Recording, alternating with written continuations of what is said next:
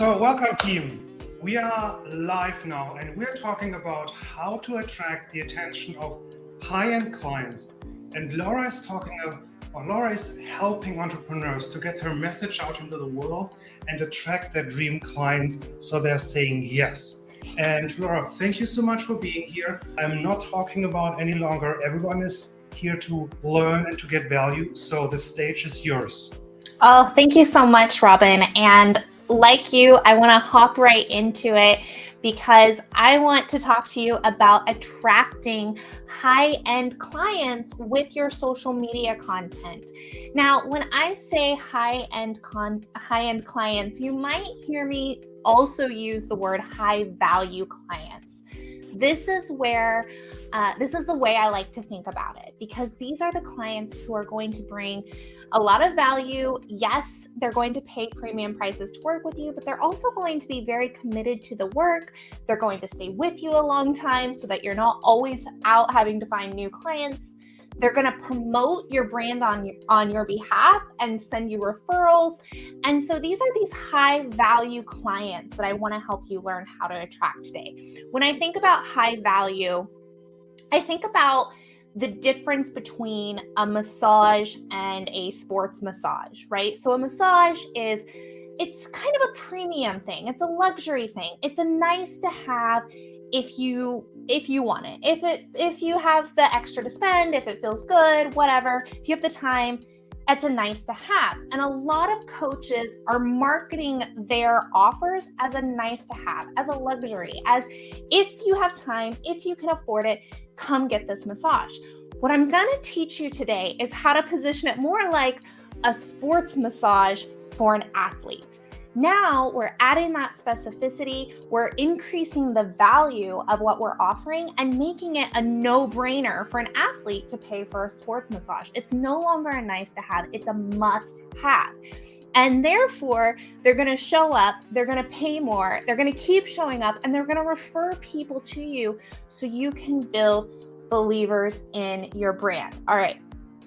I know I don't have a ton of time, so I'm going to go ahead and start breaking it down. I have 4 steps for you on how you can attract more of these high value clients in your content. And they're going to help spread the word out for you. Like I said, they're going to make it they're going to be so much easier to market to. They're going to show up because they're invested in the work. And they're going to believe in your brand and send referrals to you and stay with you a long time. That's the goal here. Here's how to do it. Step 1, I want you to speak to the specific problems of high value clients. Okay, write that down. Speak to the specific problems of high value clients. I see 2 big mistakes with this. The first mistake that I see is that folks aren't communicating, or coaches aren't communicating the specific problem that their offer solves, right? We here to solve specific problems in our content, and we do that really well. We give a lot of tips, we give a lot of tricks, we share recipes, we help people with our how-to posts and our carousels and our reels. And that's fantastic, but we're not always communicating the specific problem that our offer solves. So for example, if I'm a health coach and I'm sharing a bunch of tips, tricks, recipes in my content, you may enjoy following me. You may like my content, but are you buying from me, and are you buying from me at a premium? That comes from understanding the specific problem that I'm solving for you. So if I'm just sharing tips and tricks and recipes on healthy eating, you may have no idea that maybe my expertise is in helping you get clear skin through your diet and through your food, right? Because I'm not communicating that I'm solving the problem of acne. I'm just sharing tips and tricks and how-tos all the time. So the first thing is make sure that in your content, you're communicating the specific problem that your offer solves for people. The second mistake that I see coaches making here is sometimes they're just not selling to the right person. For example, like use the massage example. Sports massage to an athlete is significantly higher value just your, massage envy on the corner. Again, think about the person who is the health coach that's able to clear people's skin. That's going to be higher value to a celebrity. Or a health coach who does weight loss is going to be maybe higher value to a busy doctor. So weight loss for busy doctors, clear skin for celebrities, a booty coach for influencers. If you think about who can benefit from the specific problem you solve, make a list of all the different people. Oh, stay-at-home moms, busy doctors. Think about all the different types of people who would benefit from the problem that you solve, and really look at who's going to see the most value in it, right? Who's going to get the biggest result from it? So ask yourself right now, are you being specific about the problem that you're solving? And are you targeting the person who sees the most value in having that problem solved? Okay, we have a comment up here that says, my offer helps women with thyroid diseases lose weight. Example, Hashimoto's thyroidism. That's really specific. I absolutely love that. Think about if there's any particular way that you want to target that to speak to the person that it's the highest value to. Great specificity there. All right, so that's step one. Step one is to speak to the specific problems of high-value clients. Step two in attracting high-end, high-value clients is to know the transformation you create and share it in your content. So I know it's a little cliche if you've heard it before, but I really think about this in terms of Pain Island and Pleasure Island. They're on Pain Island. They have this problem. In the previous example I used, that problem is maybe they have acne. They have that Pain Island. They want to get to Pleasure Island. That's clear skin, confidence. If they're that celebrity, maybe it's more roles or better auditions or whatever. Pain Island to Pleasure Island. You want to communicate that transformation, that Pleasure Island. People are buying the transformation. They're buying that. So if your marketing or if your content around your offer is really focused on X number of calls, cheat sheets, recipes, accountability, if your marketing is around all of the features of your offer, you are not communicating the full value of the transformation. People aren't buying your cheat sheets. They're not buying your calls. They're not buying your check-ins or accountability. Those are all features. They're buying the outcome.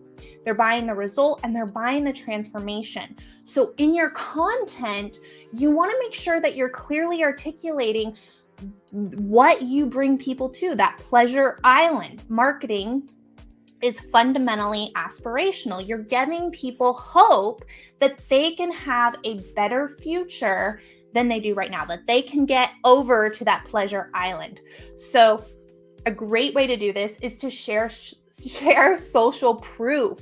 Give examples, show clients who've had success, show yourself having success, and spread the word with social proof. You can also tell stories or give examples of what is possible through your work to go from that Pain Island to that Pleasure Island, what that transformation is, and to be regularly communicating what that transformation is with your people. So that is step two, my friends. Okay, step three is to get them to believe in your way. Most people who know me know that I'm constantly saying believers are buyers. And it's true. People buy from you because they believe in you. They believe in your solution. They believe in your way. And people hate to be sold, right? People love to buy. They hate to be sold. And so if I'm creating my content from a place of cultivating belief in a better future, cultivating belief in a new way, a better way to solve their problems, and I'm focused on gaining believers, then I'm actually going to get more buyers, because it's not going to feel salesy. It's not going to feel icky. It's not going to feel pushy. It's going to feel like hope for the future. It's going to feel like belief in this new opportunity. So you want them to believe in your way. We just talked about having a pain island and a problem island. This is you articulating that you have the bridge, that you have the vehicle, that you have the pathway and the plan to get them from here to here. They know they have this problem, if they're problem aware, which they usually are when they buy from us. They know they have this problem. They know that they want this outcome. They know they want, in the example I've been using, they know they want the clear skin. They know they want the confidence. They know they want whatever it is. They don't know how to get there, and they want to know that you have a new way, a better way than anything I've tried in the past. They don't want to revisit their failures. They don't want to go back and try something they've tried before and failed at, right? That's why you see all of these new diets pop up in the marketplace all the time, right? People don't want to go back to Atkins or keto or plant-based or whatever once they've already failed at it. They want a new way, a better way that they feel like can finally work for them. And most people are actively searching for that new and better way. All you have to do is communicate why your way is different, why it's not something that they've either tried in the past and failed at, or why it's different than any of the other solutions that they're looking at in the marketplace. That, my friends, is when you completely set yourself apart from all competition, and you can charge really whatever you want for your services. Because if I believe that the only way to get what I want is your way, and I can't get that anywhere else, then it becomes a no-brainer. I have to come get it from you. You're the only one offering it.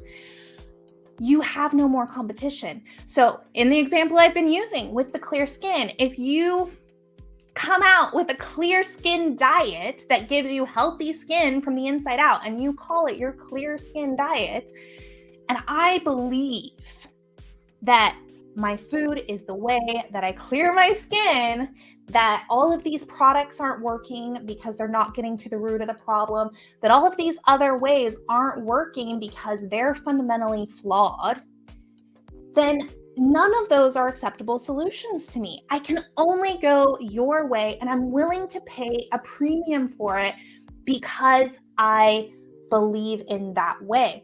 So if you're not communicating, I have one more step for you guys, but I want to simplify this. In your content, I want you communicating the specific problem you solve and the specific person who values that, the specific transformation that you're creating, where you're getting them to, that point A, that point B, and your unique way of getting them there. What's different about your way? Go ahead and throw stones, throw rocks at your enemies. Go ahead and point out what's wrong with all the other ways. Notice how I said, oh, all of those products don't get to the root of the problem with your skin, right? I'm pointing out the problem with those other ways and why my way is different and better. All right, I promised you 4 steps. The last step is to create a red carpet experience for your ideal clients to come through with your content. People are always willing to pay for a VIP experience. They're always willing to pay for that personalized touch, that feeling that they're getting that special VIP treatment, that they're getting cared for. And when you create your packages and your offers and your marketing and your messaging to reflect that, you're able to attract those higher value clients in, because that's what they're looking for. Part of the reason higher end or higher value clients are actually easier to sell is very few people are marketing to them. Most people are marketing the $27 course that's not at all personalized, that's not at all an experience, that's not at all giving a VIP pathway to that transformation.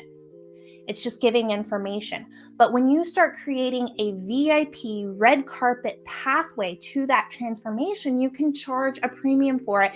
And there are so few people marketing that way that it's actually a lot easier to sell.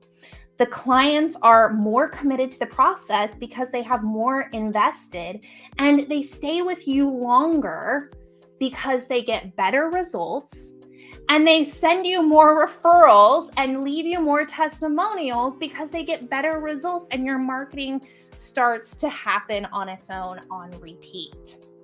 So what does that look like to create that high touch experience? The way that I've done it that works for me is not for everyone, but I've actually created a portal, a client portal that's completely branded to my business. So you're logging into this app. It looks super pro. I actually hired my accountant specifically because of her branded portal, because it looked super pro. And I knew that any accountant who took the time to create a portal and an app and an experience for their client was going to go above and beyond in caring for me. And I knew I wouldn't have to wait a long time to get responses and replies from her, because I had a place where I could go access the information right there.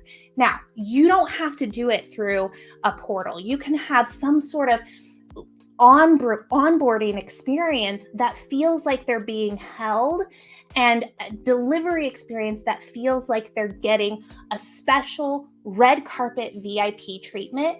So think about creating that and then communicating how you do that for your clients. And now you're going to start attracting those high-end, high-value people who are easier to sell. They are willing to spend the money, they're committed to the process, and they believe in the result that you can create for them. That's what I want you guys to do today, is share that, and I'm super excited. Let me check questions here before we move on. Okay, I don't see the comments. Great. Robin, let me know if there's any other comments or questions. I am here. Give me 1 second. Now that looks a lot better. First, Laura, thank you so much. What I really loved is that you have been able to really bring the energy into the chat, and you dropped so many very exciting topics. And we had one of the commenters were Onelli, who shared her transformation and also her package. And what I read in her comment is that she didn't have the part of why the others are not as strong, or not, their solution doesn't work. Can you help people a little bit more? How can they maybe phrase it if they're slightly like, oh, I don't want to be annoying, or I don't want to be bitchy? How can they phrase this separation better? Thank you for that, Robin. So it comes from understanding that the ways that that your ideal client is trying to solve their problem is inevitably fundamentally flawed, right?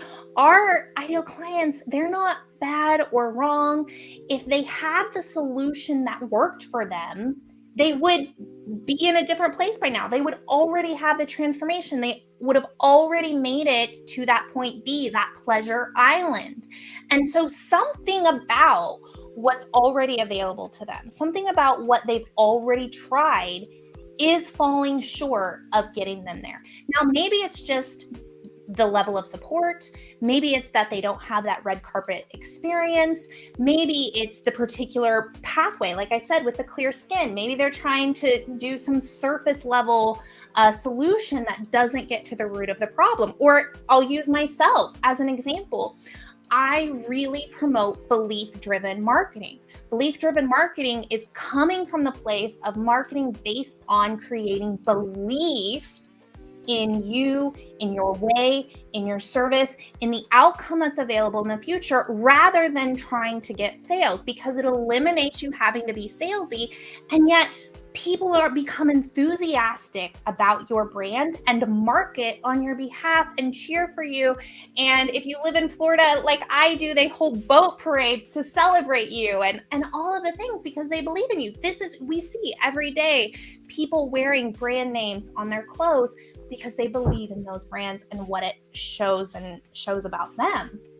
That's what I want to help people create. So I'm saying, don't do the old way of marketing. Don't go out there trying to get sales. Go out there and try to build belief. I'm throwing rocks at my enemies of the old way of marketing, the way that used to work, the way that felt salesy and icky, and people, the Mad Men days where people thought marketing and advertising was manipulative. I'm saying it doesn't have to be that way.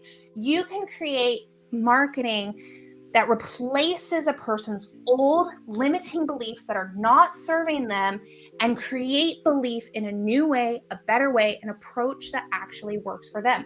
So don't be afraid to throw stones at your enemies, talk about what doesn't work about those ways, and actually shed light on what works. And often, guys, the things that they're trying to solve their problem are making it harder. It's making it harder for them to actually solve the problem. Take weight loss, for example. Dieting usually makes people gain more weight, right? Mm-hmm. I use skincare a lot as an example. Skincare products usually make your skin worse. A lot of times they do.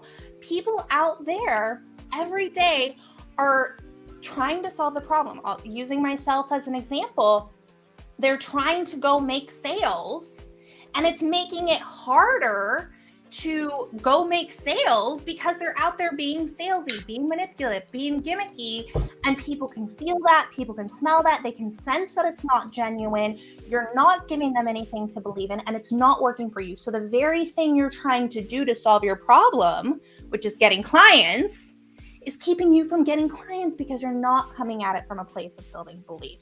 So communicate that to your people about maybe the very thing that they think will solve the problem isn't, and that's why they need to come work with you. And you mentioned it already, the nutrition world, it's so easy. We have Andy here on the screen right now. Give me some rocks. In the nutrition world, it's so easy because there are so many influencers and crazy people who are marketing the worst kind of nutrition advice just to stand out and be different. I have another comment that I want to highlight because maybe you can share your thoughts on Jennifer's statement here, on her I help statement.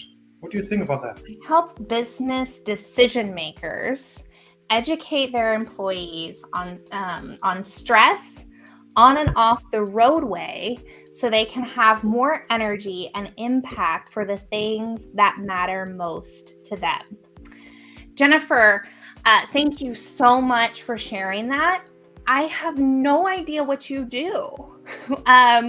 So I'm wondering if maybe you counsel people on road rage or on, it says stress on and off the road. Maybe it's stress management.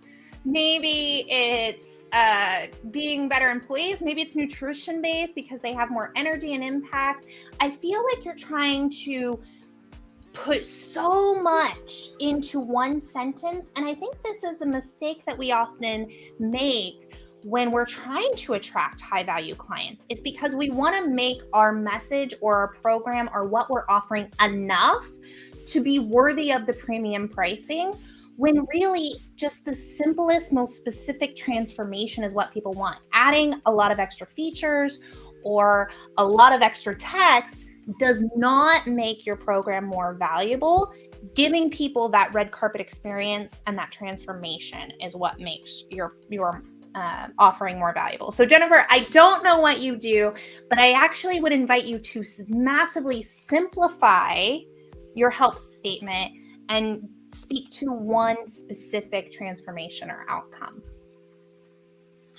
We had actually enough time, so Jennifer replied, "Thank you so much for being so engaged and being open for the response, Jennifer." So she merges driver improvement industry with stress management. driver improvement industry with stress management. I don't, and again, I might not be your ideal client, so I don't know what the driver improvement industry is. I'm not sure. I'm guessing based on your previous help statement that this is for employers, right? So maybe I'm trying to put the dots together here like breadcrumbs. So maybe you help employers who have employees who are doing some driving, right? They have a fleet of vehicles and they're driving, and they're getting into you're helping them reduce accidents by helping their employees reduce stress. And so maybe these are people who employers who have a high accident rate, lots of expense in that, and they're trying to bring that down. If that's the case, just tell me that I help you bring down your accident rate and save you insurance costs, right? So if you could just make it, and I don't know that that's exactly what you do because I don't know what that industry is, but if you just make it that specific, now if I'm the business owner or the corporation who has that problem and I want to bring down my insurance cost, oh, here's somebody that helps me solve that specific problem. Can you give me an example of what belief-driven marketing looks like? Absolutely. My favorite is look at every politician ever, right? People believe in the change that they're creating. It's marketing. They've enrolled people into their belief system. And because of that, they're putting yard signs in their yard. They're hosting boat parades. They're making phone calls, volunteering their time. They're doing all of the things to market on behalf of the politician and essentially receive no goods or services in return because they believe in that outcome. Another example that some of you may be familiar with in the online industry would be ClickFunnels. Does a great job. It's a software company. If you're not familiar with it, they do a great job of getting people to believe in the outcome of making over $1 million online with their funnel. And people really rally behind that. I believe I can do it too. I'm only one funnel away. So that would be another really great example of belief-driven marketing. So I want to highlight one more thing because we have already Graham sitting here being ready. You have a really cool content calendar. And can you tell us a little bit more about that? Yeah, absolutely. So I have a content calendar that's going to help you organize, streamline your content, kind of get rid of that, oh my gosh, what am I going to say? When am I going to say it? Headache and stress, so that you can stop and be a little bit more strategic about what you're saying. You can stop, you can plan your content, you can make sure you're using these 4 elements in your messaging to attract those high value folks. So content planner, it's in Notion. It's really easy to use. It's how we plan not only my content, but the content for our clients at our social media agency. So it's tried and true. I use it. I live by it. Get it. If you're having any trouble with the link, send me a message. We've had some link issues over the last couple of days. Okay. Laura, thank you so much. The biggest takeaway for me really is I'm trying not to use your words. It's the old way of marketing was I have to manipulate the client in a way so they think I have a really good result. Yeah. And now the key is I actually create a really good product and I trust the client to identify great products from products I want to throw rocks at. Yes. Yes. So thank you so much for being here. For everyone who's watching, give me a couple of seconds to bring Graham on, and then we will continue with the next session. Thank you so much for the energy. Keep it up and sorry, go ahead. Oh, just thank you. Awesome. And make sure to tag Laura on all the important takeaways that you took away from this presentation. Laura, thank you so much. Thanks. So let me get Graham on.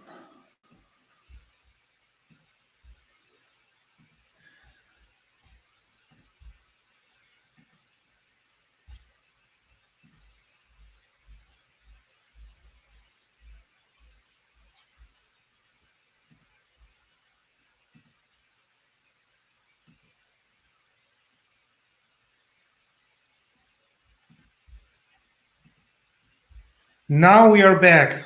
Graham, thank you so much for being here. Why are people scrolling past my social media content?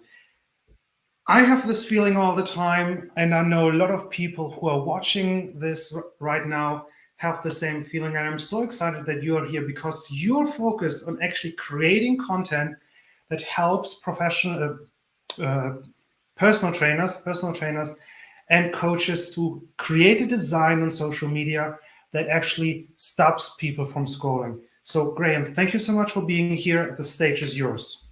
Thank you for having me, first of all, and good afternoon. And wow, what a presentation that was by Laura.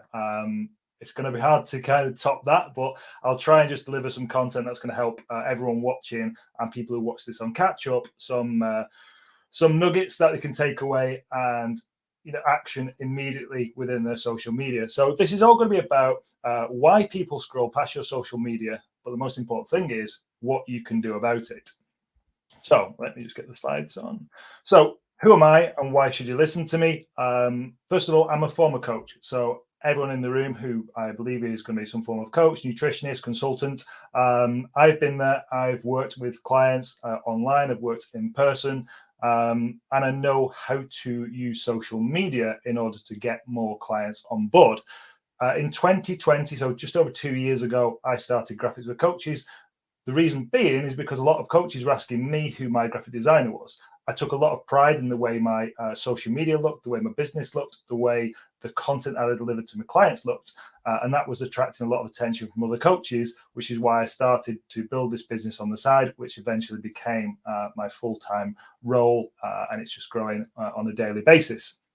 I've worked with clients all around the world. I've probably created in excess of 3,500 images for social media for clients, generating them on a daily, weekly, monthly basis.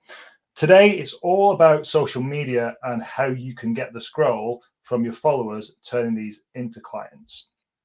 So first of all, is social media design important? Yes, but no. Style over substance is a conversion killer. We use social media, we use imagery and powerful words to grab our viewers' attention. But if the message behind that is poor, it's only going to work and be effective so many times because the audience will get used to it. They'll know it's more clickbaity. There's no real value there. And then after a short period of time, the effectiveness of the really good imagery can be quickly worn away. So how do you make people read your content? So first of all, it starts with the message. The message behind your content is the most important thing. Speaking to your audience, speaking to your target demographic, knowing their struggles, knowing their pain points, knowing that you offer them the solution. That is the most important thing. So once we know who we're talking to, what we want to say, we need to reel them in by having a really attractive cover image. So before you go into creating the image and getting on Canva or Photoshop or Adobe Illustrator, whatever software you use, there's some questions you need to ask yourself just to make sure that the post is going to convert as well as you like. So first of all, is the post of value? Is it offering any value to your audience? So the people who you want to work with, my apologies, people you want to work with, is it going to offer them value? Is it original? Is it something that they've heard, half thousand or thousands of times that month? Is it something that was currently trending, but it's starting to become old news? Does it solve a pain point, or does it offer a solution? We know our audience. We know they have a pain point that we can solve. Do they know that through our content we are the person that can help them solve that problem? Does it tell a story? Does it tell your audience how you took a client from A to B, or how you can take them from A to B? Does it show them the journey? Does it show them the steps that you will take them through to get them there? Is it relevant? Is the content you're about to put out, is it relevant to the people who will be reading it? Because that's going to be a massive indicator of how well the post performs. Is it entertaining? Is it something that's going to grab someone's attention? Is it a really good reel cover? Is it a really engaging reel? Or is it just something that you've thrown on camera in 2 minutes and not really taken too much time about it? These are all questions we need to ask ourselves before we start going into the kind of design process around the post. So one important thing is choose your heading wisely. it's important to not just put the first heading on our social media content that comes to our head. We need to really start having to think about, because that is what's going to hook our clients in or our followers in. We need to make sure that it is going to grab the headline, or it is going to grab the attention. And if we just do the first one that we come up with, there could be potentially better ones, but we need to make sure that we're going to choose the most effective one. So one thing I always say is write 5 to 10 different variations, then pick the one that fits the content the best. Make it clickable. Make your audience want to think, I really need to read that. That is content I really need to read. Because if they don't think that on seeing the headline, then they're going to scroll past it. Big tip here is don't give the entire post away in the heading. So you might see people post something like, stop using time as an excuse. And they'll put that as the heading on the post. Well, then everyone knows what that post is going to be about. They know it's going to be about stop blaming time. It's just an excuse, blah, blah, blah, blah. People have heard that so many times and it's boring. So we need to put another twist on it to make sure that they're really going to engage with our content. Jennifer, thank you very much. So how do you get inspiration for your designs? How do you think about what is going to be the most engaging content? What's really going to grab my audience's attention? So if you think of Netflix, if you go onto the Netflix main menu, you've got so many titles to choose from, all highly appealing, all competing with each other to be downloaded or to be viewed. And they use attractive cover designs along with a really nice description or engaging description to grab your attention. That's what we need to do on social media. We need to think about how do the advertisers do it? How do the big players do it? How do they grab your attention? If you go into a supermarket or a store and you see the magazine shelf, they're all in competition with each other to grab your attention. And it's the one that stands out the most that is going to get your eyes on the content and a high percentage chance of you picking that magazine up and taking it and paying for it. Pinterest, another great source of inspiration. You can have a look in your field. You can think about what's looking good, what's relevant, but also what catches your eye. Because chances are you became a coach or a nutritionist or a consultant through your own personal journey. So anything that catches your eye is also likely to catch their eye as well. So using Pinterest as well can be a really good source of inspiration. Look at common themes and trends that catch your attention, but also think about why it caught your attention. What specific thing or element or design, part of the design got your attention, and think of ways that you can manipulate it or use that similarly in your own designs. Your cover slide is key. Now, this is the most crucial part of, say, for instance, making a carousel or you're making just a single post. The cover slide is really, really important. I said it's key. It's not as important as the message, but in terms of getting the click, we really need to make it highly engaging and appealable, or as I say, a thumb stopper. So when I create a design, I'll talk about this in the next slide, but I always try and get some relevance in there. And I always try and get a powerful headline and some imagery that is going to stop the thumb. So a few examples of some of my posts I just picked from random, making sure that some consistency in terms of the design, the layout, the branding. So my followers or people who on my page pretty much know that it's my content before they've even seen my name. So the key elements that you need to consider when you're making designs like this is to use the 1080 by 1350 ratio, or 4:5 ratio, sorry. Now, we can use the 1080 by 1080 square, the 1:1 image, but we can also use the 1080 by 1350. And the reason why we use that is because it takes up more retail space on the screen. So when people are scrolling through Instagram bored, your image, if it's the larger size image, it's got a higher chance of getting someone's attention. Use a strong, unique image.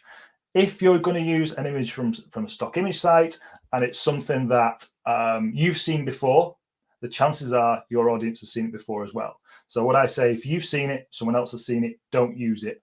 Or edit it or manipulate it in a way that makes it not look as quite as stocky as it was originally, if that makes sense. Strong, catchy headline, keep it short, keep it powerful, and keep it intriguing. Visual branding to build know, like, and trust, and familiarity. So in my previous examples, you can see the familiarity in the layout, in the style, in the design, the four-line headings, so people start to recognize that as my content. Social media elements and handles, another little design tip, not crucial, but can add a little extra dimension to your images. So I'm going to go through these in a little bit more detail. So image size, as I already touched on, you can see here in the example the difference between using a 1080 square or the 1080 by 1350. It's much larger, it has a greater chance of being seen. It's what I always recommend to people who I work with or people who ask for my advice. That is my go-to size. The only thing you've got to consider when you are using that image size is that the tops and bottoms of the image will be cropped when it goes into your grid. So you've always got to think about a margin. And for anyone who's wanting to know a little bit more about this, the margin is 135 pixels from the top and from the bottom. So that'll be the margin that gets cropped off in the grid. And the grid is square, it's 1 by 1. So you can see on the example here on the left, you can see where it would be cropped on this, which is good because it means you can still see the headline, you can still see the design features. The only thing that's missing is my social media, is my logo, well, it's actually my old logo, and my social media handle, which isn't that important when someone's already on your grid because they know who you are. Image choice, again, not boring. Don't choose a boring image. If it's boring to you or doesn't look, it's one of the first images you came across, your audience will know. Pick something intriguing and engaging. And as I've already said, original if possible or edited.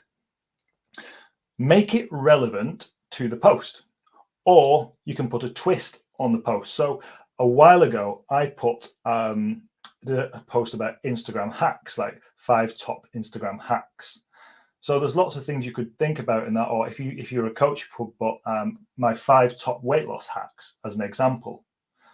But what a lot of people would do, they put a picture of someone training or a diet or a nutrition or a plate of food. But you could go on different and you could put a picture of a computer hacker.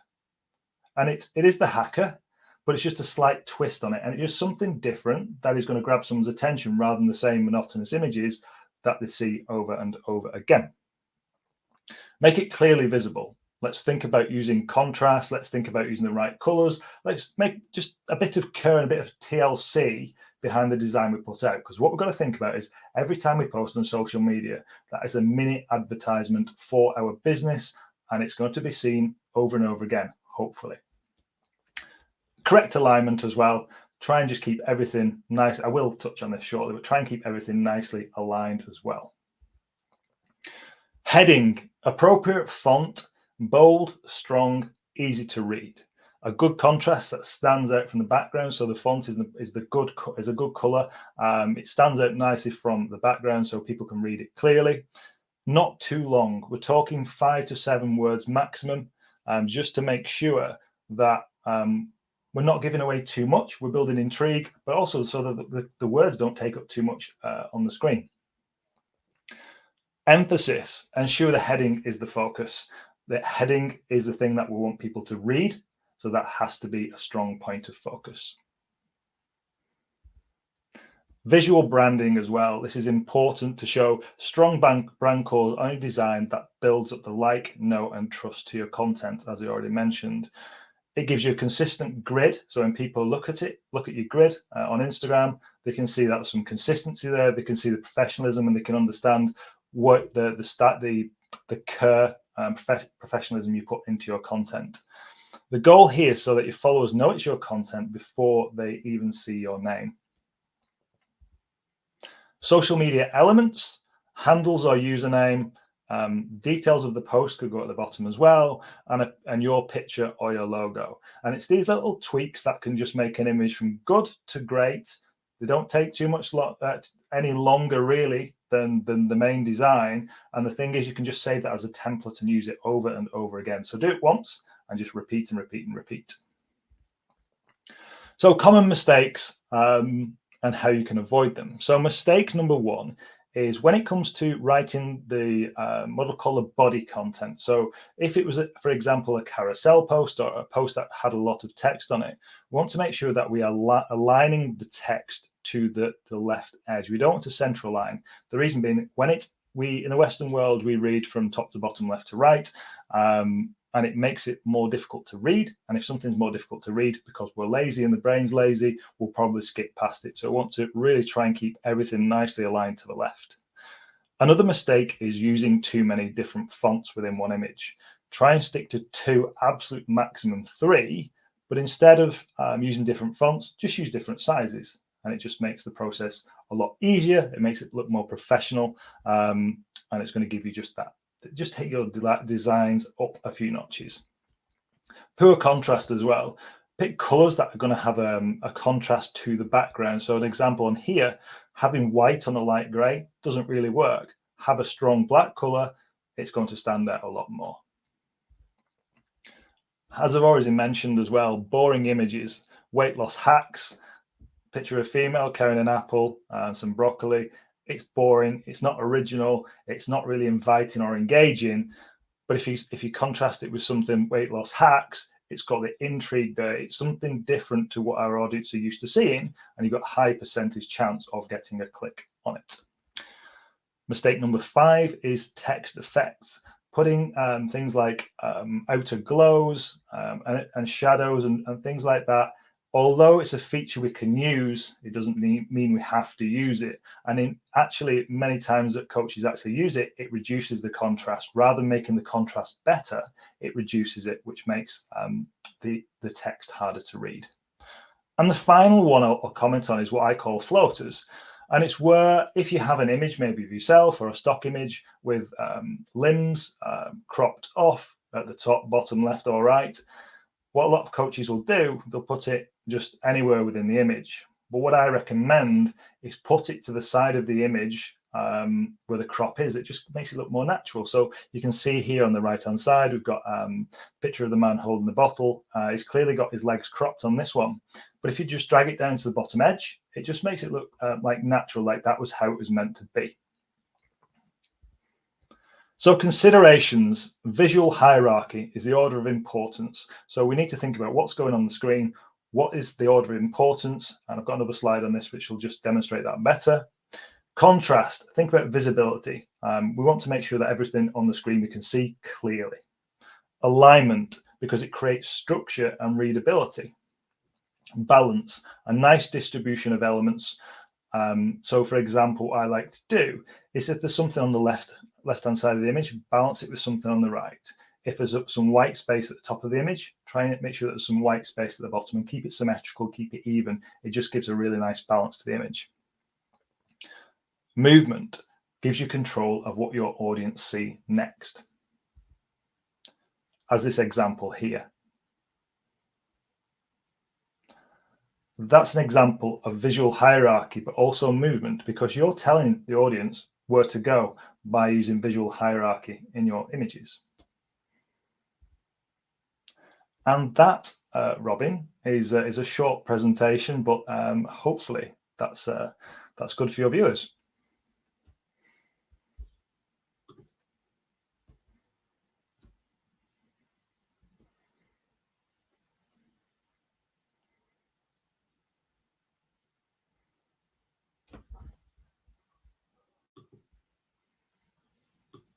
I think I've lost your sound. I don't know if it's me. My apologies. My apologies. You're back. We had Biggie here, and she asked if the sizes that you shared, the recommendations, are they specific to Instagram or can they use more broadly? Between Facebook and Instagram, the universal, so they're quite interchangeable. LinkedIn, if you use LinkedIn at all, the image size does differ slightly on there. They prefer more of a horizontal size image. But most of the clients I work with and most of the people I speak to, coaches and consultants, generally work on Instagram and Facebook. So the sizes I always recommend are the 1:1 or the 4:5 ratio because they work really well across both platforms. It means that you don't actually have to resize them as well.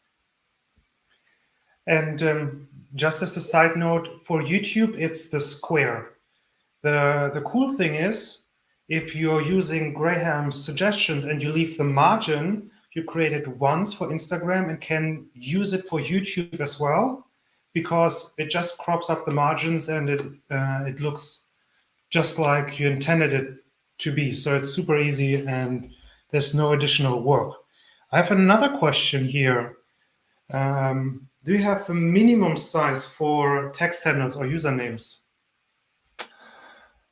It's a tricky one because depending on what platform you design it on, they use different sizes. So even though the reason being is that, say for instance, on Photoshop, you can control the dots per inch, the DPI of the image. So depending on what platform you create your image on, will depend on what specific size. What I would tend to say is no more than a quarter of the image. So from like the left-hand margin to the right, you want to think about 25% of the width, if that makes sense.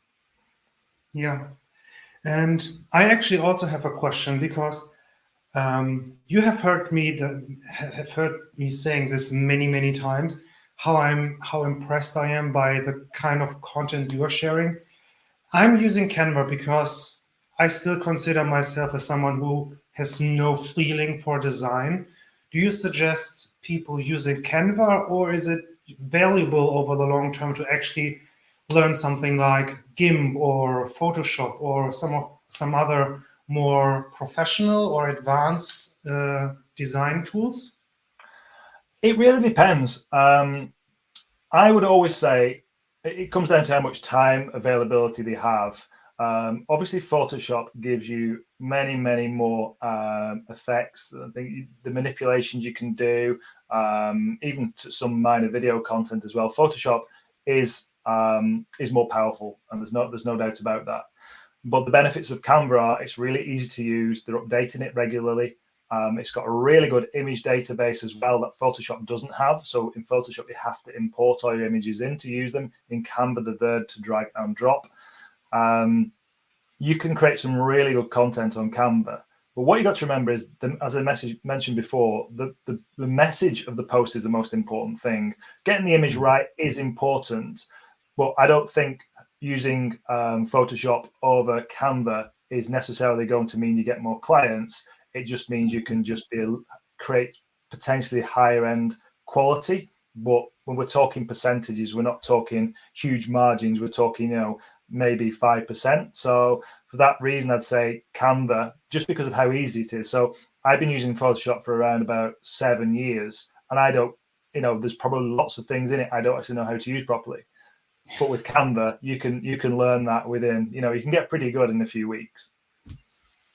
And speaking about getting pretty good, because we can always get some tips on how to align your headline or how big should the margins be. But what's really difficult is actually to get a full picture of how to design a post. And you have your design academy. Can you talk a little bit more about your design academy? Yeah, absolutely. Thank you very much. I have the Content Design Academy, which I launched last month. And that essentially is not just to give coaches the trainings and the tools how to create their own content. There's also templates that they can download and follow as well. So they can use a combination of their own ideas based on their own templates. They can use my templates. We can throw them into the group, the Facebook group, and have a discussion about what I change. I do a feature Friday where coaches can upload their own images, and I go through and offer suggestions. And every single week, I'm uploading more content, whether it be trainings, whether it be templates, because many coaches don't have the time or the creativity to create their own content all the time. So if I can do anything that's going to save them more time, level up the quality of the content that they put out, then it can only be a good thing. So it was something that was requested by a lot of people because I was working one-to-one, but my time was limited, and I wanted to work with a lot more coaches. And the only way I could do that was to create something where more coaches could come in, so I could have greater impact on their businesses, allow them to have more freedom in the creativity and generate more leads and sales, essentially.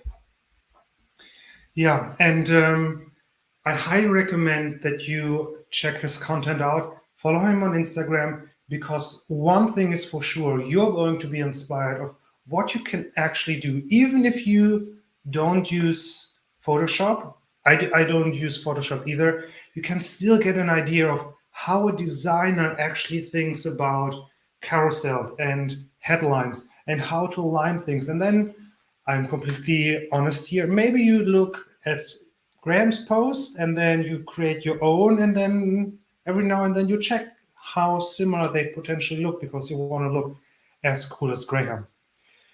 We have 2 more minutes. If you have any questions right now, let me know in the comments. And I just have to say, Graham, thank you so much.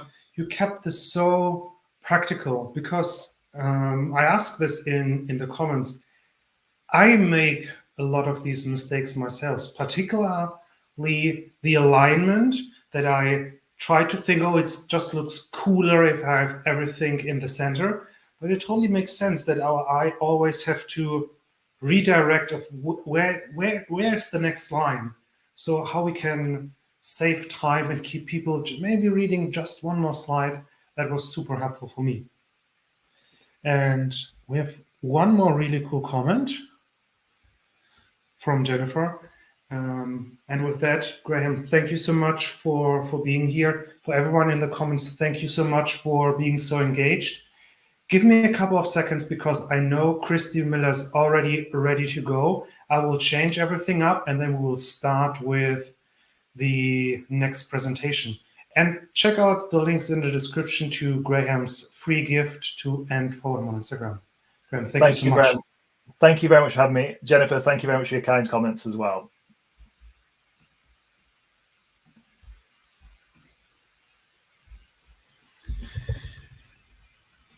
So, Christy, are you ready? I am ready. Awesome. If you want to, you can already share your screen if you want to start with that immediately, or if you want to switch, that's fine too. I will share after. Yeah, I guess I can. Are we live now? Like, can everyone hear us? Everyone can hear us, yes. Okay, let me share my screen now then.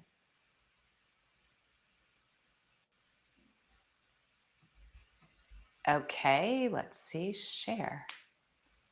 All right, is it sharing?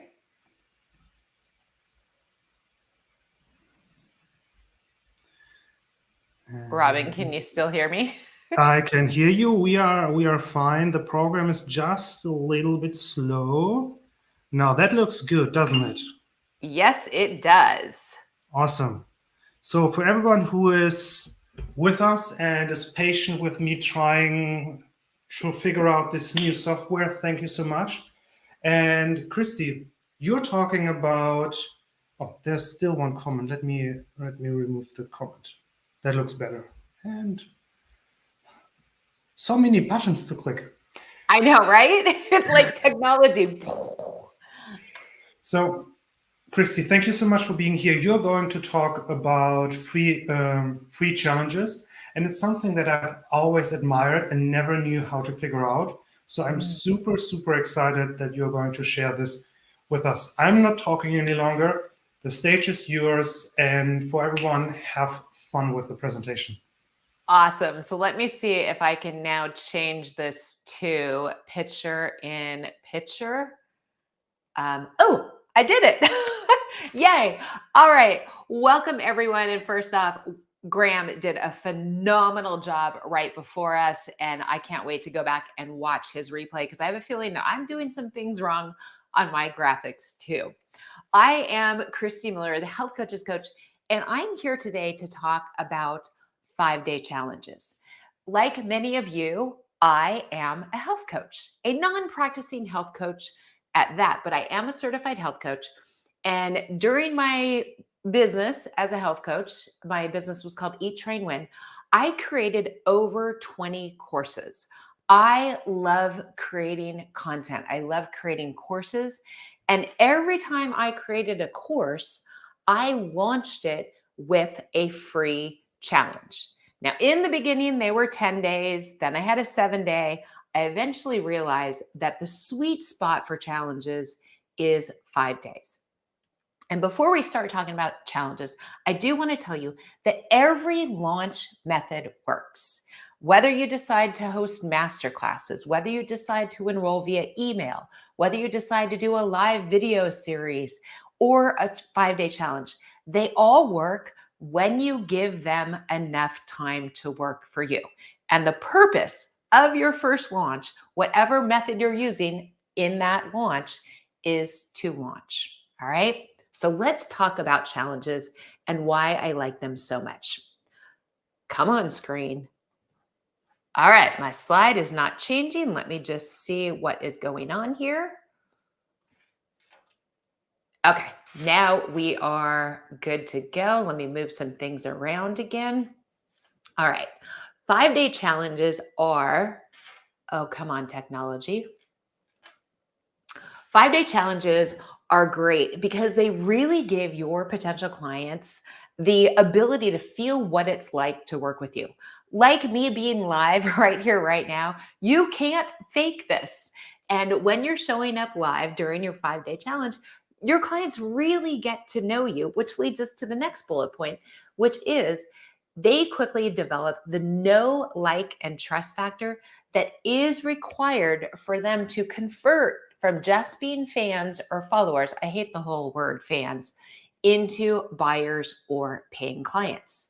And in a 5-day challenge, what you're doing is you are serving up a tasty appetizer that leaves your challengers hungry for more. And when you do that, you can run your challenge over and over and over again. And thank you, Bettina, for that lovely comment. That was so sweet of you. Challenges are a lot of work. I am not one of those coaches that will say, it's easy peasy and woof, you've got your challenge created. They do take work. We have a very detailed checklist for our clients that takes you through the process of not only designing and delivering, but then converting at the end. But the good news is you are building an asset. And here are some of the challenges that I have run in the past. We've got the 10-day healthy living challenge, the 7-day eat better challenge, the feel good, look good. We call that one a party.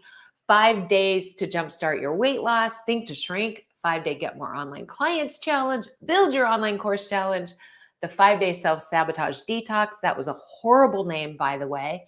And the client creator challenge. And Vicky is saying Christy's 5-day challenges are great. Thank you, Vicky. I know you've been in many of them with me. I really love hosting challenges. And for a relatively new coach, you may be thinking, I'm not ready to host a challenge because I don't have a course, or I don't have an email list, or I don't have a Facebook group. And here's the thing about challenges. Challenges are a great way to build your email list. Why? Because when somebody signs up for your challenge, they have to give you their email address, and then you will send them the challenge materials. And every day of the challenge, you will be sending them another email so that they know what to expect and where to go to catch you live during the training. So again, you do not need an email list in order to run a challenge. Your challenge will build your email list. This is all kind of the what came first, the chicken or the egg. Now, I just mentioned the email list, and here is one of our clients, Kim. And when she ran her very first challenge, she signed up over 200 ladies, which you can see the highlight right there, started her email list. So it really does work. All right. You can use your challenges to build your email list. You can also use your challenges to either launch your Facebook group, build your Facebook group, or grow your Facebook group, or to really boost the engagement in your group. Again, because you're going to be showing up live and your clients are really going to get to know you and see what your expertise is. And when Sandy ran her challenge, she added over 100 people to both her email list and her Facebook group. Again, challenges are a great way to bring in a lot of new energy or to reboost and revive the energy in a Facebook group if you kind of fell off the wagon and were posting in there. And here's an example from one of our challenges, and you can see circled there. It might be a little bit too small, but it says 896 comments. Yes, and Coach Michelle is looking forward to running her 5-day challenge. Hey, Michelle. Michelle and I get to meet a little bit later this morning. Michelle is one of my clients, and I just adore her, and she's going to rock her challenge. So you can see 896 comments on one post in our challenge. Now, our challenges are bigger than your first challenges will be. But again, this is just an example of what can happen. So be careful what you wish for. We have now gotten to the point where we bring in a coaching crew specifically for our challenges to help us comment so that every one of our challengers feels seen and heard and really a valuable part of the community. Okay, you can also use 5-day challenges to really highlight your expertise. You're going to be showing up each day and coming prepared with another little nugget of information. And as your challengers see you showing up authentically, consistently, and with valuable information, this will really take you and elevate you above the crowd.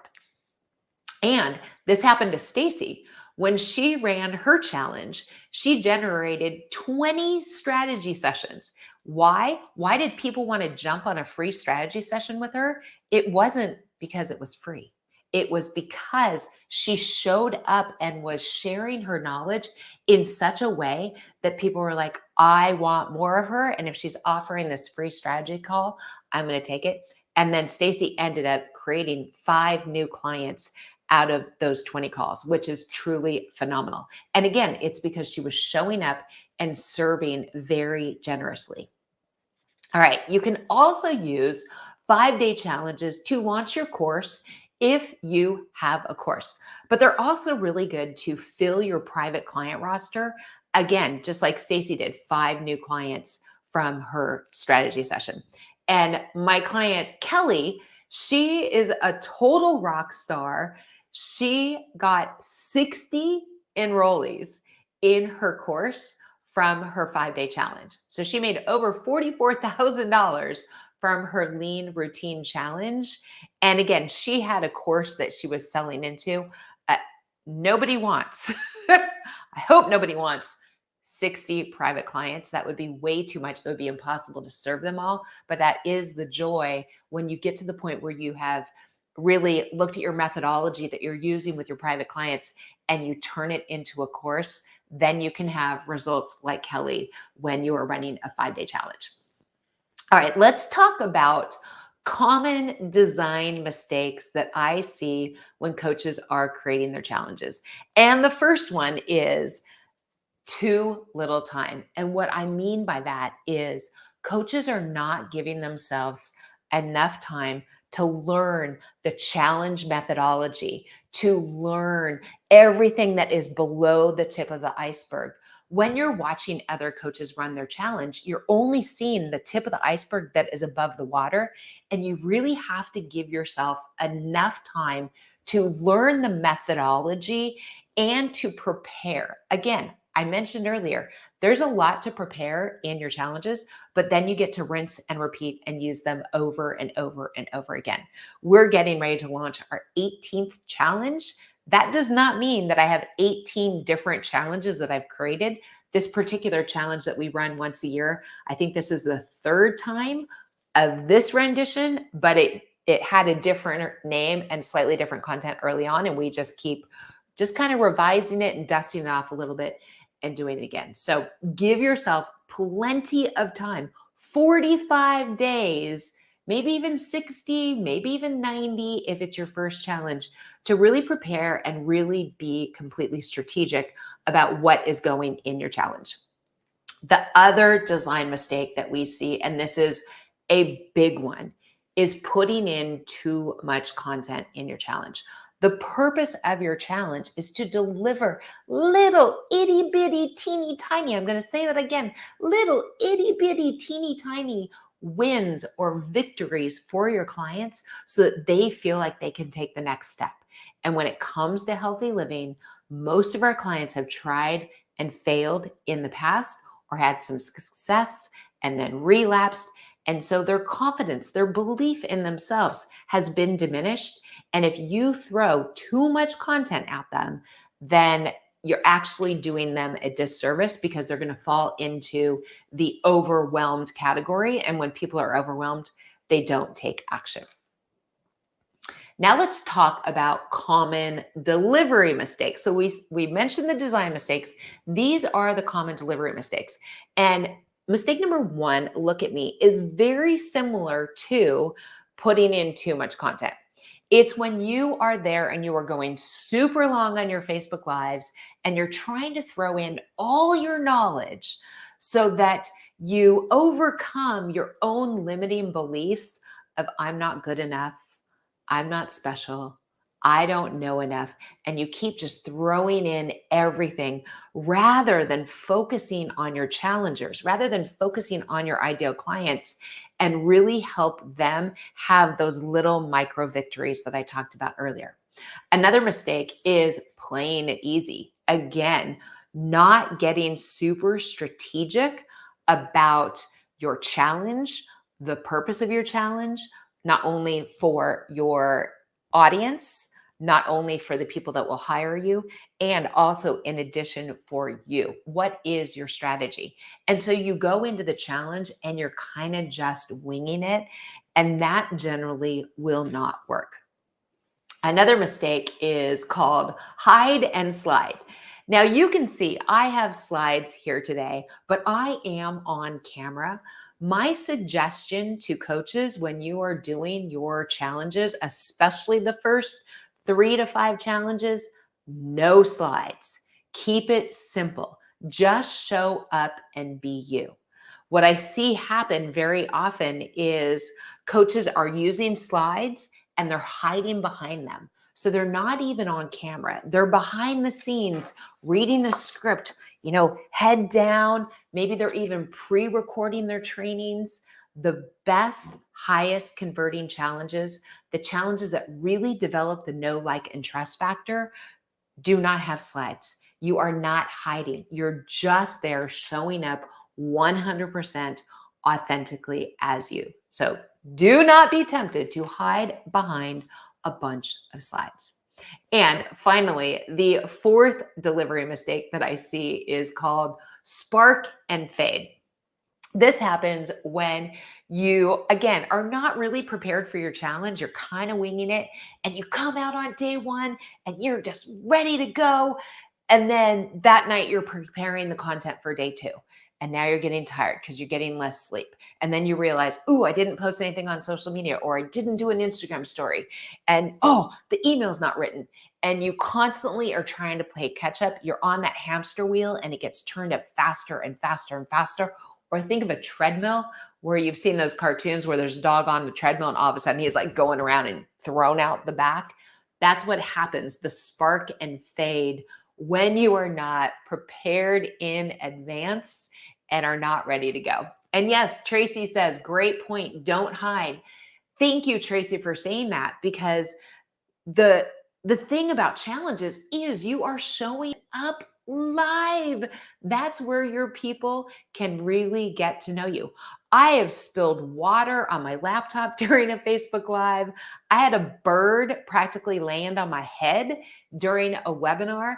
And those are the times when your clients really connect with you. So no hide and slide. Okay, so how do you create your challenge? You have to plan to win. And I've got 4 steps here. And the first step is reverse engineer your challenge.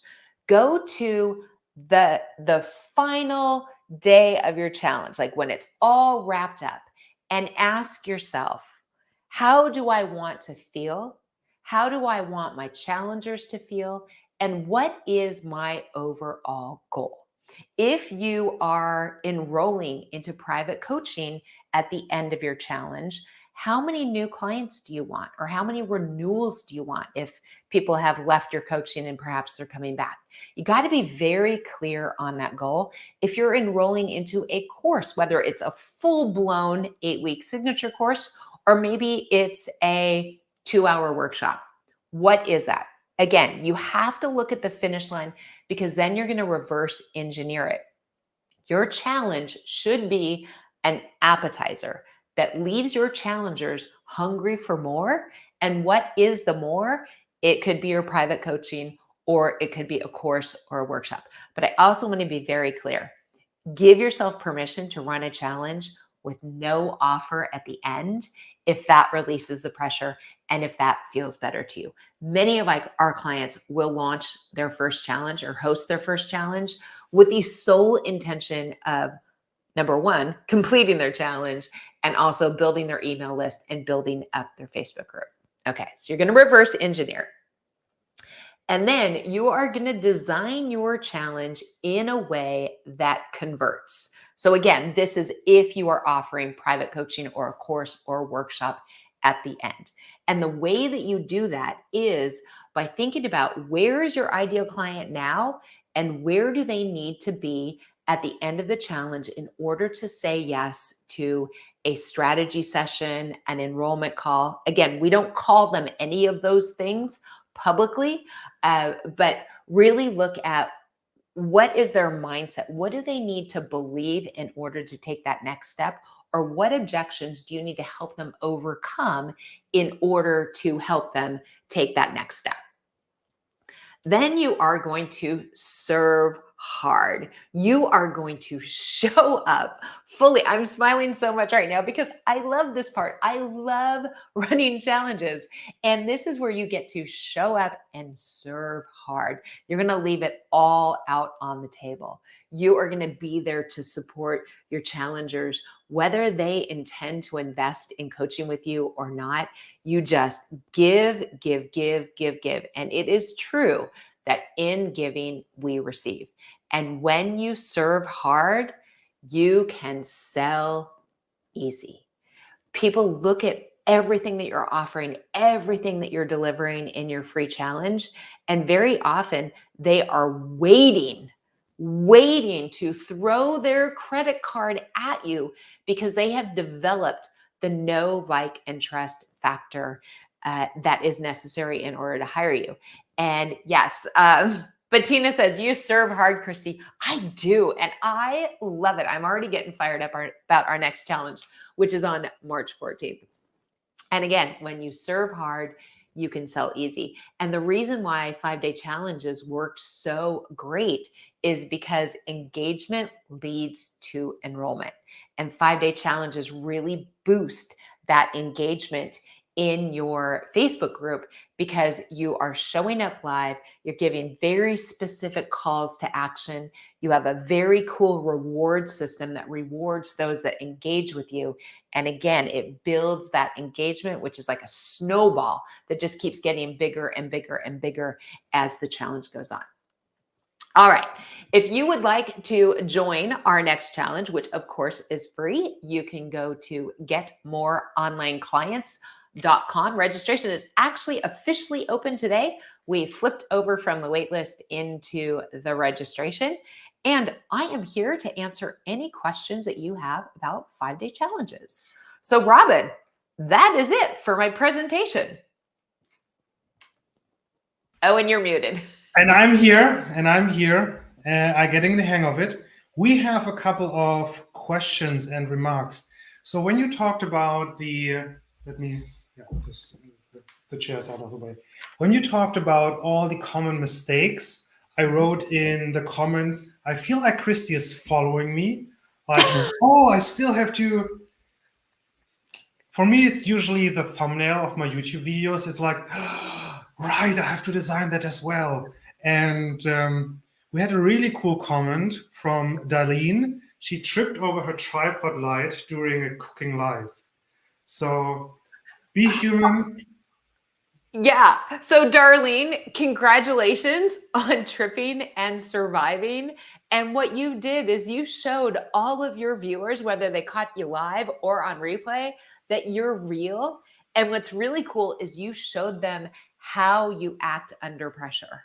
And I know that that has fully developed the know, like, and trust factor for your viewers. Yeah, and we have a question here as well. Let me get this on screen. Yeah. Is it possible to run challenges on Instagram? Yes, I've seen it done on Instagram. The challenge with running the challenges on Instagram is it's not private. So for many of our clients, this is why I run challenges in private groups. For many of our clients, they don't want to talk about their health. They don't want to talk about their wellness. They don't want to talk about their limiting beliefs, any of that out on a public forum where maybe their parents can see them. Like maybe they're having eating issues because of their parents. And yeah, so you can run it on Instagram. I've seen many coaches do it, not my clients, but I've seen other coaches do it, and they're successful. So yes, it is possible. However, I do believe that the best place to run a challenge is inside a private Facebook group. Yeah, I totally agree, especially when you're asking more than yes, no questions and people need a little bit more time. That usually doesn't really work in a public forum. People are actually more likely to do this if they think, oh, I'm going to this group now and I want to spend some time. Yeah. And inside the groups is where people really feel supported by their fellow challengers. So in one of our early challenges, the 10-day healthy living challenge, which was too long, it's still converted into 66 paying clients. And that was my first challenge ever, but it was too long. And we ran it over 4th of July. I still remember broadcasting on 4th of July and people showed up, which was shocking. But anyway, challenges work. One of our daily topics and the call to action was to write a love letter to your least favorite body part. And I'm telling you, the love letters that were posted in the comments, I was bawling. I remember one lady that was thanking her uterus because it protected the 2 triplets that survived even after one of the triplets had not survived. And she was talking about how she had blamed her uterus for so many years. And she just went into this complete mindset shift into thanking it for her 2 beautiful twins. I don't know if you still call them triplets, but it was such an incredible letter. And that would not have happened on a public Facebook page. There's just no way. No way. Absolutely. We have talked about going live a couple of times, and I know a lot of people struggle with not just being in front of the camera, but then also, where do I have to click? What is going on? How do I make this? Can you share a couple of tips on actually being just a little bit more relaxed when you're live? Yeah, absolutely. And first off, I will say, I was horrible in the beginning. I mean, horrible. As soon as I would push the go live button, I'd be like, hi, I'm Christine Miller and I'm a robot. So practice makes, I don't want to use the word perfect because nobody is perfect, but the way to get better at doing lives is to do lives. Period. It's not about studying. It's not about thinking about it. It's not about saying someday I will go live. The way to get better on lives is to go live. And one thing that I always see clients ask is, well, what if I forget what I'm talking about? Here's the answer. Notes. I had all my slides printed out so that if something went wrong or if I couldn't see the slide that was coming up on the next screen, I could look down. Many times when I am coaching, I have notes like this. In fact, these are notes from a, what was it? This was my Facebook Live on Monday. These are my notes. And there is nothing wrong with looking down and saying, let me see if I've forgotten to talk about anything because I've got some notes here and I want to make sure that I get all this information to you. You do not have to be a newscaster. There's no fancy teleprompter necessary. Speak from your heart, and it's okay if you have bullet points somewhere. In fact, I encourage it. I mean, for me, it very much shows that you're prepared. So you're not just, oh yeah, so what do you want to talk about? It's, I have a plan. I know what I'm talking about. And for me, the example is always the show host in big shows that have their little, oh, now I'm talking about this. So I always use this example, like, oh, the highest paid people are using bullet points on their little cards. I think it's okay when we're doing this on Facebook Live too, or on Instagram Live. You just gave me the greatest idea, Robin. So first of all, I'm going to say thank you. And this is how we all learn, by sharing ideas. Okay, so for my next challenge, I'm going to have blue cards. And on the back of them will be the Get More Online Clients Challenge logo. And I'm going to have all my notes on fancy ass blue cards, just like Andy from Watch What Happens Live does. Now I'm revealing that I watch reality TV, but thank you for that. And yeah, great idea. Great idea. Thank you. You're most welcome. So any client that you get, tell me about it. If there's, I signed up because you had these beautiful blue cards. Christy, yeah, I'm sure that's going to be in one of their responses of why did you sign up? Or I can guarantee you, we will not see I didn't sign up because you had those blue cards. Yeah, because it makes you more human and more authentic. Yeah, absolutely. Christy, thank you so much for being here. I will share all the important links in the comment section in a moment. Great. You mentioned the new challenge starts today or tomorrow, something like this? Registration for the Get More Online Clients Challenge officially started today. We had the wait list, and today is the day that our Facebook ads will begin and registration begins. And that is getmoreonlineclients.com, I believe. Yeah. And the actual challenge starts on March 14th, which is my husband's 65th birthday. Ooh. And I know you are well prepared. We talked about this. So thank you so much, Christy, for being here. For everyone who's watching, we'll continue with Andy and emails because Christy showed us the importance of emails, and Andy is going to show us how to write them so they convert. Give me a couple of seconds. I have to touch buttons, and I'm back in a moment. Christy, thank you so much. Thanks, Robin. Thanks, everyone.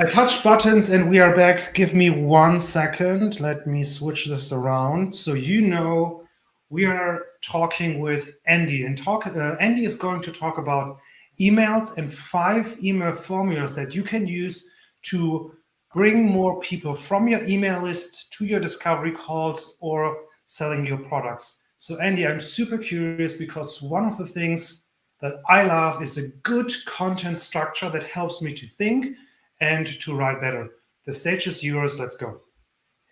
Thank you very much. Can I share my screen? Yeah, I can click that. Of course. Awesome. Thank you. So let me maximize that one. Sorry, 2 seconds. I've clicked so many buttons already. Take your time. No worries. That's all good. All right, we're getting there. Share screen, and we're gonna. Hopefully, you can let me know if you can definitely see this. I can see it. And now should everybody... Does it work for you? Yeah. You can see it, yeah. If I click play, you're going to be able to still see it. That's what I want to check. Yeah. Yeah. Perfect. Sounds good? Yeah, awesome. Thanks very much. Cheers, Robin. It's great to be here. Hope everyone is doing well and absorbed a ton of information already, I'm sure. So yeah, let's dive into talk about email marketing for health and fitness businesses. Obviously, your guys' businesses, coaching businesses, focusing on how you can sell more of your services through email. I'm going to really quickly introduce myself. My name's Andy Price, founder of Fitness Marketing Hub. and basically a small agency that help health and fitness businesses grow their email lists and send emails that get opened, read, and acted upon. 3 years in marketing, and my background's in engineering before that, so got a bit of that analytical side going on as well. So I just want to touch quickly on why we're talking about email, why email marketing is still important. Some people think that the money or email marketing is a bit of an old school tactic nowadays, but definitely not true. So the first and biggest thing really is it's an audience that you own. So social media platforms come and go. The audience there you're not fully in control of, and the biggest risk as well is that if something happens to your account, or some Facebook or Instagram, whoever the platform owner is, decides to change their algorithms one day, suddenly your reach and your audience can be lost pretty quickly. So we don't want to be obviously going down that road, but if it does happen, we want to make sure that our business isn't at risk if that does happen. So an email list is something that you're fully in control of, and you can basically take that where you go, where you want, and not be at risk to other services, other platforms being in control of your audience, really. So that's the biggest one. So a few stats, not to dive into these too much, but there's a hell of a lot of email users, and that number's only increasing year by year. And the number of emails that are sent each day, we're obviously going to talk about how to actually stand out in the inbox. Across industries, if you look at the average open rates, nearly 20%, and click-through rates, 11%. So if you compare that to your social media engagement that you're going to get organically, email is actually getting a far bigger reach. And generally people, even if they're opening the email just to sort of scroll through it and clear their inbox, they're still going to check through their email inbox quite often. Your welcome email is going to be one of the most important emails that you send. So once someone signs up to that list and you're delivering what they asked for, and you're going to get about 80, 60, 70, 80% of people are actually going to open that email. So definitely one to take advantage of. And the amount of times, I'm sure we're all privy to this, you wake up, first thing you do in the day is check your email box. And quite often the last thing you do before you go to bed is checking your email inbox. So there's just a few reasons why email is so important in 2022. A few golden rules before we get into the email formulas. Make sure you're always thinking about, you're talking to real people at the end of the email. So just like you'd be speaking to a friend, we're not treating our subscribers, quote unquote, as just statistics and numbers at the end of a database. There is someone at the end of the channel. It's a real human. So always bear that in mind. Treat others the way you want to be treated. So no, no sleazy email marketing hacks. We want to be transparent. We want to be honest. You can use persuasion and, clicking through the wrong button. You can use persuasion, of course, and that is obviously part of copywriting and marketing, but we want to be honest about it.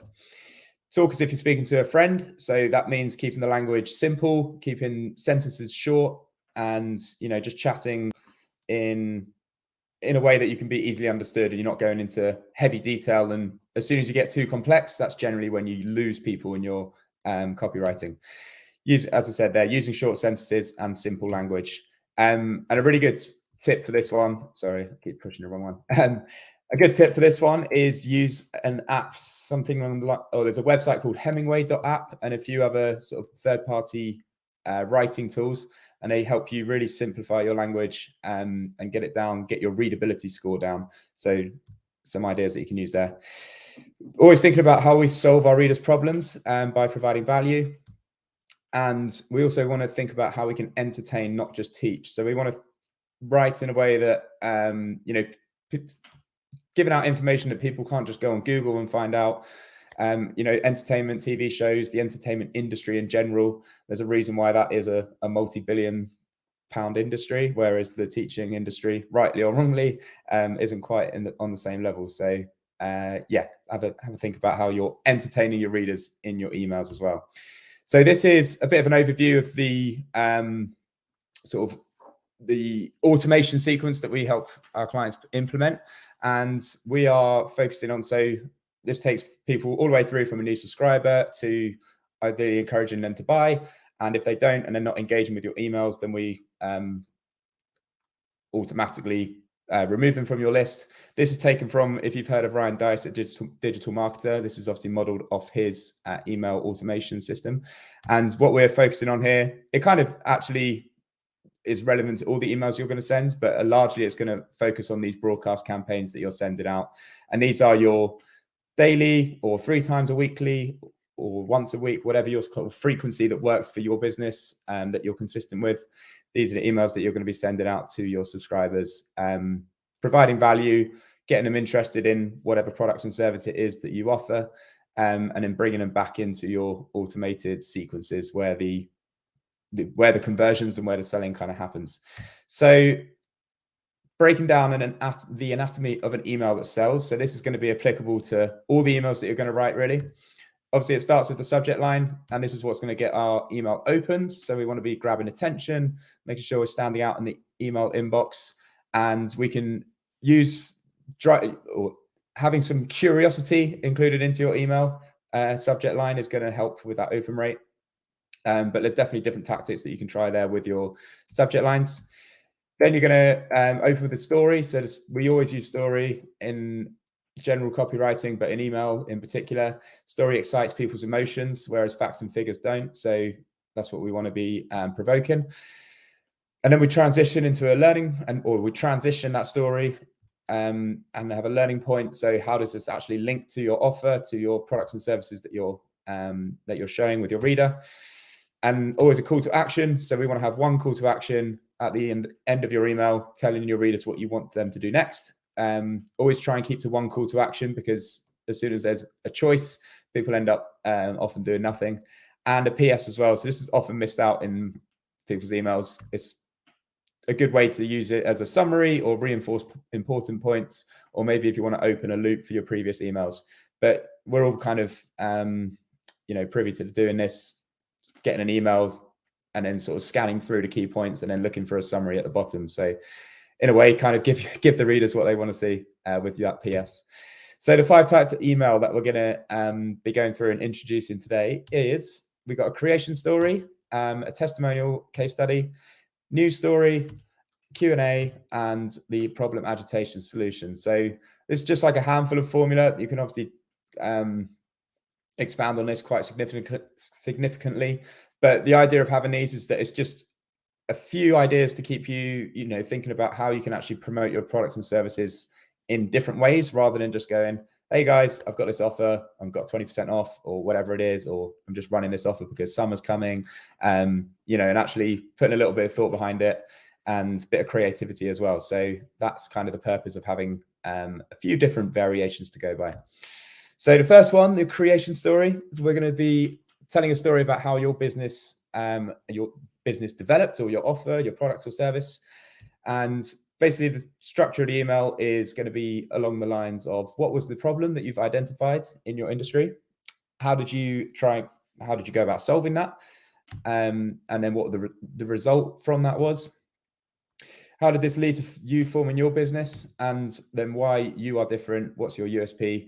Giving your reader a reason to choose you rather than another competitor out there, essentially, and where they're going to go to learn more about that. So that's obviously your call to action at the bottom there. So this is very much like a background to you, background to your business, really talking about, why you're different, and getting into those, building trust as well with your reader through that story that you're going to be sharing there.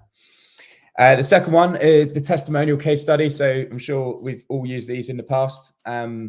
Largely people use these and they just send out a screenshot of a testimonial saying, look how great we are. Why don't you do the same thing? But this, we just want to put a little bit more structure around it. So telling a story about someone that you've obviously worked with and have gotten a result for is the key, the sort of core principle of this email formula. But we want to introduce the subject. So what was the background of that client, of that case study? Where were they before they kind of started working with you? What was the problem that they were experiencing? And obviously we're going to be relating that to where your avatar, your reader, is in their current journey at the moment. What was life like for them? So we're talking about those emotions, those, bringing up pain points, as we talked about earlier. People generally are steered more towards getting away from pain than they are towards pleasure. So it's okay to talk about the pain points in your emails and in your copy. And then what was that turning? So when did things turn around from them? What was that like? What happened as a result of that? What was the transition they experienced? What were the benefits that they experienced? And then obviously we're relating that to your, again, to your service. So, you know, if people want to get the same kind of results, then here's what they're going to do about that. Or here's what to do about that, sorry. So you'll have that call to action at the end again of your email, which is there. Next one is a news story. So this is slightly different, different track. We can basically take a look at what's happening in the industry and then find a way to relate your offer to it, essentially. So using a bit of creativity, you can obviously go down the route of finding things that are happening specifically in the health industry, or we can look at completely like on a bit of a tangent and look at how we can come up, you know, be even more creative essentially and link a completely maybe unrelated topic to your offer. So yeah, so we're saying like, you know, I saw this thing the other day on the news and we explain what happened, what was reported, just give a brief summary of that situation. We relate to the story. So what does it remind you of? And then obviously we're going to transition that into relating to your offer as well. So you're kind of giving your own context on it, what it made you think, and then taking them through that transition point to call to action to your offer. Next one, Q&A. This is a really good one for, you know, if you've just getting a handful of questions in from clients or potential clients about your products and services, and almost certain that if one person's asking them, then you're going to have plenty of other people thinking the same thing. So think about on your calls, what kind of questions people are asking and how you can use that as content to send out to the rest of your subscribers, to your readers. So we are going to, you know, someone asked me a question on a call via a message, whatever it was, about XYZ. If you've got a screenshot of that question, then perfect, include that in the email. And essentially just answer the question in your email. Seems pretty straightforward, but yeah, that is the, you know, going through the story, the transition, and into the call to action. Obviously, if you'd like to learn more, then this is where you can go. So pretty straightforward one, but one that often gets missed because it's so easy to think about, you know, jumping on the calls all the time. You sometimes forget how many people are asking the same questions, and doesn't always seem like the relevant thing to do to just go out on email about something that might seem so trivial to you. So definitely a good one to add to the bank. And then the last one, your problem agitation solution. So we're going to introduce a problem that your reader's facing.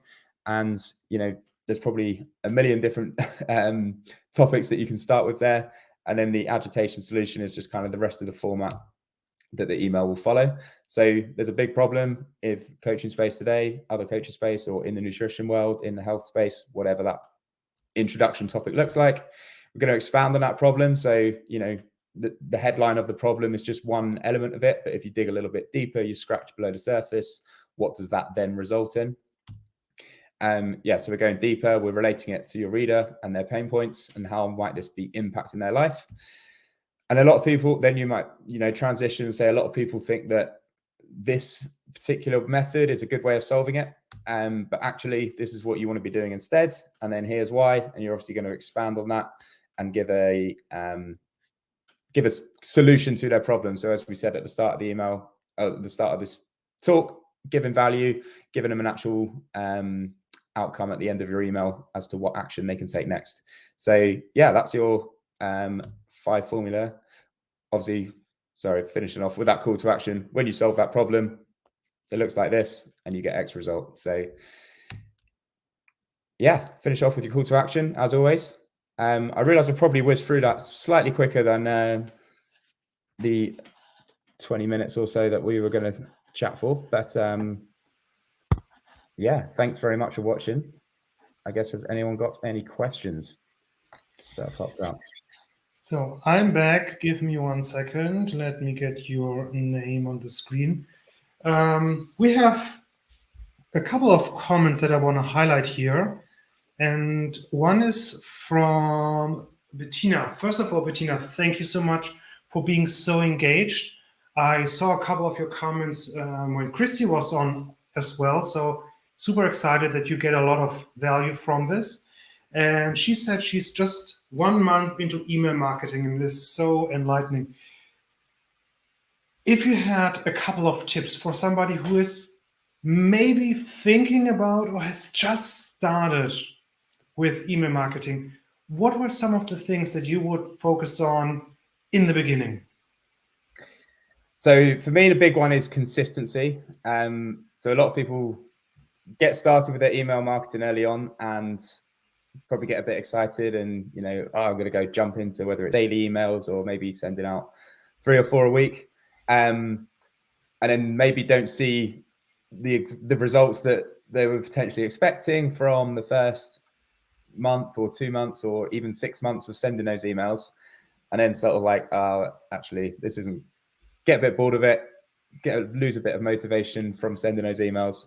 And then that's where actually is the time to just like keep going, sticking with that consistency. It's the same for social media. You see that growth on your social media by being consistent and by sticking with it and kind of, playing the game with the algorithms to an extent, but also delivering that value consistently to your reader. And it's exactly the same with email. So obviously there's a bit less of an algorithm game to play, but in terms of providing value to your reader, that is going to come with time and consistency. And also you're going to get better at writing. So you're going to find out what's working, what emails are, okay, this email's getting great engagement, great open rates. Let's work out why that was.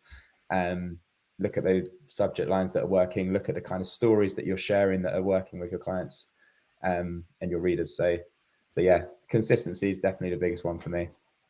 Yeah, I love this. And we have a question from Thomas here. You talked about the news slide. Maybe you can quickly go over this because Thomas wasn't able to catch it all. One moment, Thomas. All the content is going to stays on YouTube. So if you're still watching, you can watch the part again, no worries. But maybe you can give a quick summary here, Andy, and maybe give a couple of examples of maybe news emails that your clients have used with success. Yeah, definitely. Do you want me to share again, or do you want me to just go over a quick summary? Yeah, sure. When you can share, that would be awesome. Yeah. There we go. Cool.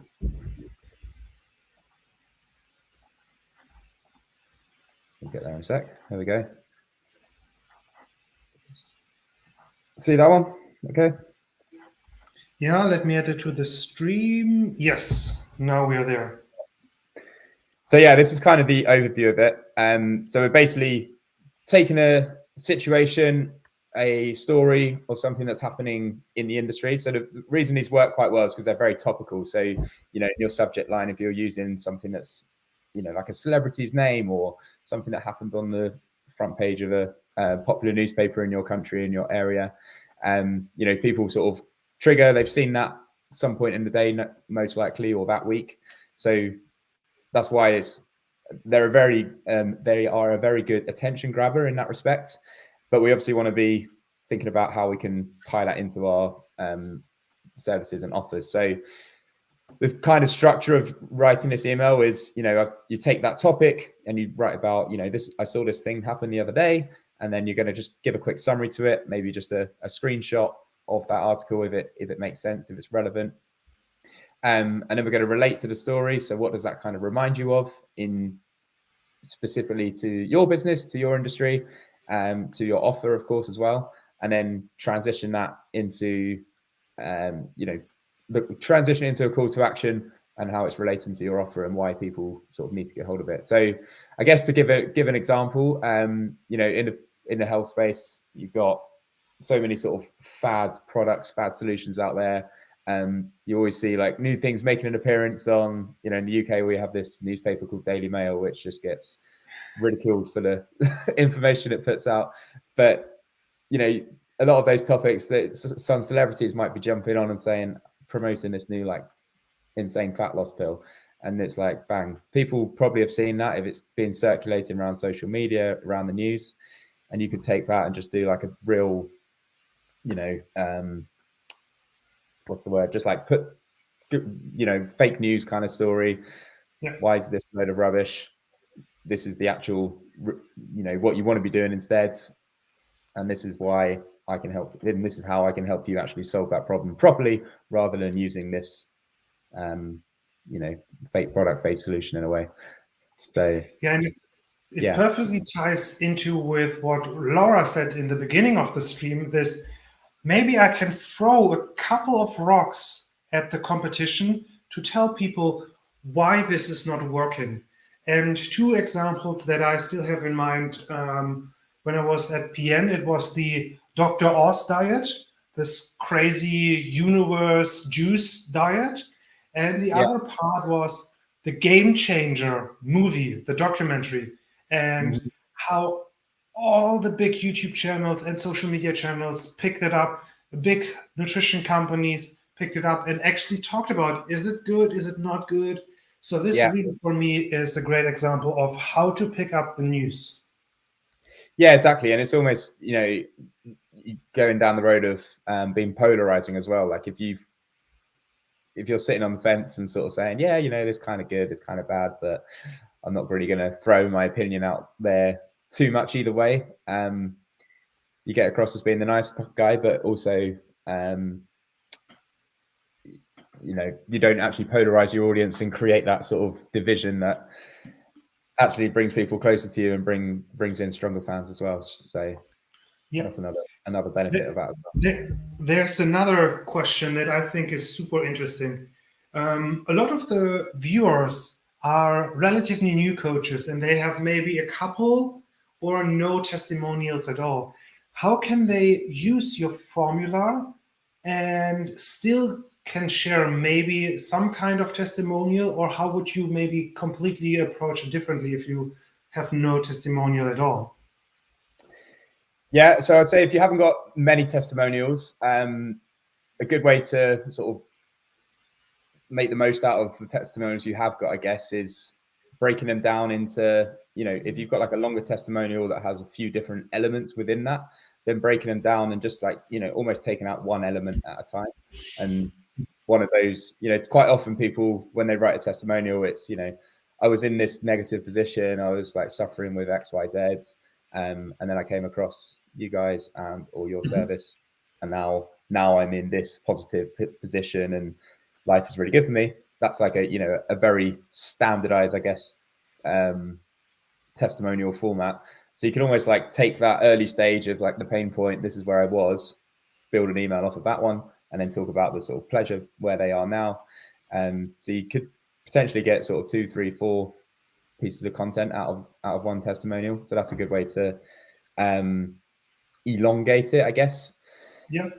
If you've obviously need to get more, asking your clients is definitely going down that road and seeing as many as you can get. Is obviously a good practice to do for sure. It's sometimes it feels a little bit not tedious, but you feel like a bit of a pest asking too much. But it's never harmful to ask once more, I guess. And then I guess if you haven't got any stories at all, any testimonials, or you've completely run out, then just have a look at like what's happening in the industry that you can relate your offer to. So there might be a story, again, relating it back to sort of news industries, what's happening I don't want to use, careful with using the word trending topics, but if you've seen like a story of a celebrity who's like lost X, Y, Z, you can almost use that as like, this is why it works. This is why they got the results they did. And this is how my offer is kind of actually, and the service I'm delivering relates to that. So you can almost, use someone else's transformation case study in that respect. Obviously you don't want to be going and stealing people's transformations and case studies, but there are ways you can sort of use that to your benefit. Yeah, and one thing that I really like to suggest for new coaches, many of us started in the industry because we had our own health and fitness problems. Maybe we had this yo-yo dieting mindset or struggles, or we felt overweight, or we had some kind of knee problems, and we solved it ourselves. And a great testimonial is to use yourself. use the same structure and then tell your own story, because your transformation is just as valuable as any other testimonial. So this is another great tip. If you don't have any clients, use your own transformation. And even if you haven't lost 100 pounds and kept it off for 10 years, every small change is something that you can talk about, because there was at least one person that didn't have this change and that you could have helped, because it was you. So even if you're still on the journey of reaching your goals, you can tell this part of the story, because you have shown that you can create this result. Yeah, 100%. And I have one more question that is also one of my favorite questions. How can I write better subject lines? So the first thing I say is might go against what some people are doing right now. Write your subject line last. So don't try and think of a subject line and then build your email around that. Actually, almost draft your email in reverse order. So you're like, okay, what's my call to action today? How am I going to link that backwards? How can I fit a story around that? And then once you've got your email drafted, your subject line, there's kind of, there's lots of different roads you can go down, but to keep it simple, you can keep things really vague and use a lot of curiosity. And that's a really good way to, encourage people to open your emails and read those subject lines and stand out. And then the other way is to be like really direct and say, this is exactly what you're going to get in this email, and this is why you need to open it. So they're like, opposite ends of the spectrum of sort of some like high level, I guess, formula that you can use for those. There are other, in terms of like the formatting and the tactics, definitely try with and without emojis. Definitely try using some like caps in there, just some like different formatting of text. I can't remember the name of the site bit, but I'll follow up with it. There is actually a site that gives you some like specific kind of emojis, but a lot more related for email inboxes and email subject lines. So I'll try and dig the link out and send that to you afterwards to add in the comments if you like. But yeah, all those kind of different things can it's very dependent to your reader. And then one more thing, I'm just conscious of time, but one more thing is to go through your email inbox as well. If you're signed up to other people's newsletters, and have a look through there and go, what stood out for me? Why did I open that specific email specifically? And just get some tips from what other people are doing in the space as well. Yeah, and that is an annoying practice in the beginning, maybe because you're not used to it. But every headline from an email that I actually open, I save it in Asana as my swipe file. So whenever I'm sitting there, I have no idea what to write, I go through this and try to create my own spin on one of the emails that I actually opened. So this is a great tip. Yeah, absolutely. Modeling others' ideas is nothing wrong with that at all. But there's more. You have actually a little gift for us, a welcome email sequence. Can you talk about this a little bit more? Yeah, sure. So if you are, sort of no matter where you are in your email marketing journey, really, as I touched on in that presentation, the welcome email that you send out and welcome sequence for your new readers is the first email is definitely going to be the most important. And that sequence is going to go a long way to sort of building a relationship with your subscribers, with your readers, and also using email marketing to promote your products and services in a non-spammy, non-sleazy way. So basically, if you head to my website, which is just fitnessmarketing.com, there's a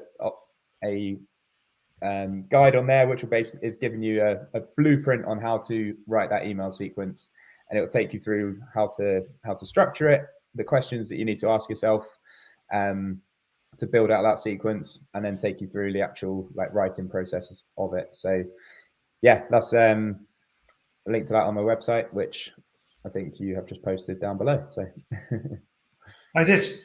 Andy, thank you so much for taking the time. For everyone who's watching, for having me. Yeah, no, it's been awesome. Much appreciated. I hope you got some value out of it.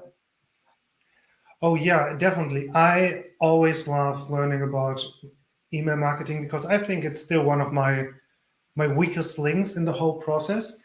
We will actually have a 30-minute break now. So grab something to drink, use the toilet, maybe stretch a little. In 30 minutes, we will continue with Mark and how to use humor to attract clients. So thank you so much for being here. In 30 minutes, we will be back. And Andy, thank you so much for taking the time.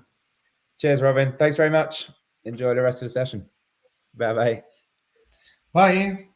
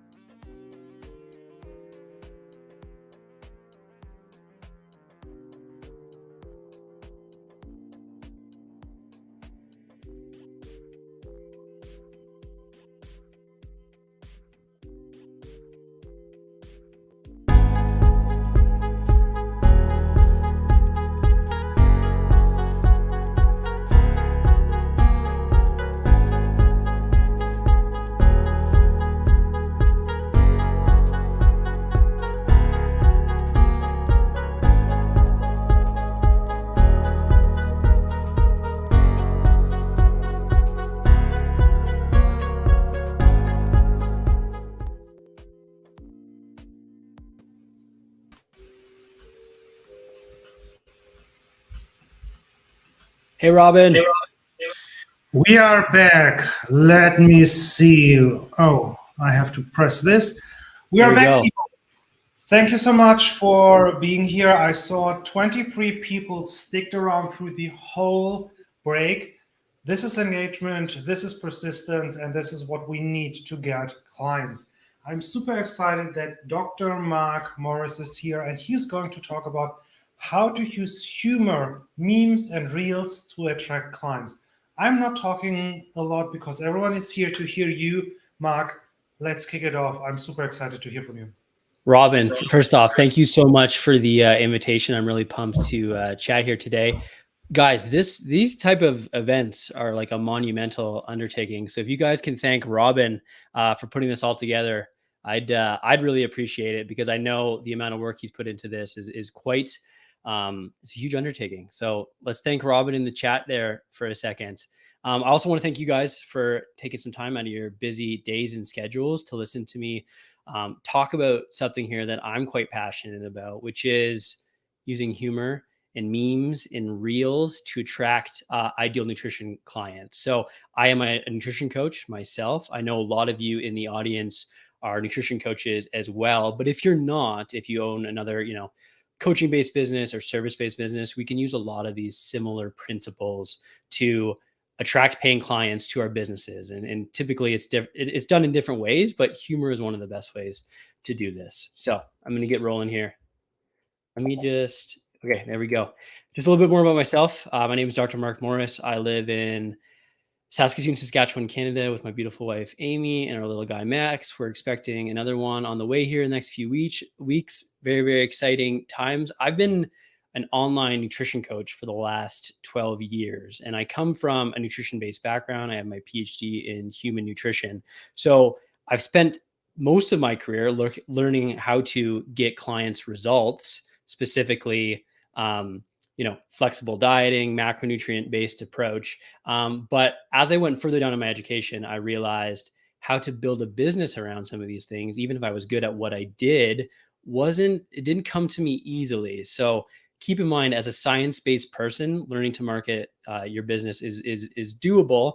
And I want to use my example throughout this. So that's what we're going to talk about today. Story time.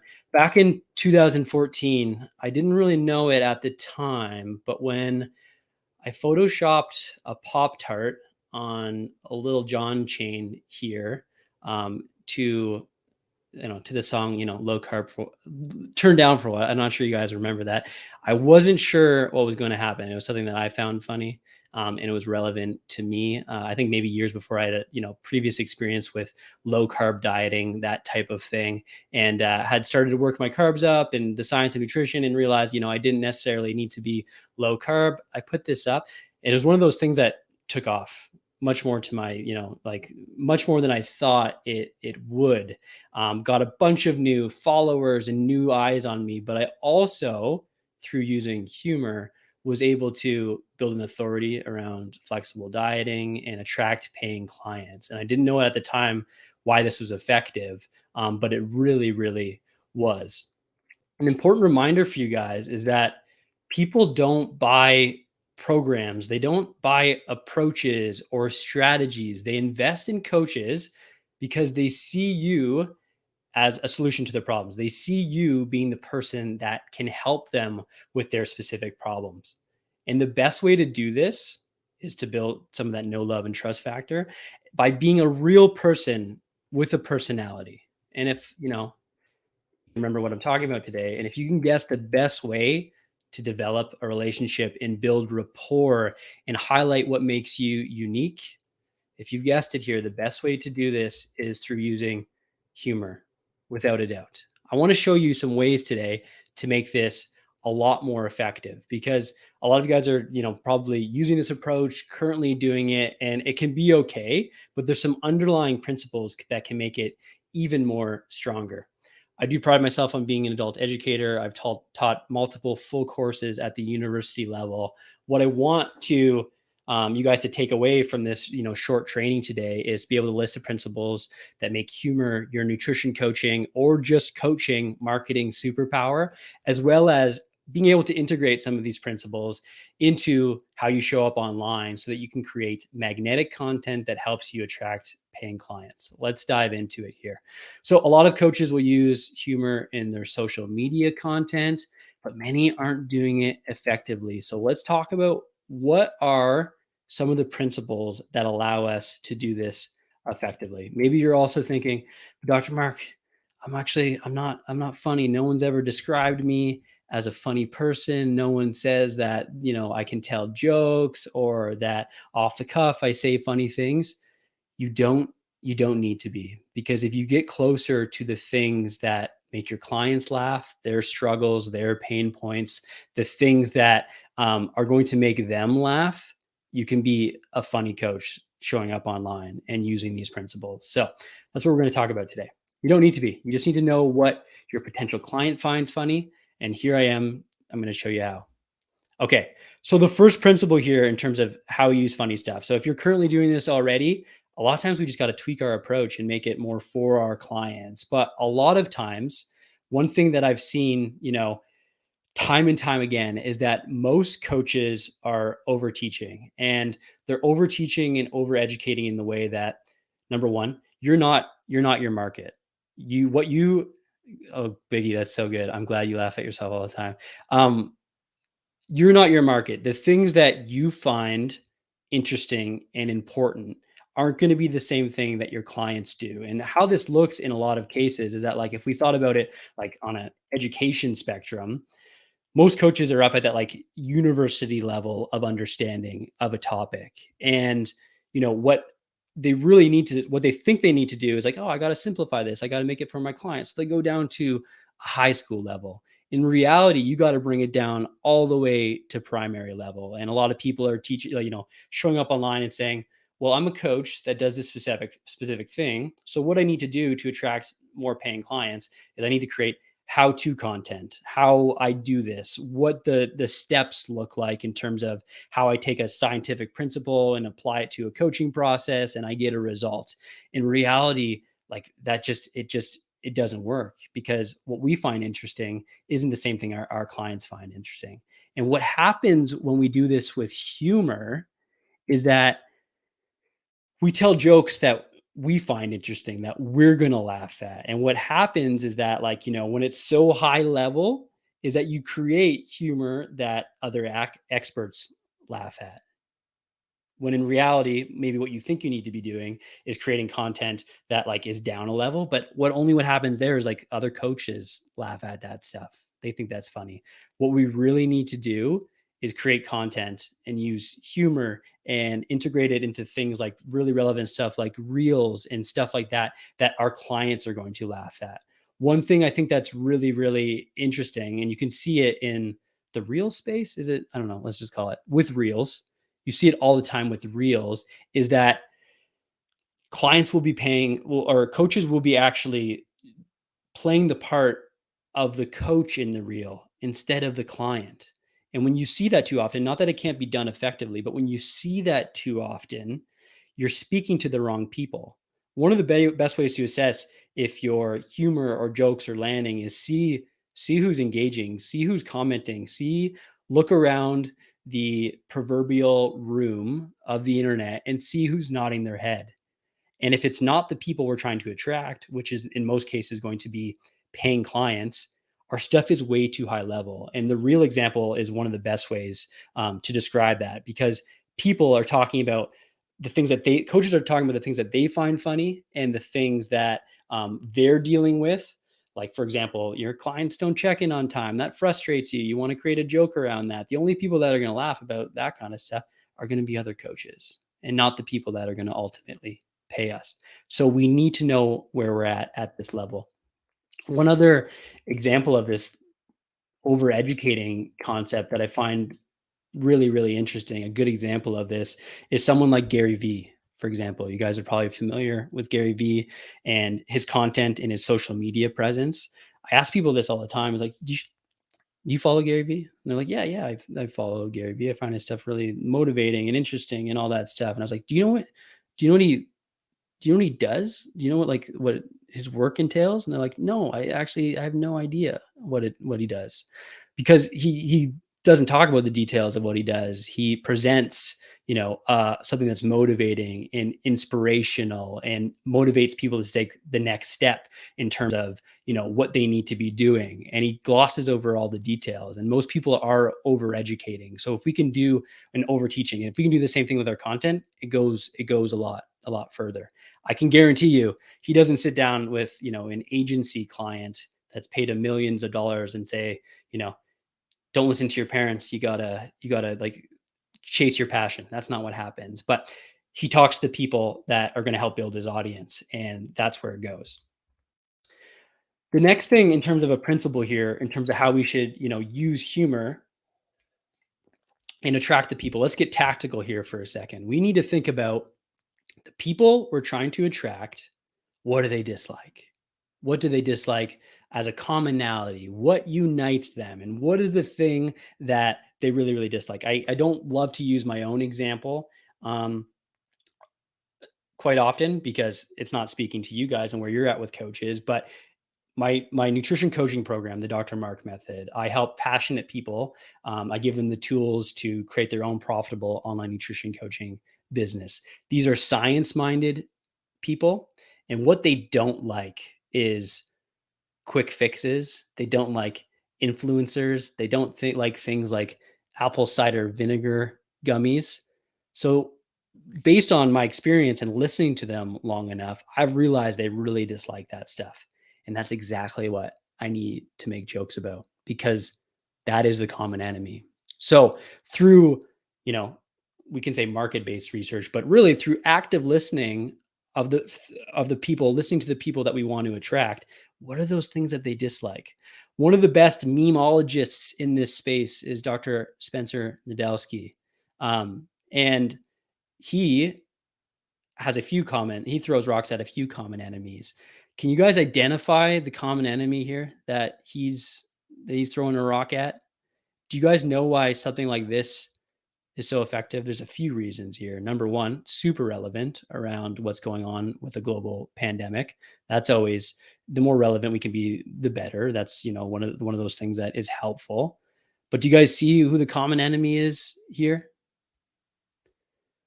Yeah, the common enemy is going to be, oh, my page is just freezing there for a second. The common enemy is going to be keto. He knows from his following of being like a science-based medical practitioner that a lot of people that follow him are going to know that carbs aren't necessarily the enemy. And if he can create jokes around that, it lands, people share it, they find it funny, they start to see him as the authority of evidence-based nutrition practices, where you don't necessarily need to give up something that you like in order to see results. Alternatively, though, and this is I through working through with a bunch of different nutrition coaches and the way they approach this stuff, someone that's like a keto-based coach should be doing the complete opposite. They should be picking an entirely different battle, which is like, the person that's constantly eating sugar thinking they're going to be healthy, right? So the flip side of this is knowing exactly who this common enemy is and being able to create content around that. Because when we do that, it's always going to go over better. Principle number 3 is that you want to laugh with your clients and not at them.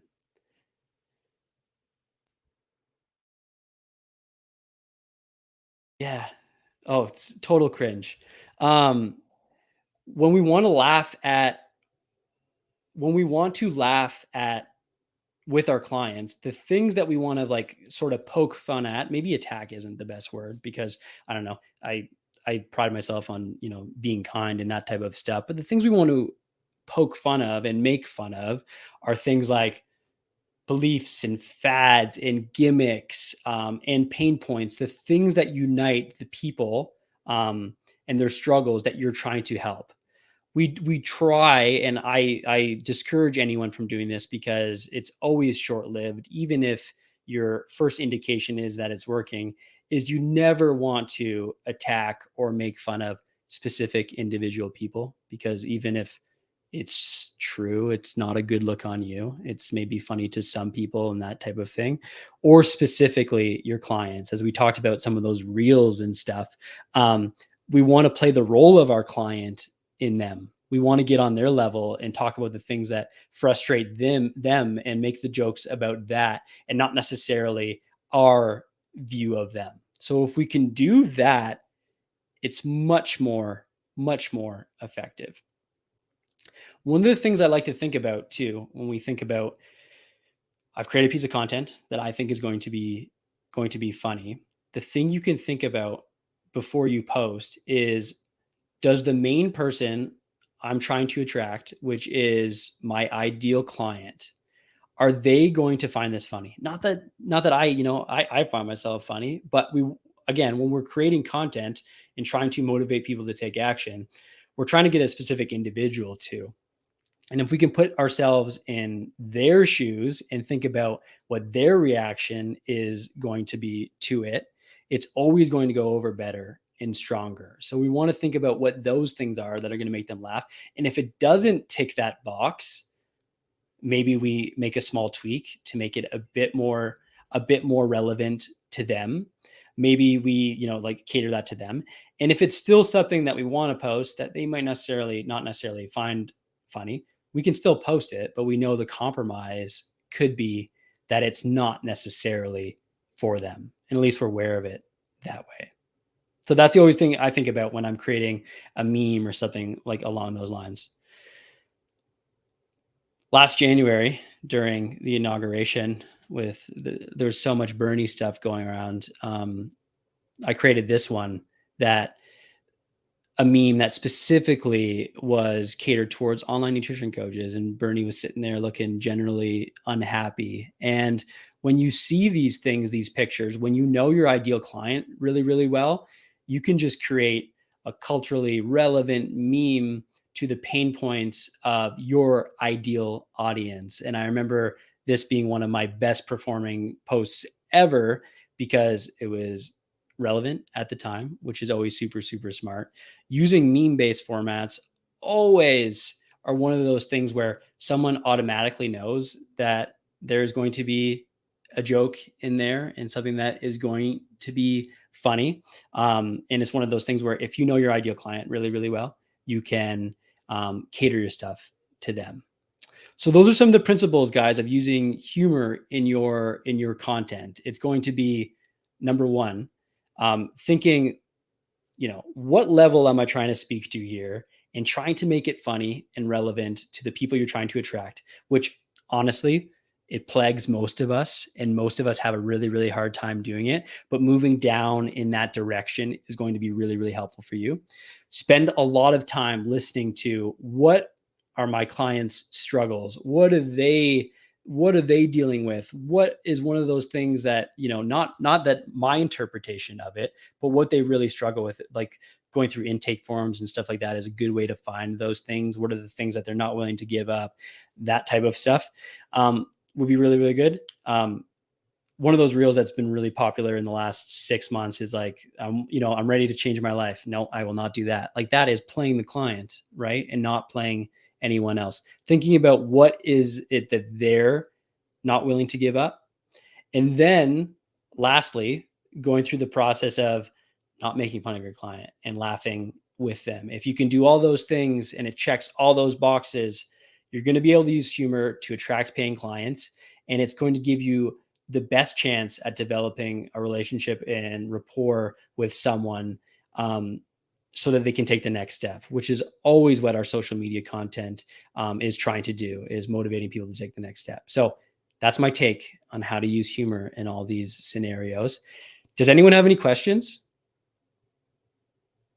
I can't, Robin, I can't see the chat or the comments here. I don't know if I need to stop sharing my screen or what it is.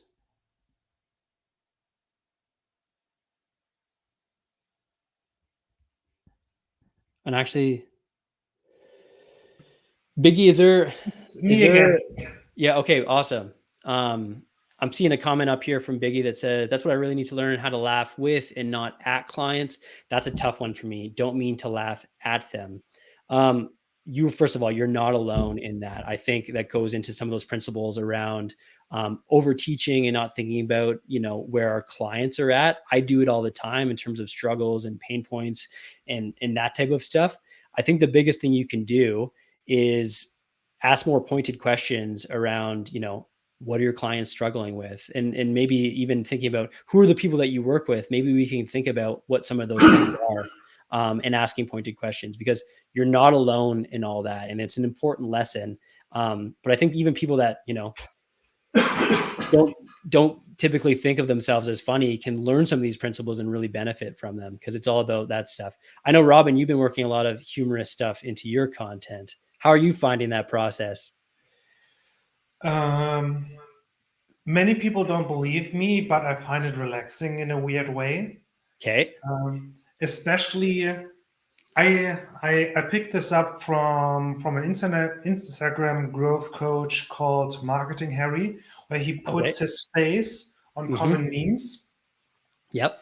And so first of all, I really love memes. So I have a huge collection of memes in my head already.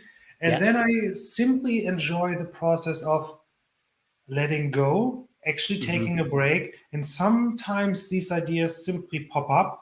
And then, I know it's weird, I really enjoy the process of just putting my face with GIMP on the meme. And then just thinking about how can I make people laugh? Because as a mathematician and physicist by training, it's not very often my job to make people laugh.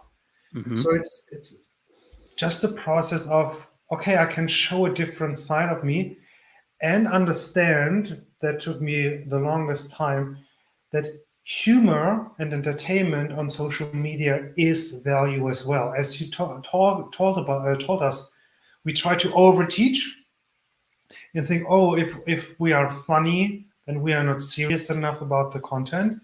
While when we understand our clients much better if we are actually adding a little bit of humor as well. Completely. I think the biggest thing being, and I totally agree with those points, like our social media and how we approach that and market ourselves, like that's just the gateway. That's opening the door into how we effectively change people's lives, right? And it doesn't need to be so much about giving them a glimpse about what goes on behind the scenes as it is to build a relationship and motivate people to take the next step, right? Would be the biggest thing. And I think that's a very, very common misconception. And people are just being so serious all the time. And if we can, be lighthearted and talk about those things and that type of stuff, while also self-deprecating humor is also interesting, right? Whereas you're the expert and you want to stay in the expert, but maybe you don't make fun of yourself in the way that would be demeaning to your profession. Maybe it's outside of that. So you're a human and relatable, right? It's like, I'm Robin, the coach, and I know coaching really, really well, but I can't fix anything, right? I can't this is that type of stuff, right? So it's that makes us relatable and funny and that type of thing. The perfect example for me is I have a big jar of a certain brand of ice cream in my freezer. And once this live stream is over, I don't care about nutrition coaching for a little bit. I will eat this whole pint, package, whatever, of ice cream, and I will fall asleep with a sugar shock. Totally. And another example is whenever I gave presentations around nutrition, I always use the example that no matter how much experience I have, I am not able to go to the cashier, so at the end of the supermarket, and not grab something sweet. I've not been able, in over 10 years as a nutrition coach, not been able to just leave it there. Yeah. There's always something sweet that I have to grab. And I use this example all the time. It's important, man. It's important to display yourself that way because you're relatable and humorous, and there's going to be people that gravitate towards that message and that type of thing. Yeah, I know specifically you've very much earned that ice cream. So enjoy it. Yeah. You're so sweet. Um, oh, there's a very interesting comment. Thank you, Biggie. But I have a question for you. Yep. So I am serious. Yep. I'm a teacher, Uh-huh. and I kind of feel like you have convinced me that I want to try maybe a meme or a funny reel, Yeah. but I don't know if it's actually funny. Mm-hmm. How can I maybe start creating the first idea and be courageous enough or brave enough to actually share it? Do you feel like you're struggling with the idea of what could be funny, or just assessing if it is going to be funny or not? Let's start with the beginning. I'm not even sure if my meme idea is funny. Yeah. I think the biggest thing being, well, I think a lot of times laughing at shared pain and what some of those pain points are. So getting a better sense of like what the client journey is like can be really, really important. Like, for example, your YouTube content is fantastic, and there's tons of people engaging and creating comments and stuff too, right? Reading through some of that stuff and seeing the struggles of where people are at, and then applying like the simplest version of what can be funny there to like a trending reel or a sound or what those things are. So I think the biggest thing being we want to map out that client's journey and that type of stuff, and then apply it to things that are relevant and kind of go about it that way. I think if you are currently working with clients that you'd consider, the person you're trying to attract, we have conversations with them. We read through their stuff when they check in on a weekly basis. They are essentially like what we're trying to market and display and do that type of stuff. The stories are all around us and the things that are funny are all around us. But I think you just got to do a better job of assessing it and being open to using it and that type of stuff. And I think as someone that's like a recovering people pleaser, I like to be funny, but I also don't like to hurt feelings. So sometimes just trying this stuff out and sending like, this kind of thing. And is that too far? Like I did, like I do have a tendency to make fun of influencers, even if I am one, because my ideal client, also sees them as kind of like the enemy, right? They're using this status, they're selling things that like they've never even tried or anything like that. The apple cider vinegar gummies is a good one. And I remember doing a reel where it's like, I'm swallowing sadness essentially, but I'm spitting out all these apple cider vinegar gummies. And I remember sending it to a client, and then being like, I'll be like, is this too far? Like, are people gonna get peeved at this kind of thing? And I sent it to a few because the first one was like, this is disgusting. This is not funny at all. And I'm like, I'm going to try again. I'm going to try it. I'm going to send it to someone else because I think I got something here. So you could always just like, you could test it out before you post and kind of get a sense of gauging what people think and then creating different versions of it. And this is something that we've talked about in some of our shared content and collaborations. It's like, once you're onto something, Spencer Nadolski being a really good example, you just create similar versions of that, right? And it could be the same thing, the same enemy, the same pain point that you're poking fun at until you've kind of come to the next thing that is funny and that type of stuff. So I think not putting too much thought into it, but using some of these principles as a guiding force to creating this content and then testing it, retesting it, and then kind of going from there. One thing, I have a follow-up question. Okay. One thing is surreal, that gets an audience, but the next step is, what do I actually write in the caption to get people to click the follow button or the like button or to just make a comment? And I know you have a little gift for us. Can you talk about your caption templates? Yeah, my caption templates and my social media script. As someone that's science-based, and really didn't know how to market themselves at the beginning of my coaching career, I've always found that having like a step-by-step guide to how to structure this stuff is really, really helpful. There's a reason why, like, films are based on scripts, right? Like we got to make it our own, but sometimes we just want a template in the things to say and the structure to say so that we can actually, put it together and put it in our own words. So I have a free caption template and social media script with the aim of being, this is one of those things where you can put together an offer and a script that will land you and attract you paying clients so you can take, they can take the next step. I know Robin's just linked it up as a free download. Please download it. Let me know what you think. Guys, I'm quite active on my social media, specifically on Instagram. So tag me in it. Let me know what you think about it. Use it. And I'd love to be able to continue to help you push things in a few different ways, but specifically using Humour to do that. Awesome, Mark. Thank you so much. And for all the amazing comments. I saw something around me being shirtless. I have to look that up in a moment. But Laura is already here. Let me click buttons and do stuff. And then Laura is here in a second. So Mark, Robin, thank you so much. Hey guys, thank Robin for putting this together. See you later.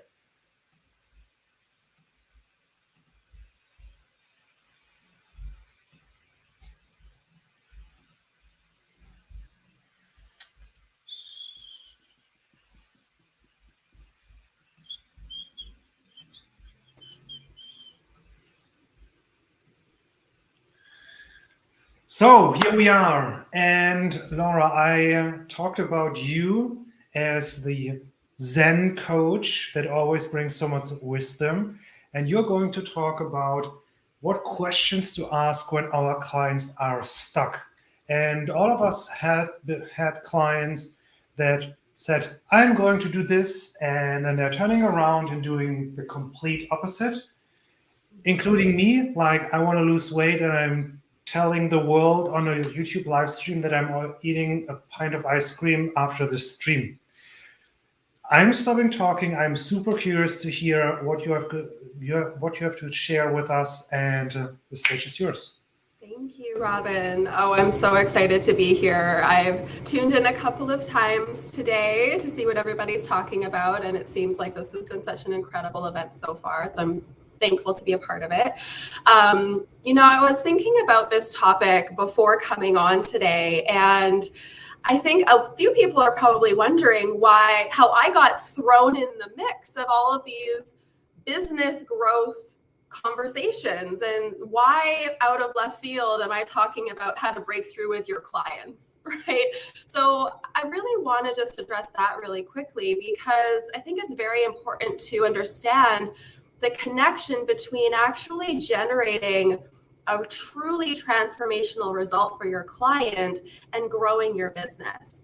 I believe that the core of a sustainable business, because you are amazing, I believe the core of a sustainable business is and always will be your ability to generate a predictable, consistent, and truly transformational result for the people that you work with. And I think in order to do that, being able to access what's really going on with our clients in their moments of struggle is one of the most pivotal conversations we need to be armed to have.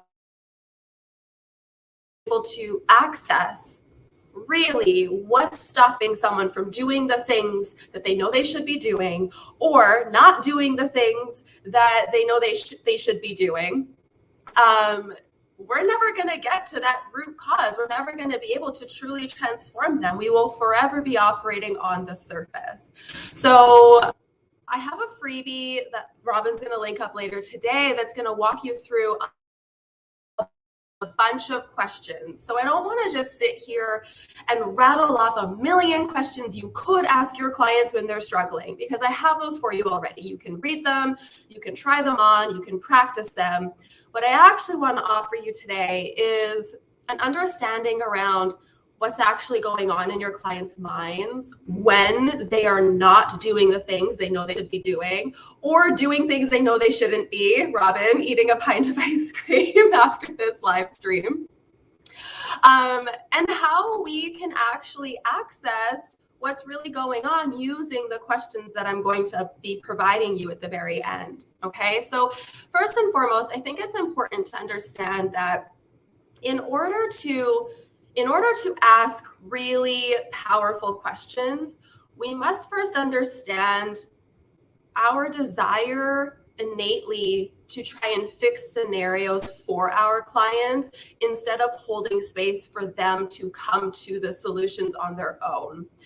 I believe that we've been conditioned in our industry to our demise as teachers and fixers before we are space holders, guides, and leaders for our clients. And I've made it my mission to change that conversation. But the reason why we don't want to immediately jump into a scenario with our clients where they're struggling and try and fix that problem for them by providing a solution, by providing an action step, by pointing out where they're going wrong, is because when we approach that from our lens, when we are coming at that struggle from our perspective, so often clients disconnect from what we're saying and aren't truly able to integrate what it is we're offering them because of that very same reason. We're approaching it through our lens. We're approaching that conversation through our own conditioning, our patterning, the way we see the world, instead of opening up a dialogue for them and with them to be able to explore what's really going on in their struggle from their perspective. Okay, it's very important to recognize that everyone has been conditioned over the course of their life to respond to various circumstances in various ways. The way that I navigate certain struggles is going to be different from the way Robin navigates certain struggles, and you navigate certain struggles. And that has nothing to do with who's right and who's wrong. It has nothing to do with what's more effective or less effective, and everything to do with our belief systems and the way that we have created patterns in our mind to respond to events in our life. So when a client's struggling, first, we must recognize that they're responding to something in their environment in the way that they learned how to respond to it over the course of their life. So if they're faced with an environmental situation like their spouse isn't helping out around the house, or their boss yelled at them, or their kids aren't listening to them, or they didn't get their groceries that week, and so something in their environment feels off, feels triggering, feels uncomfortable, that is a moment of struggle because their mind is grabbing onto that external information, filtering it through their learned experiences, everything they've gone through in their life, the way that they've learned to cope in those similar situations, and spitting out a reaction. And usually that reaction is to cope with food, in our case, as nutrition coaches, okay? So we can't pretend to assume that we understand what's going on at every step of that process that our client is moving through. They don't even understand it. They don't even know it's happening. It's totally unconscious for them. So then our job as the coach is not to jump in when our client is eating ice cream at night because their husband is lazy on the couch, or comes home to a bag of chips because their boss yelled at them, and pretend to know what's actually going on in their mind. Because all we're doing in that scenario is leading with our ego. We're leading with our own assumptions. We're leading with our learned experiences. We're leading with our patterning. And that very rarely has anything to do with their patterns, with their learned experiences. So right away, as soon as we shift into teacher mode and fix it mode with a client who's struggling, there's already a disconnect. There's already friction happening there. To truly understand where that reaction even came from. We're assuming that we know because we have had a similar reaction, perhaps, or we're making an assumption about them based on what we are interpreting that whole situation to mean to us. Okay, so witness yourself in this first and foremost. Witness yourself in that teacher mode. Witness yourself in that fix it mode, and ask yourself, what assumptions am I making about my client that makes me feel like I know how to fix this without asking more information from them about what's really happening in that moment of reaction, where they learned that eating that is going to give them what they think it's going to give them, what past experiences they've had that led them to develop this pattern, and how we can use that information to actually inform future decisions. Okay? So when we teach, when we fix before understanding, this is where most coaches operate. This is where most coaches operate, where we see a client exhibiting a behavior that isn't exactly what they need to be doing in order to get to the goals that they've said that they want to get to with us. And so we layer on tactics, we layer on information, we layer on strategies to try and control their behaviors, when really their behaviors cannot be controlled long term until we understand the mental and the emotional patterns that led to that behavior. Okay, so when we're thinking about asking questions to unearth what's really going on internally with our clients when they're struggling to stay consistent, when they're struggling with motivation, there are two avenues that we want to take. The first one is we want to explore their perception of reality, their perception of truth. What this means is, how are they perceiving what's going on in their life? What is the expectations that they have of themselves? How is their brain looking around them in a situation where they're feeling triggered and interpreting that situation in their mind to spit out what they need to do in response to that situation? So going back to the scenario perhaps where a client comes home and their husband didn't do anything around the house and now they're instantly triggered and they want to eat ice cream. What needed to happen in order for that scenario to trigger them to eat ice cream? Well, they needed to believe something about that situation. Perhaps they needed to believe that my husband doesn't support me, my husband doesn't listen to me, I don't feel seen, my needs aren't being met, it's always my job to pick up around the house, this isn't fair, right? There's an instant storyline that gets attached to that situation. They also needed to have experienced the situation before in some capacity to know how to respond, right? It wasn't spontaneous that they came home, felt triggered, and reached for ice cream. That isn't a spontaneous reaction. They learned that at some point. Where did they learn that? Where did that come from? And why are they interpreting that to be the most effective way to feel more comfortable in that moment? Because that's all this is a seeking out for comfort, seeking out for distraction. Okay, it's so important to understand that when a client is reacting to a situation that feels uncomfortable is when they're reaching for food to numb, to distract, to avoid. So when someone is not doing the things they know they should be doing, usually this is the reaction that's happening. They're reaching for food in a moment where they felt uncomfortable. Why was that uncomfortable is the question. Why was that scenario so uncomfortable that they needed food to distract from it, that they needed food to numb from it, that they couldn't just sit in that moment and process what their thoughts were, but they needed to get out of that moment as fast as humanly possible because it was too painful to experience it? Usually our clients have experienced similar scenarios in childhood. Now, it's fine to go back into the past and explore what really happened there, because that's just more ammunition to inform the future. But ultimately, it's so crucial that we recognize when a client is not responding in the way that we think they should be responding, that we aren't placing our judgment on that, because we can't pretend to know and understand why that reaction is there in the first place. It's our job to pull the truth onto the table and look at it with them and explore how their mind is interpreting that information. Because the truth of the scenario is very simply, my husband didn't clean up around the house, period. Every emotional add-on to that is their interpretation of what happened and what it means about them or what it means for their life because this happened.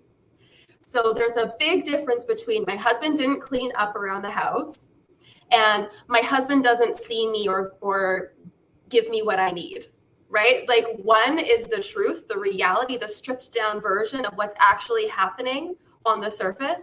And the other one is it's their mind's interpretation of what that means for them or about them.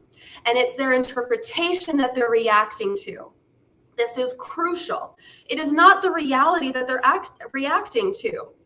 They're reacting to their brain's emotional interpretation of what that means about them. So your question is not, why did you respond in that way? Your question is always centered around, how are you interpreting this to affect you? What are you making this mean about you? Why does that feel uncomfortable to look at? Why does that feel triggering for you? What is it that's coming up for you when you tell yourself that because your husband didn't clean up around the house, now you are not being valued, that you are not being seen? What's that connection? Where else in your life do you have expectations of others that aren't being met? And because of that, you are reacting in a way that is harming your own journey, that's harming yourself. Do you think it's hurting your husband when you go and eat a pint of ice cream? Do you think he even notices? No, it's all for you to feel good, to avoid feeling hard emotions that are coming up and being triggered. So that's the first avenue. The second avenue is to ask questions that help them sit in the discomfort of verbalizing what's going on. Let me reframe this. The second avenue is to increase their capacity to feel uncomfortable. So we know that when our clients are reaching for foods in disempowering ways, it's usually because they're reacting to an interpretation of what's going on in their world around them. That interpretation is usually very emotionally driven. And so when they feel an emotion that feels uncomfortable, usually the fastest avenue to not feel that way anymore is to use food to avoid, numb, cope. Okay, but what if we also worked to increase their capacity to hold uncomfortable emotion in their body? So when they witness themselves feeling this way, they don't feel an immediate need to run away from that emotion. Instead, they can sit in that emotion. They can explore it. They can recognize that that emotion isn't the enemy. It's just a conditioned reaction in their body to past experiences. And perhaps this experience isn't actually identical to past ones. Maybe there's an opportunity here to reframe.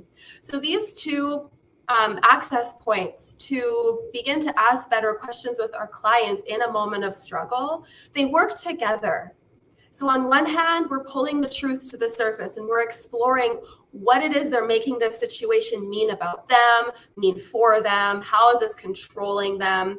And on the other hand, we're increasing their capacity to feel uncomfortable emotions. Because if they can feel uncomfortable emotions in a bigger capacity, now we have more opportunity to actually explore what's going on. So they feed into each other, they work together, and we can do both at the same time simply by understanding that our job is not to fix, our job is not to teach, our job is not to problem solve, our job is simply to sit in that moment of struggle and normalize it.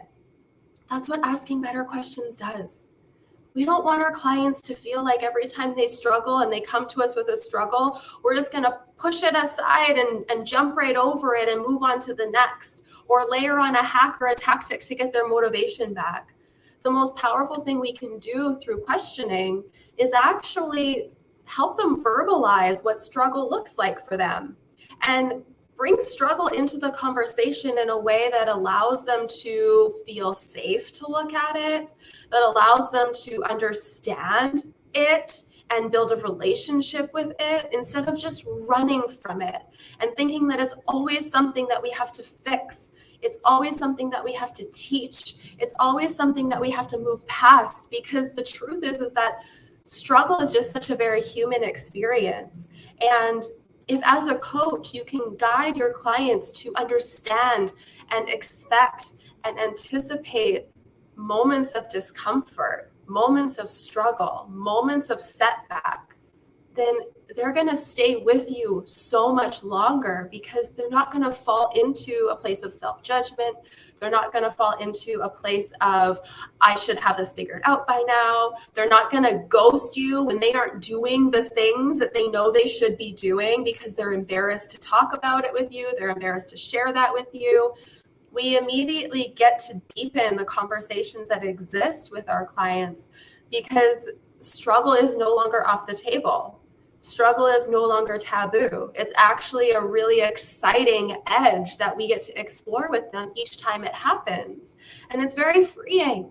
It's very freeing for a client to come to us excited to discuss an uncomfortable moment.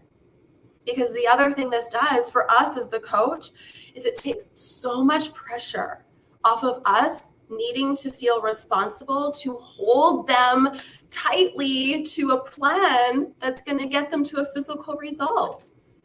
It's so freeing for us to know that if struggle happens, they're expecting it, and then we can talk about it, and it doesn't have to be a make it or break it thing. It doesn't have to be an ultimatum. It doesn't have to be a pep talk. It doesn't have to be the same conversation over and over and over again, because they're expecting to dig into it with you.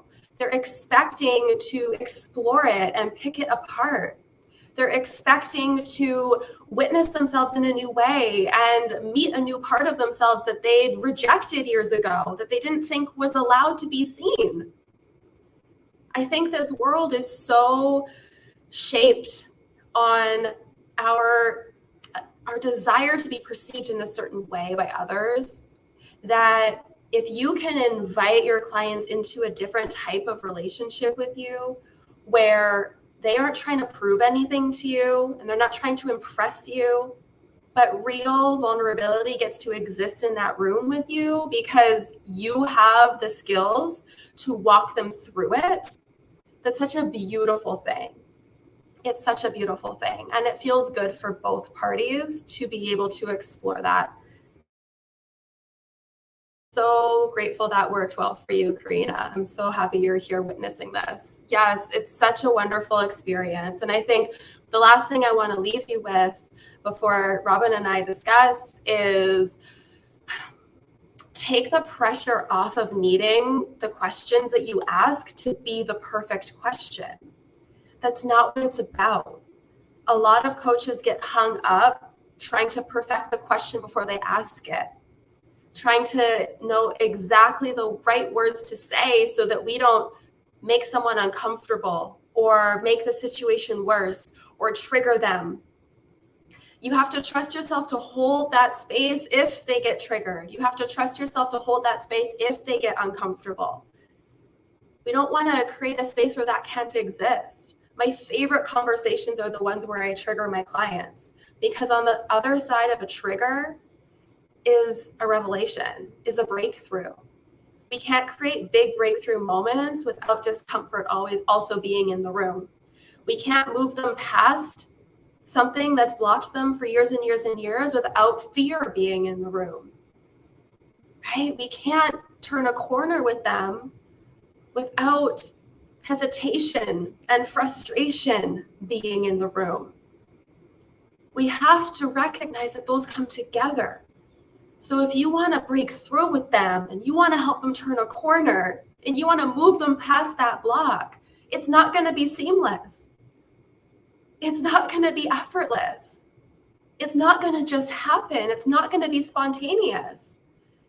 It's going to happen in a moment of discomfort with you holding that space for them. It's going to happen through tears, and it's going to happen through feeling triggered, and it's going to happen through resistance and frustration and unease. And can I really do this? And am I really ready? And you get to hold that space for them to feel all of those emotions without fixing them, without teaching them away. It's going to be really uncomfortable for you also to witness that and not do anything with it. That's your edge. That's your edge. Every time you jump in and try and fix someone's emotion or make them feel better or tell them it's okay or we'll get through it together or pep talk them so that they feel motivated again, you're robbing them of the breakthrough. Every time you smooth out an uncomfortable moment, you're moving them further away from their breakthrough moment. Because on the other side of that discomfort was the breakthrough, and you just pulled them away from it. So it's our job to protect that breakthrough moment. It's our job to get excited when our clients get rattled and to just be in that with them and ask them one more question, even if it feels messy, even if it feels uncertain. So when you download my freebie, you're going to have a bunch of questions you could ask. I have 5 main scenarios that coaches come up against that feel the most difficult to navigate, and a conversational flow with lots of juicy questions that you can use to access what's actually going on in those moments with their clients and move them forward in a different way, in a way that doesn't fix anything or teach anything, but actually unearths what's really going on and leaves you feeling in control and confident to actually move them forward towards their breakthrough. Okay, so make sure you grab it. It's called Power Questions. I think you'll really love it. And if you have any questions for me about it or about a specific client scenario that you're coming up against, you can absolutely reach out to me on any platform. Instagram is usually the one I'm most active on, but you can also find me on my podcast. Robin, are you here with me? Hello.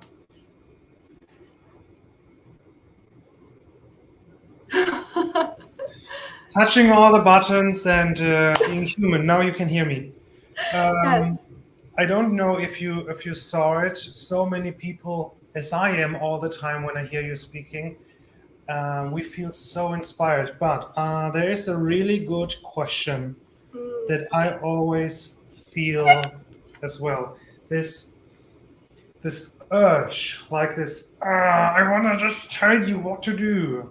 How can we regulate ourselves when we feel this, the solution is right there. It's right there.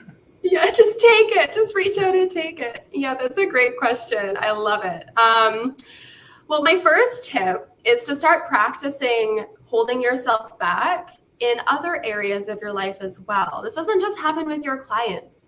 Okay, so we don't want to wait just until your coaching calls to practice regulating yourself. Can we practice witnessing this need to fix other people's emotions in real life, with your husband, with your kids, with your mom, with your best friend? These situations happen all of the time. And I think once a coach, always a coach mentality definitely applies here. I know, like for myself, as when my friends come to me and they're feeling upset, my initial urge is to take their pain away. I think that's a beautiful piece of why many of us become coaches in the first place, is because we want to make the world feel better. We want to make people feel better.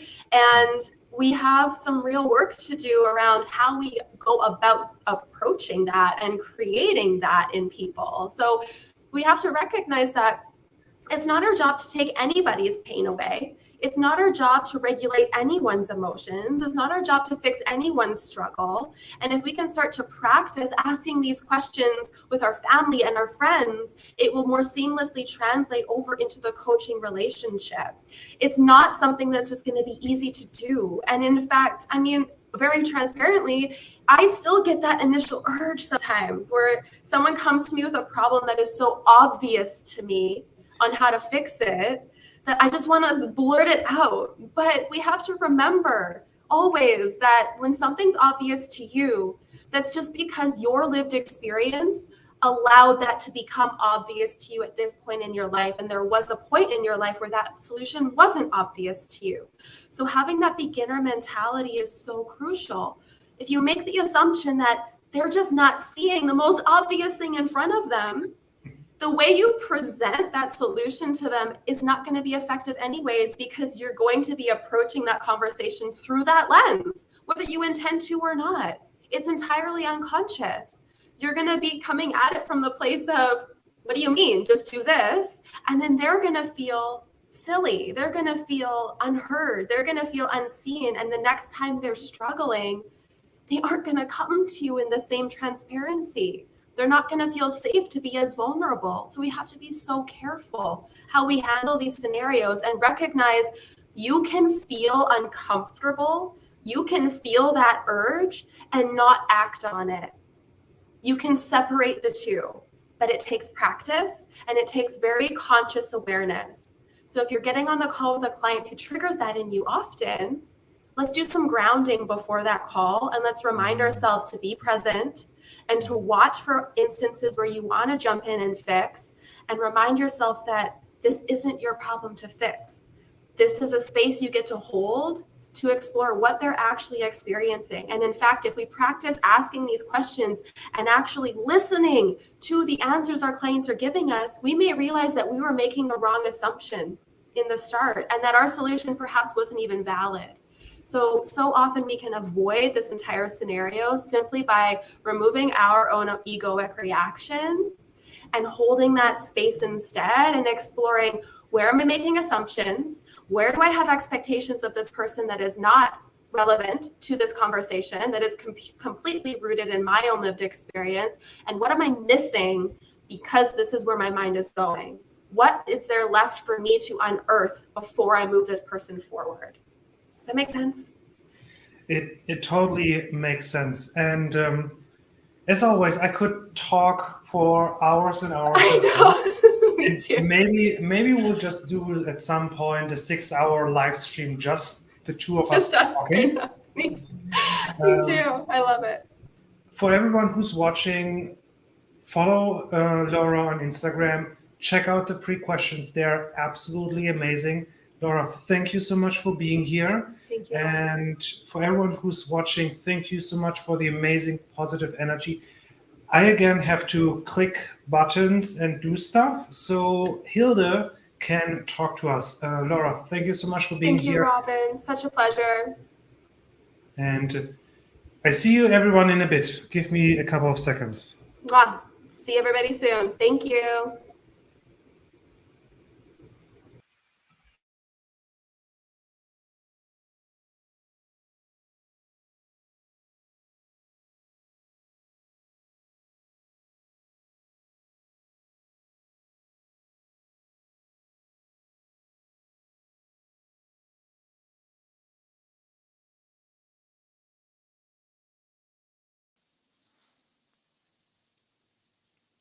Oh, hello. Made it.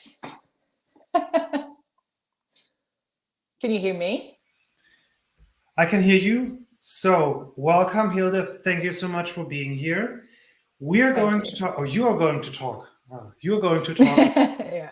how to clarify your message to attract premium clients. And the way you approach the whole idea of communication to show up more professional and to be super clear on the value that you bring has been super interesting for me to follow on social media. So I can't wait to see a broader perspective on the whole topic. So the stage is yours.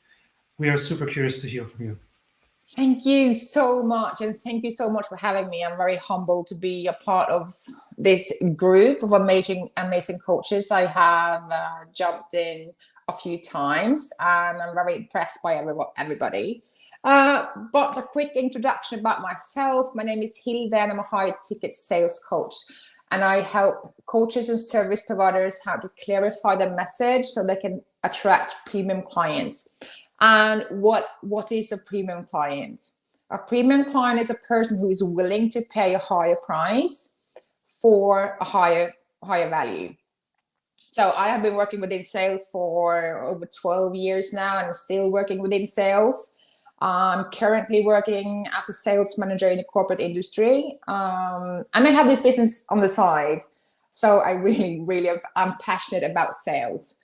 But I'm here today to talk to you about how you can clarify your message so you can attract those premium clients. But what does clarifying your message really mean? And you should ask yourself this question. When you look on your Facebook or your Instagram or your YouTube channel, do people actually know what you do?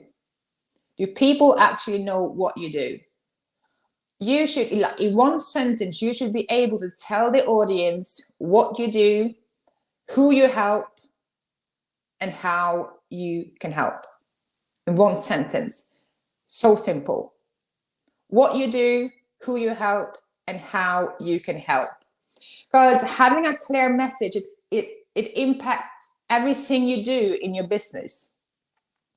How you create your content, how you sell, how you interact with people.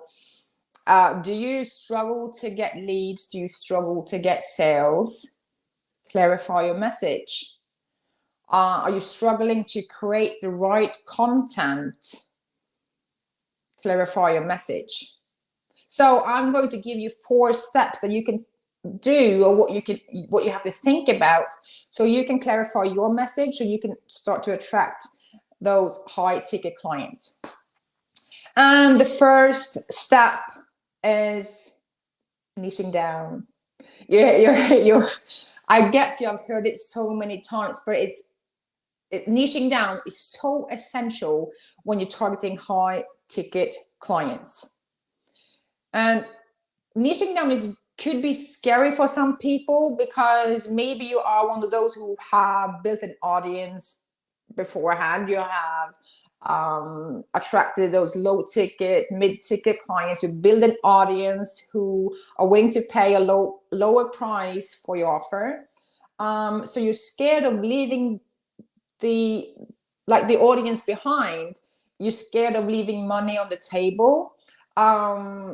And you think that maybe people won't afford my new price, or maybe you're one of those who do not know how to actually niche down. But niching down, I teach niching down in 3 steps. First, you have to know who you're talking to. What kind of group of people are you actually talking to? And I see a lot of people in the industry, they list up, I target women, I target men, I target business owners between the age of 45 to 60. That is not a niche. What you have done now is list up demographic data, which is important, but you are targeting one specific group of people. And all of these people that are now listed up have different kind of problems. So you will make it impossible to be specific in your messaging when everybody that in those categories have different kind of problems. I see a lot of, I help people grow the mindset. Great. In what areas are you helping people to grow their mindset? Because you have to have a strong mindset when you're doing sales. If you're having a family, when you're working in the corporate industry, are you suffering from depression? Like, how are you helping people to grow the mindset? Maybe there's a lot of nutrition people, coaches watching right now. I'm helping people to lose weight. Great. Are you helping everybody lose weight? Maybe you're targeting moms. Maybe you're targeting women with PCOS. Maybe you are maybe you're helping truck drivers, right? Because all of these people still want to lose weight, but they have a different they have different kind of problems. So you have to find your group of people. Who are you targeting? Who are you talking to? And you have to figure out what kind of problem do that specific group of people have. That brings us to this, the second point in niching down. What kind of problem do they have? And that group of people should all have some kind of similar problem. Let's take let's use truck driver for it as an example. It's a very easy example, right? Truck drivers might struggle with time. They're on the road all the time. They don't have time for going to the gym. They don't have the right structure. So all of this kind of problem is common for truck drivers, but they still want to lose weight. Which brings us to, how can you help? How can you help them to lose weight? And this is what kind of solution are you providing them? How are you going to make truck drivers lose weight when they have, the problem is that they struggle with time, they struggle with structure, and they struggle, they don't have access to the gym because they are on the road all the time. So are you helping them? Are you having a specific diet? Are you helping them with a vegan diet, a keto diet? This is how you niche down. So instead of now you helping people to lose weight, you can say that I help truck drivers lose 20 kilos through the keto diet. And if I were a truck driver, I would pay premium price when you are an expert of helping other people in my situation providing a result. It's that simple. I would pay you $4,000 to help me to lose weight. I would not pick a generic, like a coach who's helping everybody, who's helping women, or helping women with PCOS, right? I would pick you because you are an expert in that area and I'm having that kind of problem. So I will pay a premium price. So the first step in clarifying a message is niching down. It's very scary for a lot of people, but I promise you, you're leaving money on the table when you're not niching down. You make it very difficult to create content when you're not niche down. Instead of speaking to everybody, you're now speaking to truck drivers who have a problem and they want to lose weight. The second point is you have to do enough market research. And many of my clients, they don't know how, like they come to me because I don't know how, who can I target? I don't know who to ask about, like, I don't know how to do the market research. You don't know how to market research because you're too generic. When you're targeting truck drivers, you know where to look. You know what to find them. Because what I see is when people are being too generic and they don't have a specific niche, they just, like, they're helping people grow the mindset. They assume that they know what the problem is. And the problem with assuming what the problem is that they can miss the problem completely. And it can easily be a mismatch between the message that you are putting out, because the content that you're putting out has to speak to a problem. It has to speak to somebody's feelings. And if you are assuming that you know what the problem is, you will make it very hard for yourself to have a very specific and targeted content.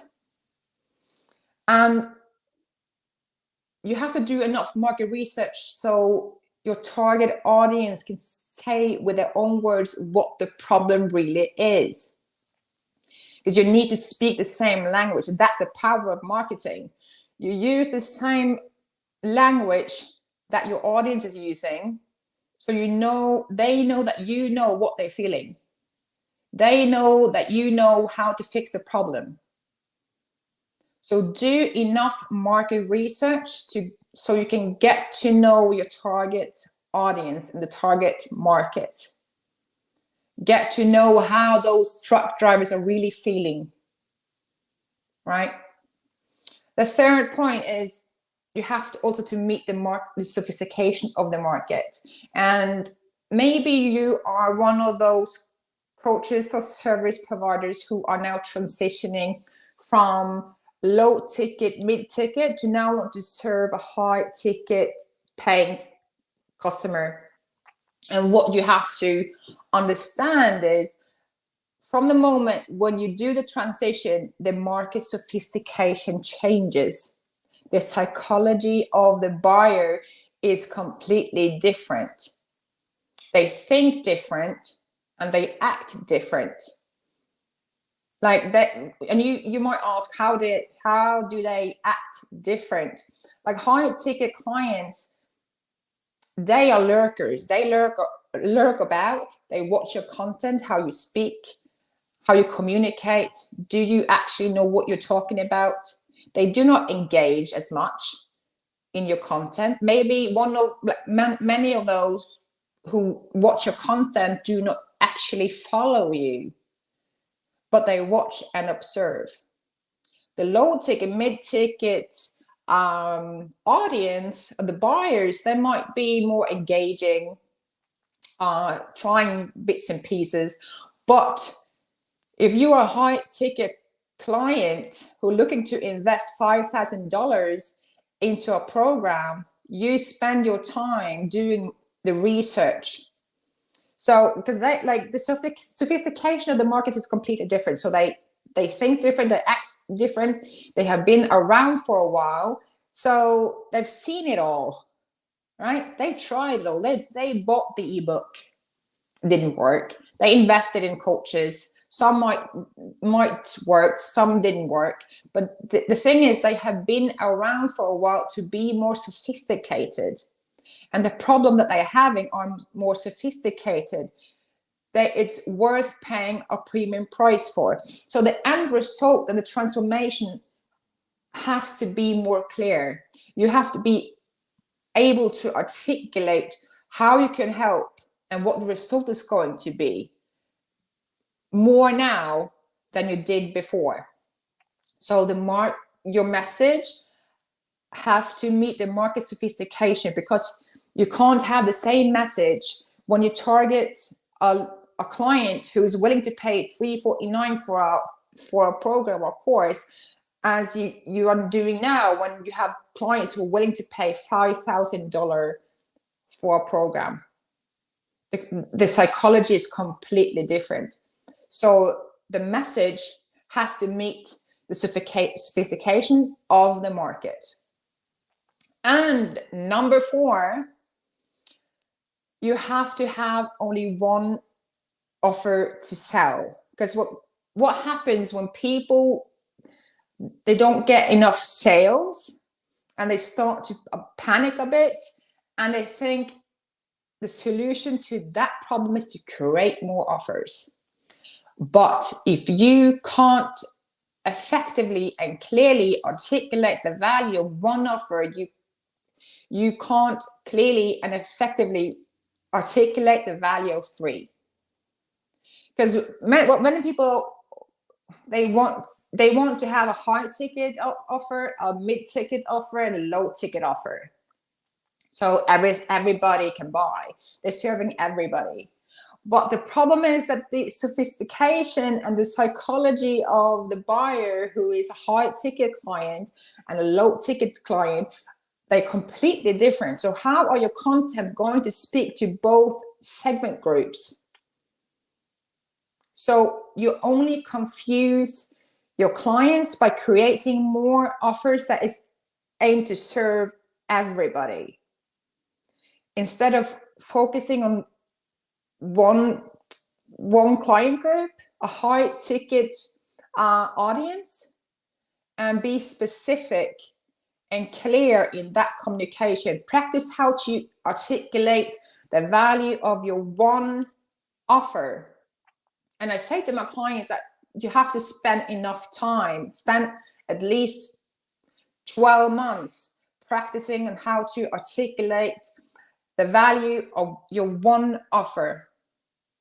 Because what I see is like people start to panic and just create more and more offer, and you're only confusing your client even more. So that was the 4th point. So what happens if you don't niche down and don't have a clear message? Like all of the content that you're putting out, you don't know who it's for. Like, who is it addressed? You don't know who you're talking to. So you can't meet the feelings of your target group. You don't know who the content is for, and you don't know where to look for clients. Because if you're helping people to grow the mindset, where are you looking? Because everybody can like want to grow the mindset. So in what areas are you helping them? So where should you look? Instead of you helping truck drivers to lose 20 kilos through a keto diet, you know what to look, right? And you're leaving money on the table because nobody is paying a premium price for a generic problem. So, because people are buying a result, and your job is to tell them what the result is going to be. So the 4 point, like, how can you clarify your message, niche down, do enough market research, meet the market sophistication of your market, and keep it to one offer, make it simple. Thank you. Robin. There you are. I can't hear you. It's every time. Buttons. Every time. I'm going to run this. We have a lot of interesting questions here. Let me quickly go through this.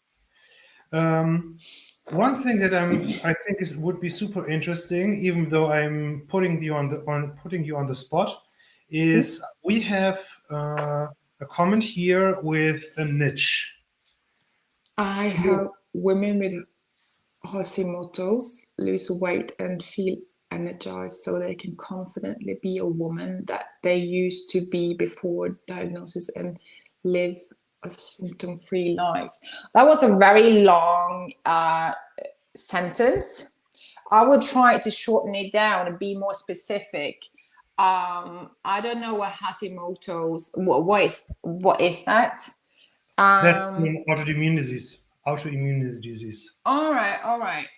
Okay. And feel energized. Okay.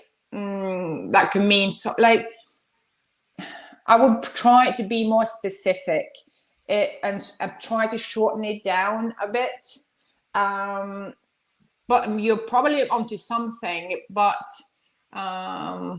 so they can confidently, I feel like that's nowhere to, it shouldn't be in a unique value proposition, because it is, how do you measure that?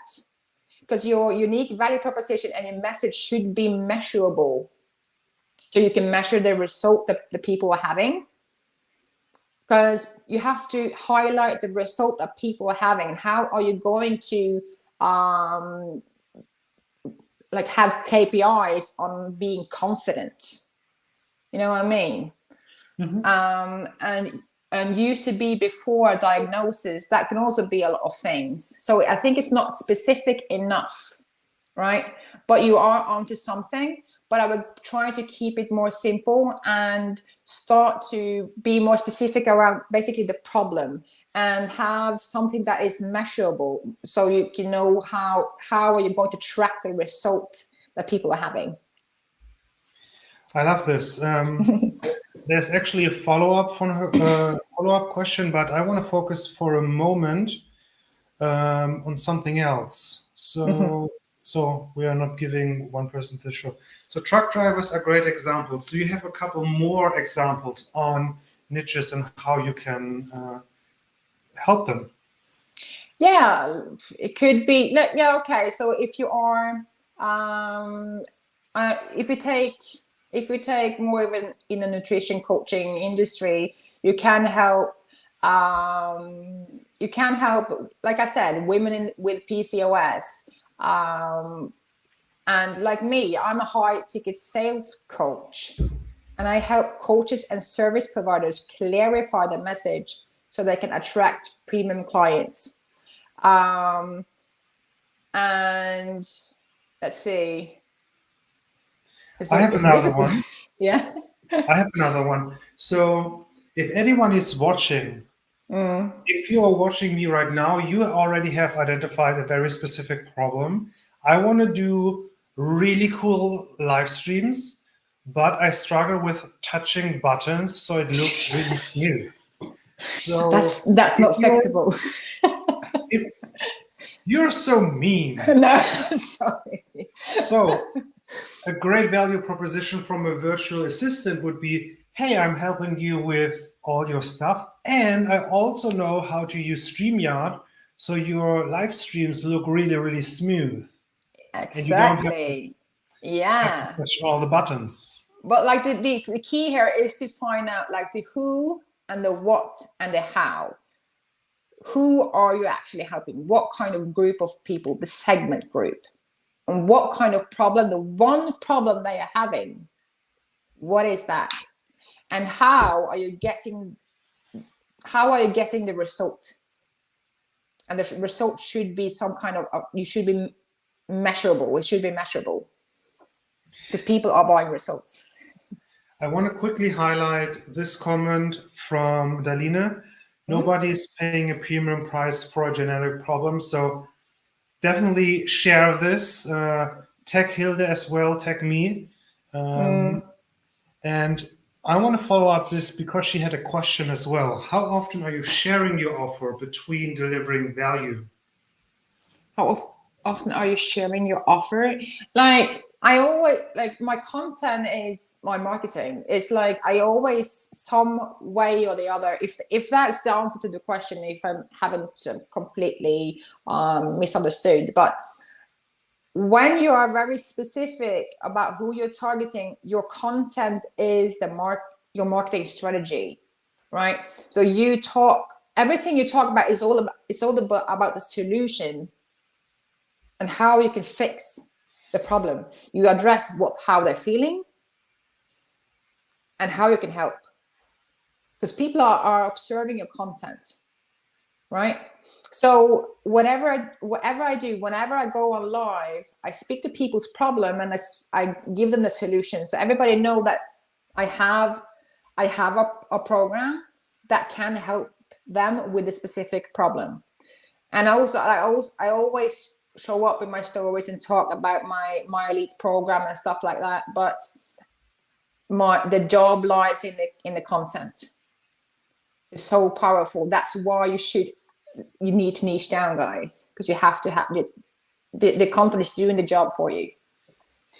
Yeah, and I mean this whole stream and this presentation is another example, because what Hilde does is she's providing value, she's talking about how to do things better, but then we also turn this around in a little bit of a sales conversation. So every time you post something, you have the opportunity to at least mention your program. And then there's also, of course, the launch periods where you very actively talk about nothing else than your offer. Absolutely. I have a question because I'm super curious about this. You talked about market research. I'm curious, what questions do you suggest people should ask in their marketing research conversations? That's the word that I'm looking for. Well, I get people on a connection questions. I feel like people do not want to be sold to, like people. So you have to be very cautious and not overstepping any like boundaries or anything. But I usually tell them, like, tell me more about you, tell me about your story, make them explain how they're feeling, how the journey has been up to now, right? And like, what kind of things are you looking for? And how is this feeling? How does it impact your life, your business? So it's so many questions that you should ask. But like, you have to really understand where they are and where they want to go and where they want to be. So you have to get them to understand that that's possible, right? But there's like, I really focus on this, on the what have you done previously? What have you done to fix the problem? Have you done anything? Nothing at all? And why did it work? And why should it work now? Okay. So it's really more designing. So here's how I like to approach it. If I create a new video or a new post, I always have the person that asked me the question on the screen. And the idea with market research is really understanding the complete picture, not just one question, but really the complete picture of why this person has this kind of question and this kind of problem. Absolutely. And also a simple way to do market research is to go on story and ask questions, but you get a more in-depth understanding when you get people on a call where you can ask a lot of questions and have an ongoing conversation. With really understanding the why are they doing this, and what's the end goal. Awesome. Thank you so much. Matthew's already here and excited. But Hilde, give us a quick rundown. What is your Facebook group and your program about? And I'm going to share the links in the comment section. Well, my Facebook group and your program, the Elite program. My program is, as I talked about today, how to clarify your message, how to get premium clients in. People are coming to me because they need help to get clients. Premium clients. And my Facebook group is all about building the community, where we are a group of high ticket coaches who wants to learn from each other and share experiences. So you're more than welcome to join. Awesome. The links are in the description. Hilde, thank you so much for taking the time, and have a great day.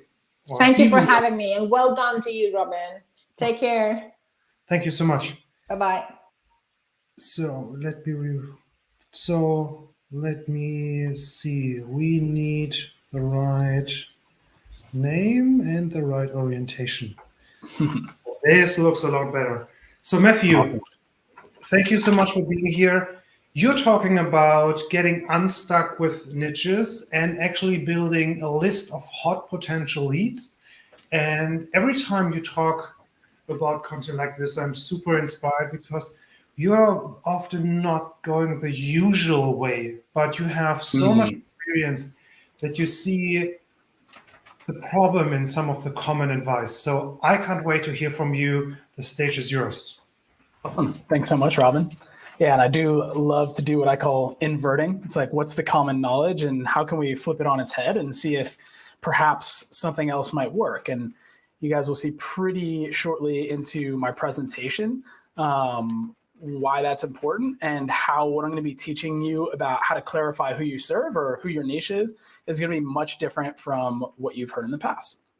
So this is my first time using StreamYard, so just so you guys know, bear with me as I pull up the screen share. So is mine. So I tried it with a couple of people. You can just share your screen. Yep. There Does that work? We seeing it? And now everyone should just see it. All right. Fantastic. Ready? So here we are. So yeah, diving into it, as Robin mentioned, what I'm going to be talking about is how to get unstuck about who you serve and start enrolling clients. And I'm literally going to show you how you can generate 30 leads tonight. This is a process we've run with literally thousands of people in our Client Launchpad Challenge. And most people struggle to only get 30 people onto their lists. Most people are like, geez, I could, have 150 people on my list by the end of the day. So hopefully you're pretty excited to be able to finally uncover where all these leads have been hiding all of this time. So what I'm going to be covering is the mistakes that most coaches I see making when niching. And it's really just because that's what's commonly being taught. Oftentimes we hear these narratives like you have to, niche down, be specific, the riches are in the niches. But I'm actually going to show you how being, following that advice might actually be hurting you, and how to pick the perfect starter niche so you can get momentum in your business instead of feeling stuck at the starting line.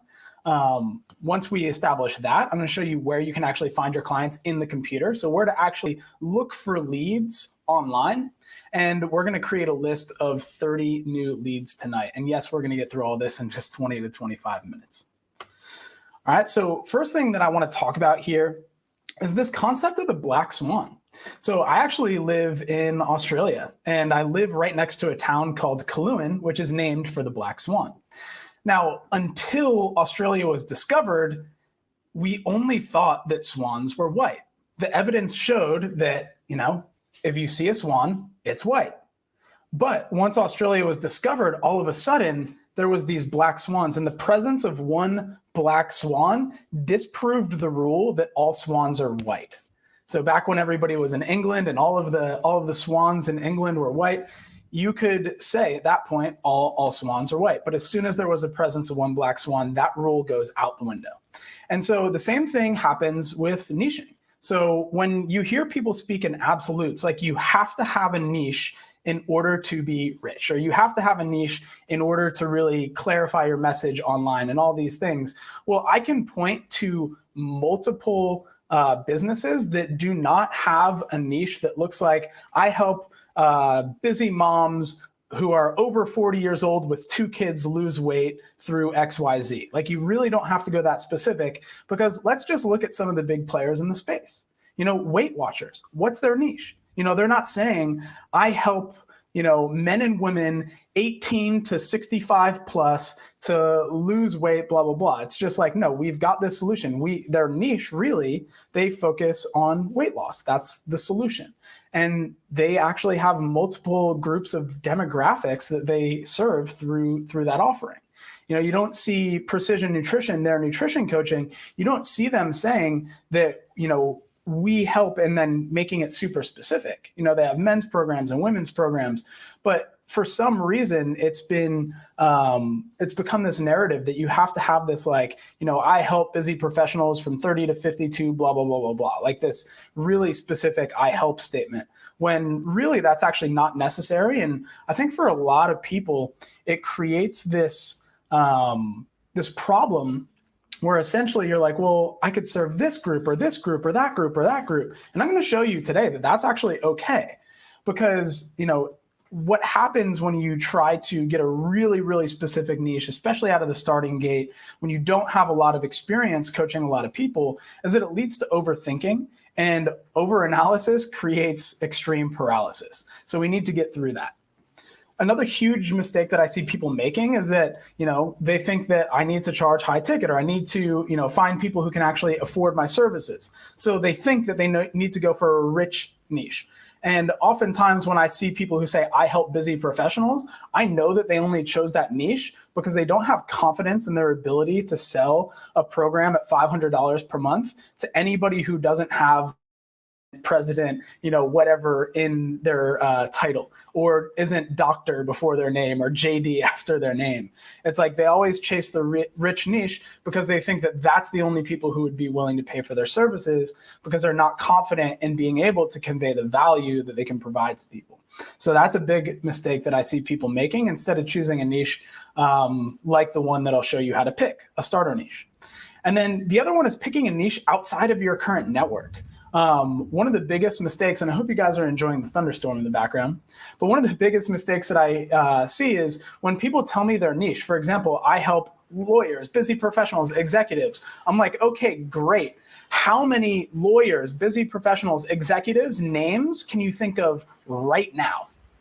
And oftentimes they'll be like, oh, maybe 1 or 2 or 3, or maybe sometimes people pick a niche that's not them. Men who specifically, like young 20-year-old men working with postmenopausal women. It's just, you can see how there's a little bit of a mismatch. That guy's probably not going to have that many of those women in his network. All right, so that can be a really big mistake out of the starting gate, because you unnecessarily limit the amount of people you have direct access to, and it becomes a huge grind to be able to build up an audience and then convert them into clients. All right, so I'm not going to go over these examples. You can read them off the slide. You probably already have. But what we want to do, instead of getting this one specific niche, is we want to create the perfect starter niche. And I need to clarify here that it's actually okay to have more than one person that you serve, especially demographically. If we go back to Weight Watchers, and we go back to PN, it's like, they're not just choosing one demographic. They're focusing more on the solution that they can provide to people. And that's how they're building their brand. All right. So you can say, like, you know what? I help people to lose weight. And so now we can start refining, okay, what people, and especially who do you have access to? Because those are going to be the easiest first clients for you to find and enroll.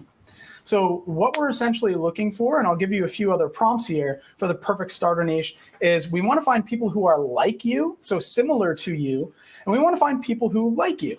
So if we go back to the example of like the 20-something-year-old guy who's working with postmenopausal women, like maybe he's the type of guy who just like, he goes into the gym and it's like all the women who are in their 50s and 60s just flock to him. So maybe he is, a person who, though, that niche likes him.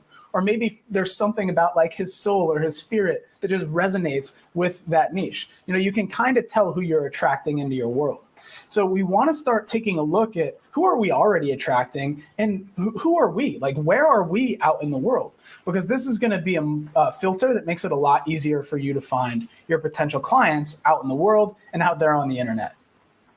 So we actually want to think about starter niches. We're going to have multiple specific groups of people that we can actually target. All right, so you want to actually write these down. You can almost think about it like you've got a bunch of circles and where they overlap is probably, the perfect center of the bullseye, but we can kind of branch out from there. But like, who do you know? So do you know a lot of executives? If not, probably not a good starter niche. But like, did you play soccer in college? And a lot of soccer players because, the first 23 years of your life, you were just immersed in the soccer community. It's like, okay, then that's potential starter niche is people who play soccer, maybe people who played college soccer, whatever it happens to be. We look at who are you? Like, I know a lot of you who are just getting started as a nutrition coach. You're probably not fresh out of college. You probably have a career that you're currently in or that's behind you at this point. So like, were you a nurse? Can you work with other nurses? Who are you right now? All right, and then the other one is, who can you relate to? So are you a mom? Like, this is the most common one that I see. It's like moms can relate to other moms. It's not as easy for me to relate to a mom because I am not one and I never will be one. All right, so we can think about, all right, who can we relate to, especially who can we relate to that other people wouldn't necessarily be able to relate to? For me, I'm an immigrant. I migrated to another country. So it's like I can relate to other immigrants. All right, so there's a lot of where it's like, okay, maybe there's a group that you're a part of that only you can relate to. And then the last one would be, who can you help? All right. And for most of us here, we're nutrition coaches. I'm sure considering the lineup that we have here and considering Robin, a lot of us have gone through precision nutrition level 1. So we can probably help a lot of people with this habit-based approach that we've been taught. But you really want to think like, are there any people that I might be able to help better than others? And again, don't overanalyze, don't get stuck on these. We actually want to go for like a volume, a large amount of ideas here. We're essentially brainstorming. So this is going to be an assignment to you when we finish up the Coaching Business Summit, is to go through this if you really want to clarify where you should be starting. All right, and I just wanted to give some examples here of my starter niche and Kate, my business partner at Beyond Macros, who you'll hear from in about 15 minutes. So for me, when I finished my Precision Nutrition Level 1, I was actually just finishing up college. I was 23. I had gotten into CrossFit. So I had a CrossFit gym in Los Angeles that I was a member of. I had one where I went to school in Orange County, California, that I was a member of and would still go drop in at times. And I had one back near my parents' house in New Jersey that I was a member of. So I had 3 different CrossFit gyms that I actually had a pool of people who I could start reaching out to. I also played college lacrosse. And again, the first 23 years of my life were immersed in the lacrosse community. So I knew that those were people that I could help, that were like me, that liked me, blah, blah, blah. And then I also had my local connections where I was living in Venice Beach, California. And so that's where I started when I was looking for people. Now, granted, I did make all the mistakes. Initially, I chased a rich niche. I thought I was only going to work with executives, blah, blah, blah. After 6 months of struggling at the starting line doing that, that's when I realized, okay, I'm gonna focus on these people who I already know and who already know, like, and trust me. And then Kate, who you'll hear from soon, for her, it was just, she was on the MLM grind when she first started nutrition coaching. So she actually transitioned her clients at the time who were, on her Beachbody program. She transitioned them to her keto coaching program. And then she also knew a bunch of other moms. And so she was able to seek out the ones who were interested in keto and turn them into her first clients. And, Kate has had some very successful programs, one of the first keto coaching programs, I think, if not the first. And also she created the first ketogenic living certification. So, she did very well with this, starting out not being too specific. So this is the point that I really want to drive home for you, is that multiple specific niches, especially at the starting gate, is better than one single specific, because it gives you a larger potential pool of clients to draw from. And the other thing is it gives you the opportunity to work with a few different groups of people. So you might realize, mom's not really been very good for me. I haven't liked the process of they're always putting their kids first, and they're not showing up to calls, taking whatever. You might be like, that's not really working for me. So I'll stop working with moms, but I'll keep working with the soccer people and the nurses, whatever it happens to be. But the other thing to note is that single specific niche is still better than just a very general niche. And for a lot of folks who have gone through precision nutrition, I'm connected with a lot of you. I've found that oftentimes your niche or the what I do statement is too general, in the sense of I help transform people's lives by creating sustainable, healthy habits. It's when I hear that, it doesn't really elicit any emotion out of me, and it doesn't really show any relatability. It feels very general. It's oh, cool, awesome, good for you, but it doesn't help me understand whether or not you can help me. All right, so I just wanted to put that out there as well. And once you actually get these starter niches, you really don't have to worry, because you're not married to the niche. Again, if you've got multiple specific niches, like I said, you can be don't want to work with that one, don't want to work with that one. And then eventually you kind of refine who it is you want to work with over time as you gain some more experience, both with the coaching process and the marketing process, seeing who you're actually attracting in with your messaging and with your personality. So now that we have established starter niches, hopefully that's clarified and given you a little bit of relief if you've been stuck at the starting line with who you serve. Let's look at where to find clients in the computer. All right, so you don't actually have to break open your computer like Hansel and Zoolander here. It's actually a lot easier to find clients in the computer. So we're going to do it in 4 steps today, and this is going to be something that I would recommend doing for homework. So pay attention to the process now, write it down, and then once we finish up today, go through this process, and you will have a list of at least 30 leads who you can potentially reach out to. So the first thing that you're going to do is write every potential prospect you can think of in your hot list. So I've actually got a spreadsheet here. I realize I'm probably only sharing this tab, so I can't bring it up without having to click a bunch of buttons. So I can share that link with Robin, and he can share it with you all. But what we want to do is we want to go through and figure out who we can actually put on that list. So the first thing that I would recommend doing is scroll through your phone contacts. If you have somebody's phone number, that's a more intimate relationship usually. People don't just give out their phone numbers willy-nilly, whereas they will accept Facebook friend requests or follow you on Instagram willy-nilly. So any potential prospects, so anybody who is in the soccer community, if that's the starter niche you've chosen, anybody who's a mom, if that's a starter niche you've chosen, anyone who does Orange Theory or CrossFit or whatever, if that's the niche you've chosen, scroll through your phone and find all the contacts who actually fit those starter niches you've chose and put them into the hot list. They're probably going to be the people who are easiest for you to form a connection with and move towards being a client. And I'll give you a way to do that in a minute. Now, once you've gone through your phone, then you want to look at maybe some of your Facebook groups that you're actually an engaged member of. So for me, the CrossFit gym that I was a part of, we had a Facebook group for the members. And that was a great way for me to go through that list of members and be like, okay, who might might actually fit my starter niches? Who might I want to reach out to? And then you can add any potential prospects there to your hot list. Then from there, you want to look through your current audiences, meaning your, let's say, Facebook fan page, people who like it, maybe your Instagram followers, your LinkedIn connections, whatever, people who are actually in your audiences, people on your email list, and add any potential prospects from there to your hot list.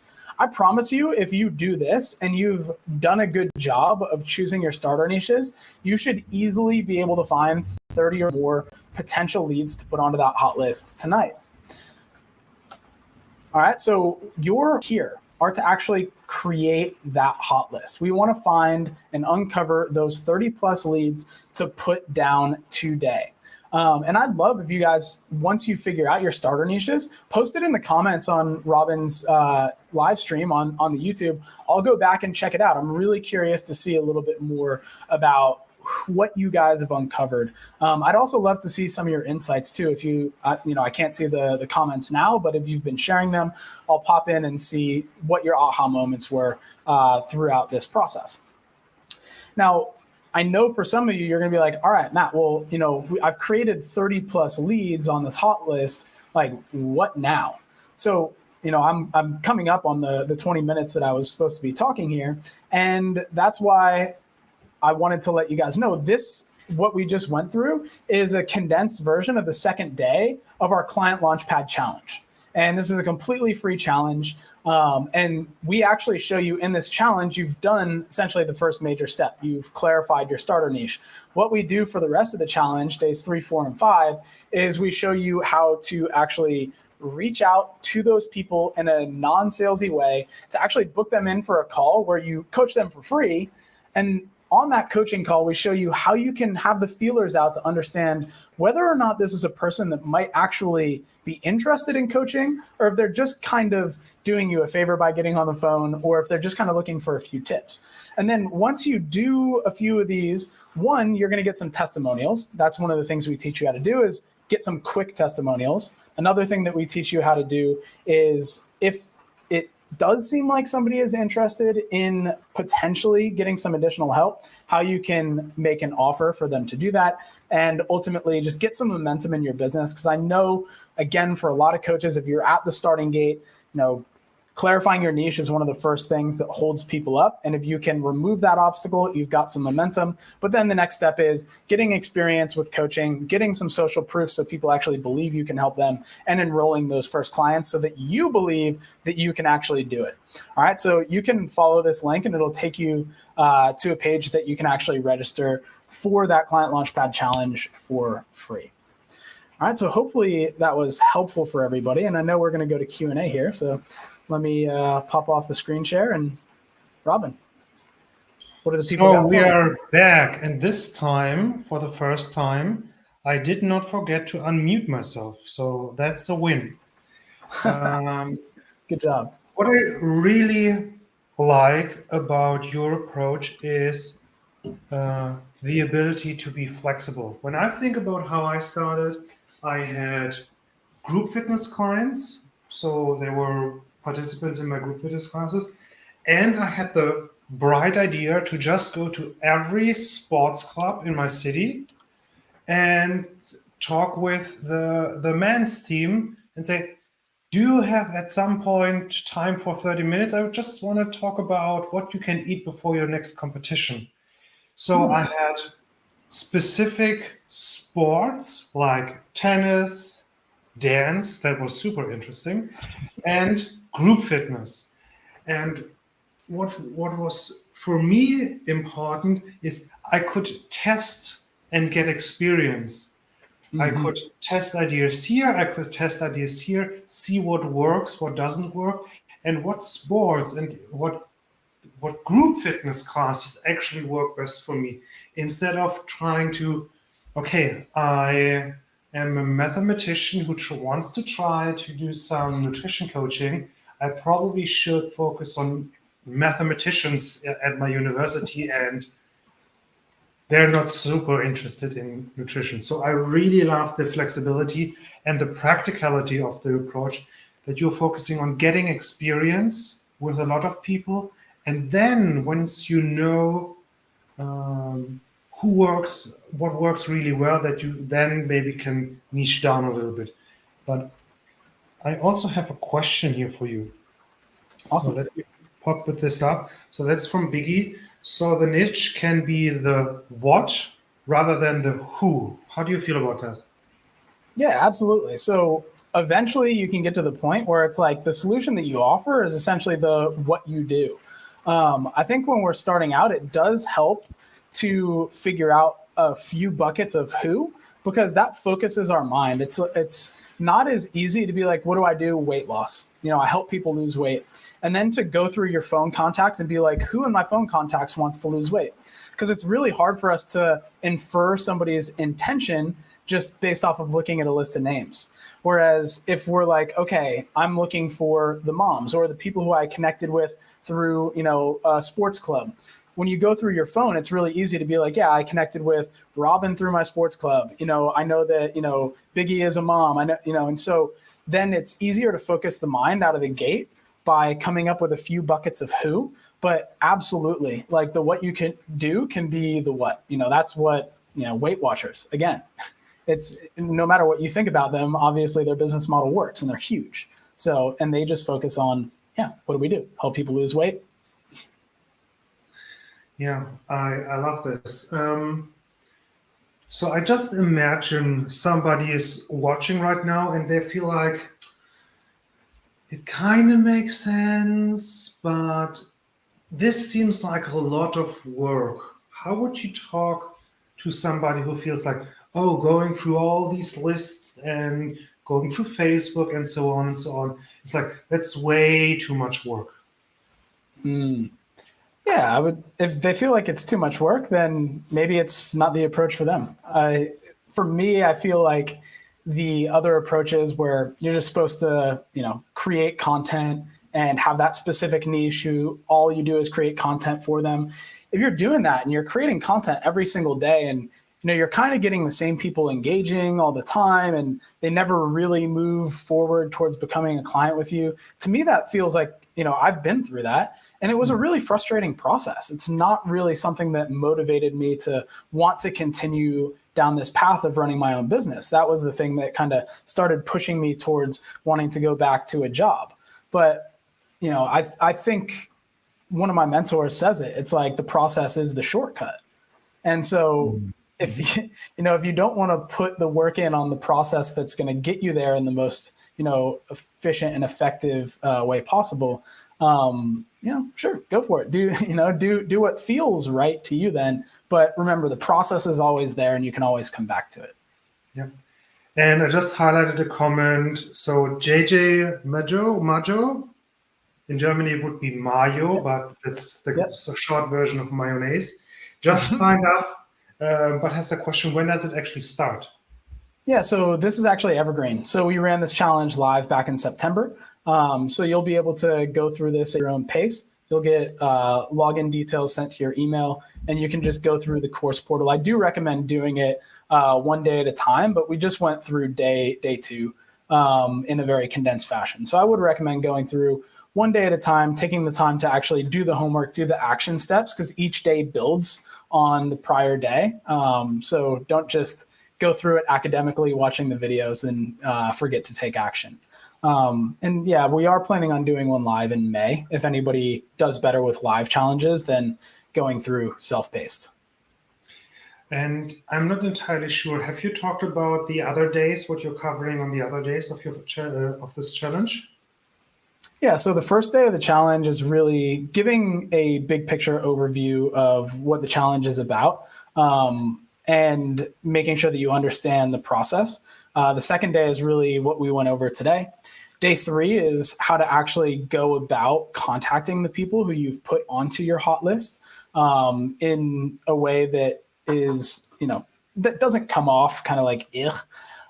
And then day 4, what we talk about is how to actually run the free coaching call in a way that provides them value, in a way that still gives you a sense of whether or not this is somebody who might need some additional help. And also, the way that we set this up is you do the free coaching call in exchange for a testimonial. And then that way you get a little bit of social proof. And then the last day we show you how to tie it all together, and give you some opportunities to learn how to run the sales call if that person does want some additional help.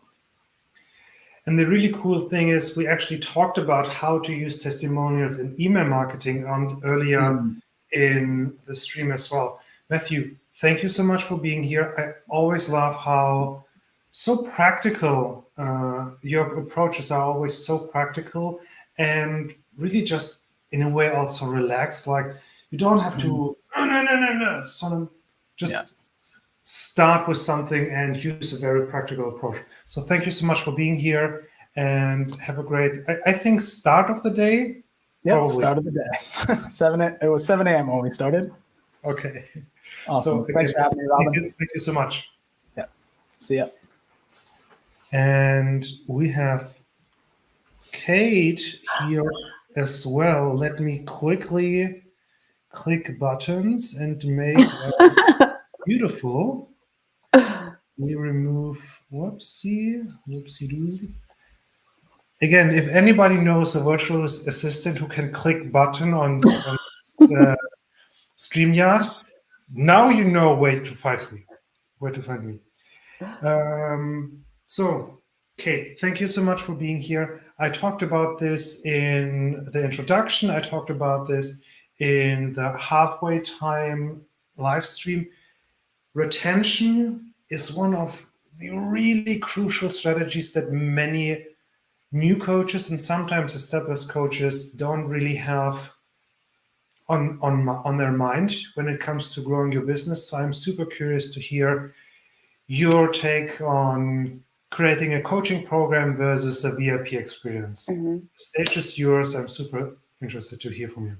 Yay, awesome. Thank you so much, Robin. I have been listening all day. I've been taking tons of notes. When Laura was on earlier, Laura M, with a long, hard last name, not that my last name's any easier, it's Jaramillo, but she was so fantastic. I was just like, amen, sister, roll out that red carpet, because these are the sticky points, right? These are the things that get clients stuck to us, the things that drive retention and referrals, and really allow us to step in our brilliance as a coach, right?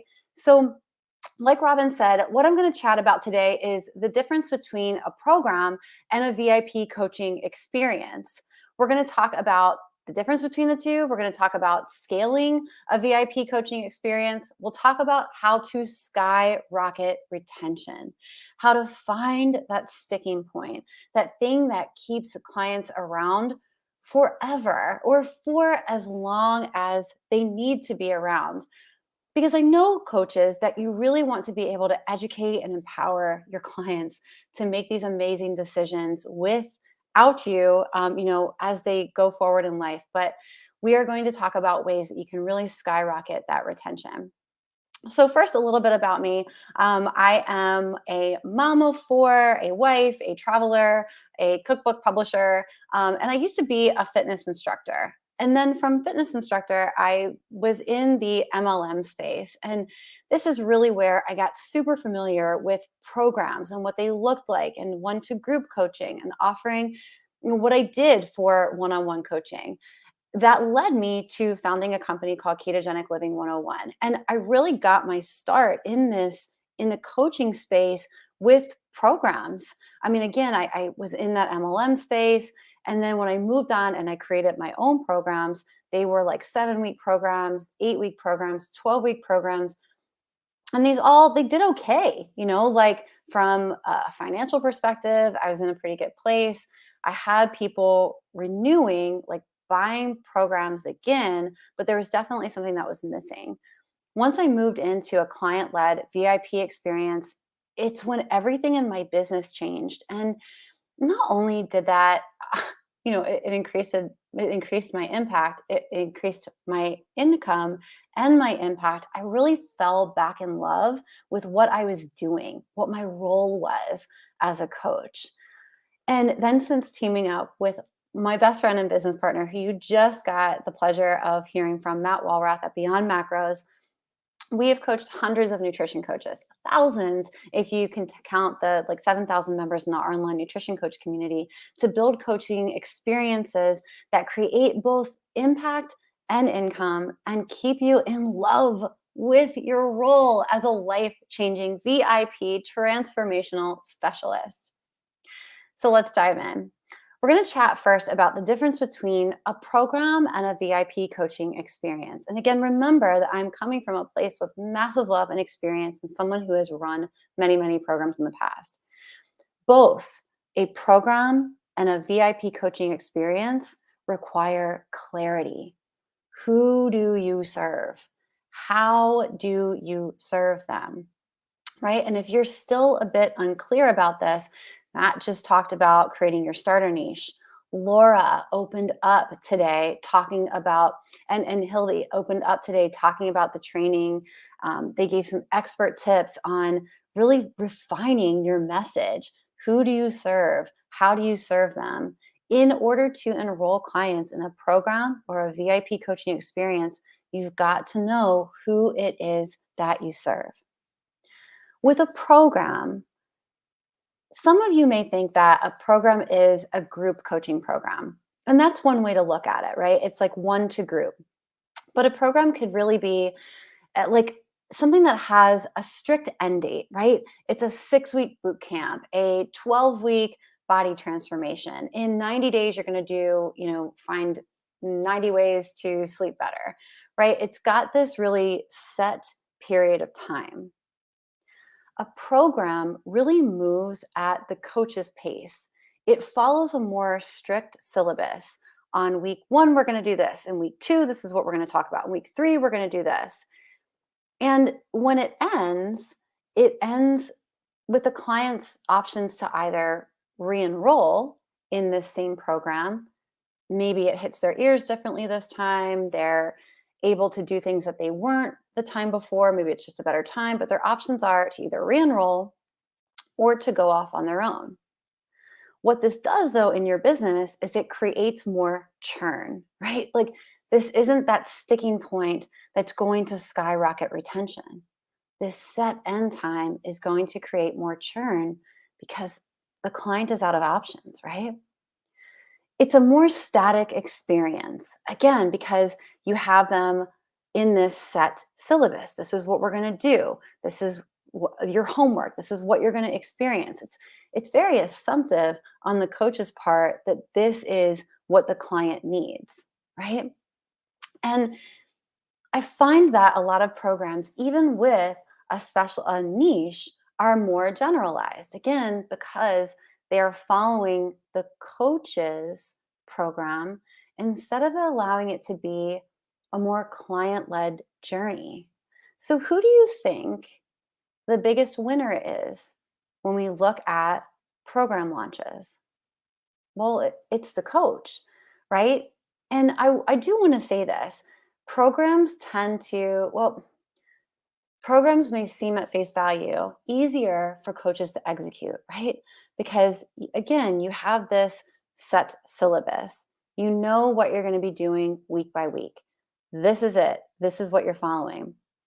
It feels easy on you to follow, except when you're getting feedback from people that this isn't working, or they have questions, and they already know this stuff and they'd really love to jump ahead. That's when things feel really hard because it's impacting your coach heart. You got into this business because, well, you probably wanted to help people. And hey, if you could help people with a hobby that you're really enjoying and you can make money off of it, that's the dream, right? I wonder, though, if a program is really serving your dream and fulfilling you on a soul level, or if it would be a VIP coaching experience. A VIP coaching experience is client-led. It allows you to do what you love to do. It allows you to coach, to actually get in there with them, rather than just kind of continuously sell and drop people into the start date and end date and then teach one specific structure.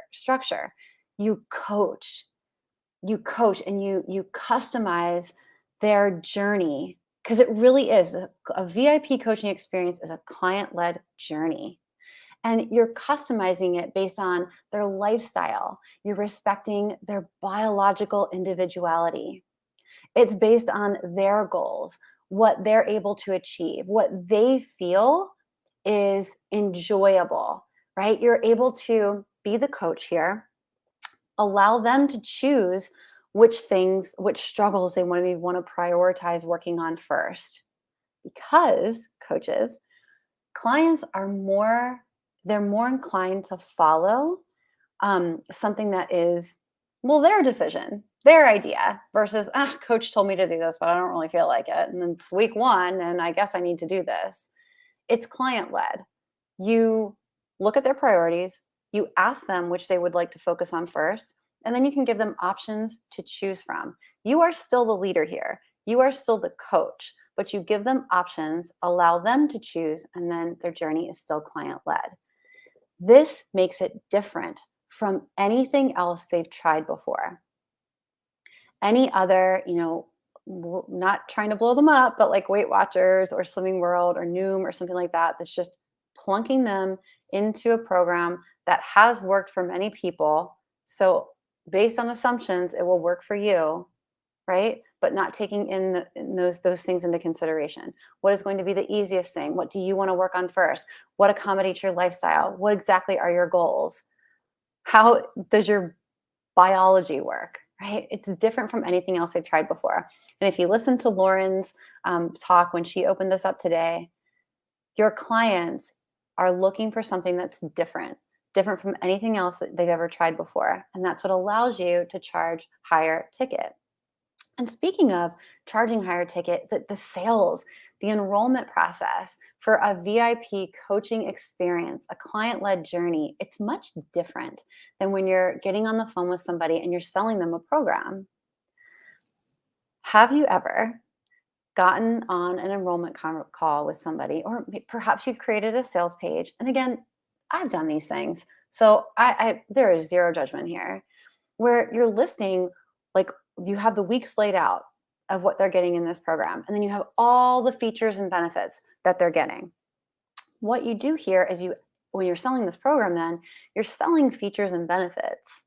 And when a potential client finds any of those features or benefits, even if it's 1 out of 10 that they could absolutely use, when they see that one that they probably won't use or they don't feel aligned with or don't really like for whatever reason, they discount your entire program.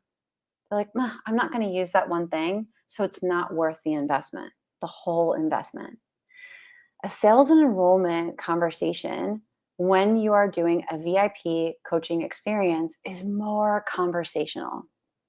It's focused on solving the unique struggles that your potential client comes in with in a really personal way. You're allowing them, you can also then give your best estimate of the time that it's going to take to achieve what they're really wanting to do. If you have a 12-week body transformation program, but someone is coming to you and they've shared with you that they have 50 pounds that they'd love to release, and they have a really hectic lifestyle, exercise, going to the gym really can't be a part of that. They're really struggling with late night cravings and the fact that their partner is always bringing chocolate, in my case, Nutella, not anymore, in the house. And you're plunking them into a 12-week program. It's not going to work for them. Now, if they're telling you that, again, their struggle is being time poor, not being able to go to the gym, partner is always bringing in these tempting snacks in their house, but they'd really love to release those 50 pounds because releasing those 50 pounds would mean that they can fit into this dress that they've been eyeing up forever. And that's going to be the thing that they buy once they release those 50 pounds. And it's going to make them feel so much better. And it's going to make them show up in their role in sales or parenting or whatever it is so much better. Everything that they're explaining to you, you can then take their struggle and explain to them, great, so which of these things would you like to address first? Would you like to address, like the time, no time to exercise, the constant Nutella in the house or just feeling so busy and rushed all the time? Well, of these 2 things, this is my number 1 priority. Great. Well, so then we'll start there and we'll address it by doing this. And then what would you like to address next? Well, this thing. Great. So then we'll do this, and this is how we'll do it. And then we'll do this, and this is how. And when we do all of these things, we're going to be working towards this single biggest goal so that you can release those 50 pounds and buy that amazing dress and feel super confident and, feel super proud of yourself in your role and as a parent and all of the things. And my best guess, because for clients that I've worked with before that had similar goals and similar struggles when they were looking for this, typically it's going to take about 9 to 12 months in a way that feels really easy and enjoyable for you, right? You are giving them, you see how that sales process that I just ran you through is completely different than being like, cool, so in these 12 weeks, I'm going to give you meal plans and macros and a home workout plan and blah, blah, blah, right? This is a customized experience based on what the client needs. This is you being able to actually coach, right? You also, in a VIP coaching experience, have that one-on-one time to ask clients those deep questions to get those client breakthroughs, like Laura Porbarin's presentation, which make sure that you re-listen to that because she was dropping solid gold there too. You get to know your clients on a deeper level, what those triggers are, what their identity is, who they want to be, how they want to be. You continue to build that rapport. You understand them at a deeper level. And because they're all so different, because every single one of your clients, coach, is different, you actually become a better coach as a result. It also allows you to further define your niche. And you know what? You may even decide to pursue additional trainings or specialty certifications to serve your niche even better. You'll continue to niche down, create an even more amazing VIP coaching experience that allows you to charge high ticket, that people are bought in on, that they're getting these incredible results and they're sticking around forever. Doing this also creates more opportunities for testimonials because you're working with your clients more closely on things that they've never experienced before. You'll be able to point out more wins, both scale and non-scale. If you don't work in nutrition coaching, maybe you can look at sale and non-sale victories. But doing this creates an opportunity to listen for more client testimonials. And who do you think is the biggest winner in a VIP coaching experience? The coach and the client. It's totally win-win. By doing this, by offering this VIP coaching experience, you're going to find common struggles with your clients, and it's going to allow you to create more solutions. You'll hear me say this again too, but you'll be able to create more resources. So this is a way to scale your time, right? If you find clients are really needing dining out guides for Italian restaurants, then this is a resource that you can create and give it to them when appropriate. Something that you can create once, repurpose for more clients, right? So you're able to scale your time this way. This could actually even lead you to creating a program for a very specific niche to solve a very specific problem in a timeline that you know is likely going to work for that very specific person. See, programs, they're fine to run, but they're best when they're very specific. This way, again, you're not up against a ton of competitors offering the same thing just under a different pretty name.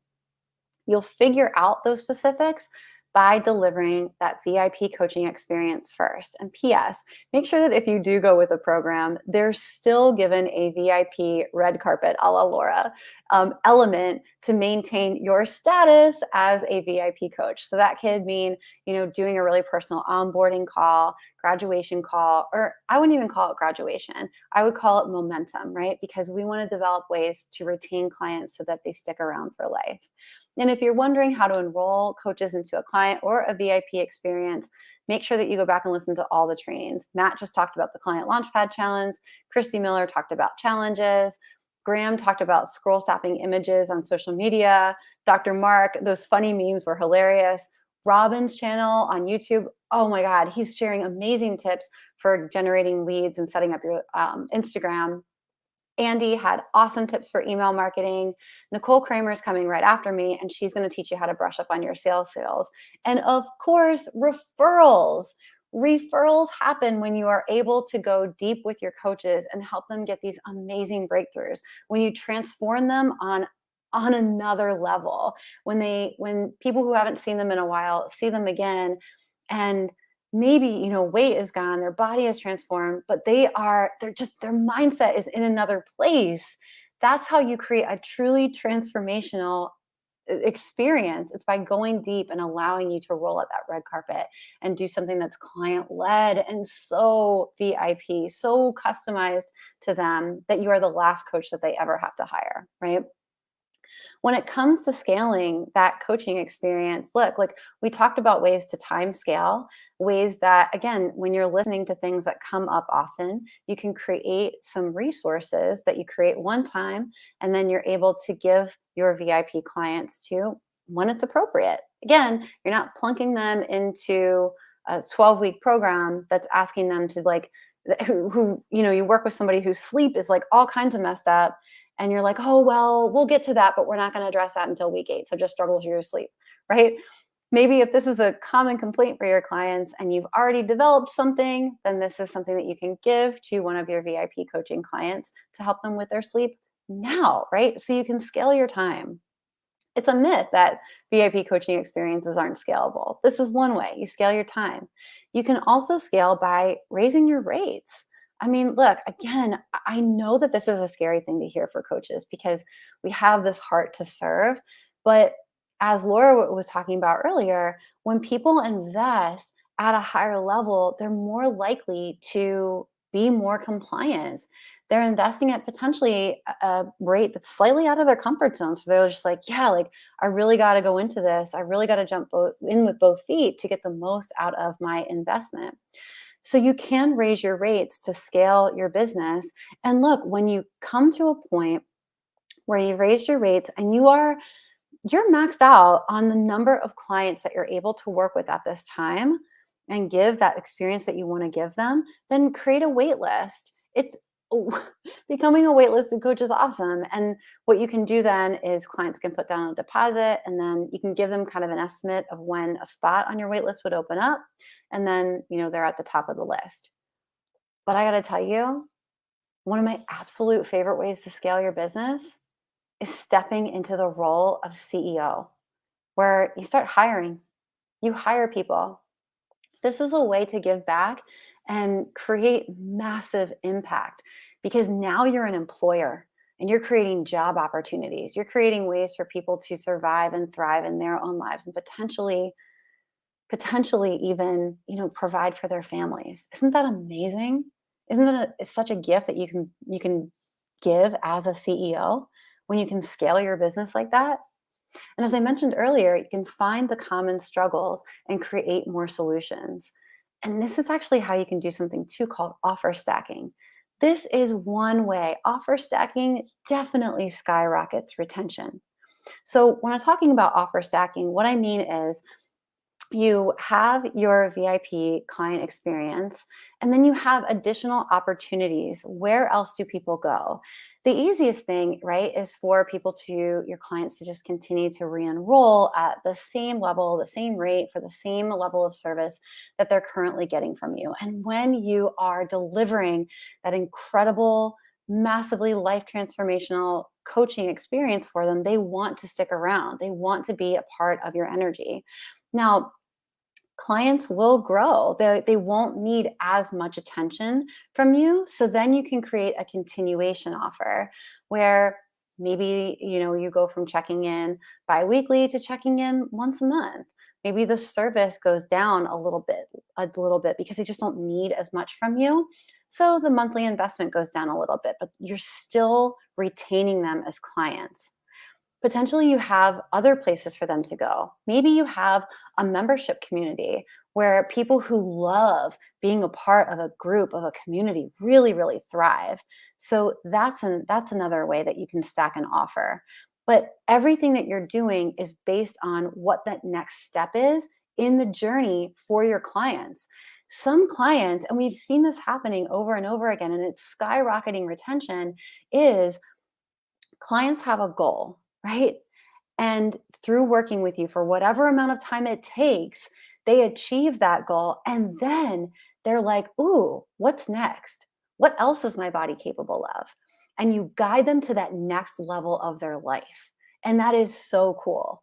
So potentially, again, they're just continuing to invest at the same rate, maybe even more, depending on what it is, to get to that next level of their life. But as long as you are constantly delivering and showing up and guiding them on their journey, like just linking arms with them and going like, okay, like the lighthouse is over here. I'm just going to blaze this path for you. Like I'm going to link arms and walk this journey with you. I'm going to blaze it for you. And I'm going to go first. I'm going to tell you like what to do here. And like, you're going to do it and you're going to get there. They're going to stay with you for life, right? So it goes without saying that continuing to deliver that VIP experience is what holds on to retention. And coach, listen, whatever it is, why you will skyrocket your retention and how you will deliver your VIP coaching experience is you will deliver this in a way that feels easy, fast, and fun, because that's how a client is actually able to sustain their results for life. This is when you know you've delivered something that's transformational, that they can keep for the rest of their lives. But what do easy, fast, and fun have in common? They're subjective, right? Which means that we need to offer a VIP coaching experience that feels easy, fast, and fun to our individual clients. And coach, that's how you will create a client for life, how you will always have your coach cup filled, and how you will get to do what you really want to do, coach, and step into the role of CEO of your own business. That's all I got today. Robin, thank you so much for having me on today. And I hope that was a really great presentation for you guys. I always know that somebody is a really good speaker and an inspiring speaker when I get a little bit of neck pain, because I'm nodding all the time like, yes, yes, yes. I'm having some serious neck pain. So thank you so much. I actually wrote it in the comments, like, you're really explaining why so many of us actually got into the world of coaching, that we have this really powerful one-on-one connections, and we can really look at this one person and thinking about how can we help them.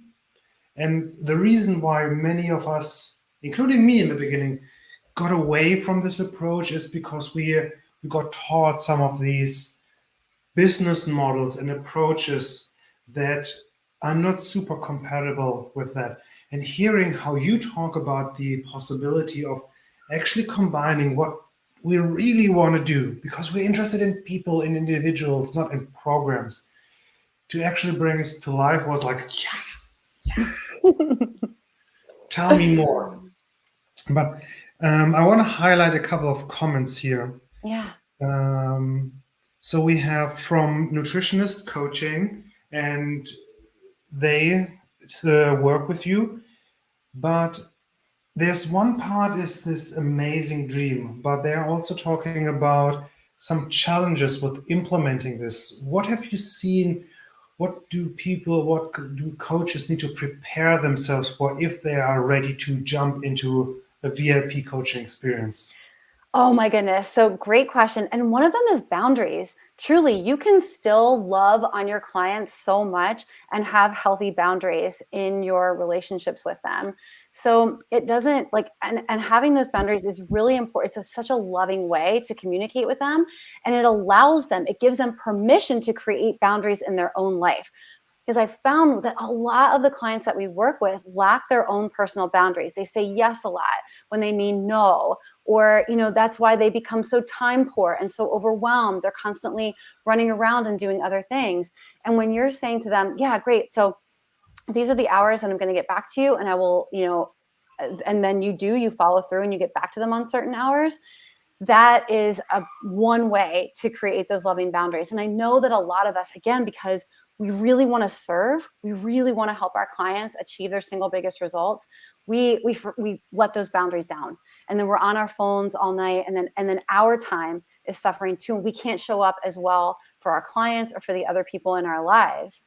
I also think too, and actually, Robin, you've talked about this in our online nutrition coach community, which I've been so grateful for, is some people that we work with, like they have a lot of well, I can't do this because, or they're lacking compliance, or they're really happy to stay in victim mode, because victim is safe for them. And victim doesn't mean that they will have to do the scary things that inspire change, right?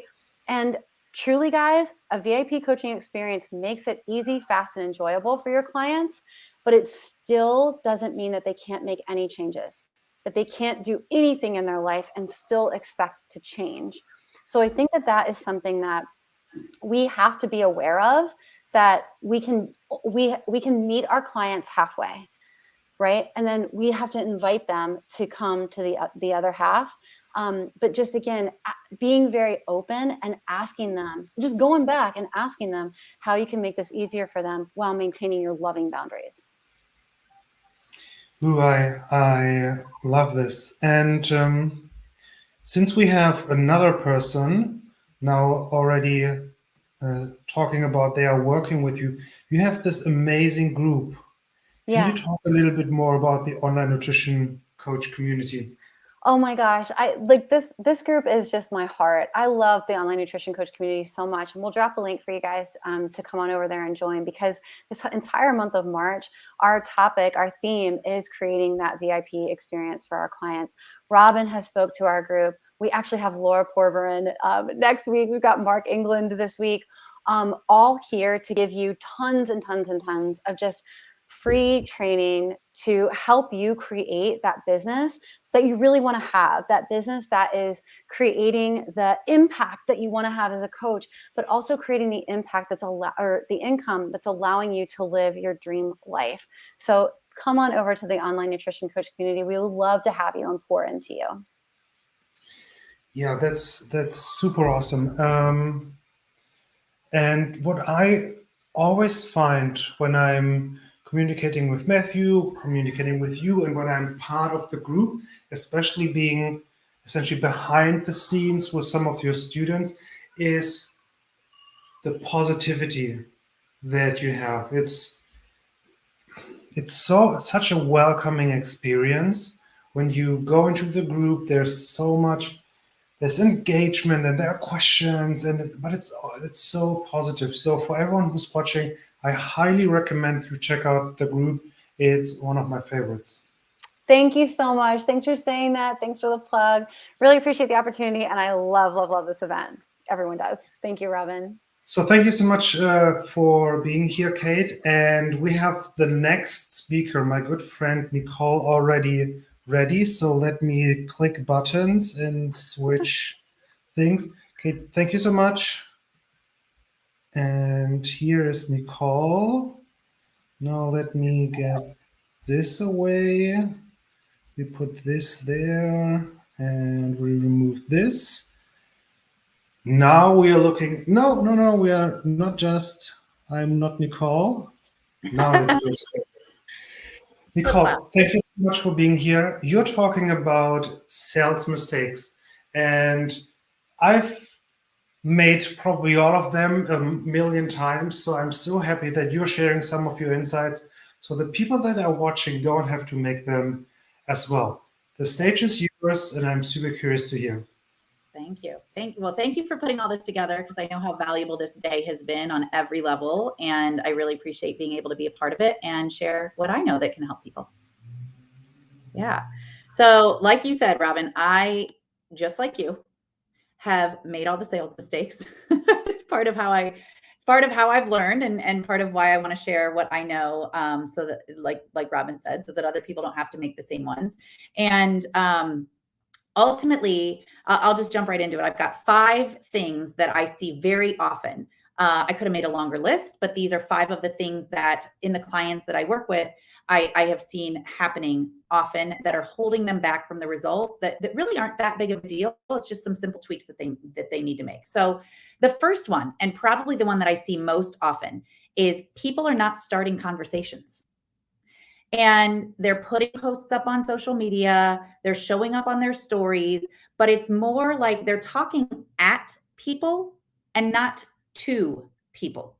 There's a very big difference. Yes, being on social media is important. Yes, putting up content consistently is important.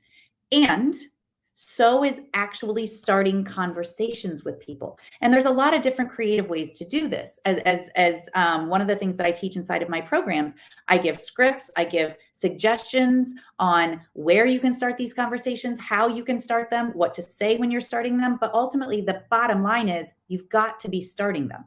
You know, I was coaching on my group program earlier today, and I said to the women, listen, if you're sitting around on a Friday night and you're like, I don't have a date. Well, if you're sitting around in your house, it shouldn't be a surprise that you don't have a date. Have you started conversations? Have you gone out to chat with people? Have you gone out to places where people that you might want to date hang out? And if not, then it shouldn't be any surprise to you that you're sitting home alone on a Friday night holding your phone instead of somebody's hand. The same is true for you getting clients. A lot of people are like, I don't have clients, but yet they're not actually taking the action steps that lead to people becoming their clients. So, oh, thank you, Kim. Hi. And if you guys have questions when I'm going through stuff, I have the comments open. So please definitely let me know. Kim is one of my clients who is doing an amazing job inside of my Next Level Sales coaching program. And again, like I said, that's the number one thing. The number one mistake that I'm seeing is that people are not starting conversations.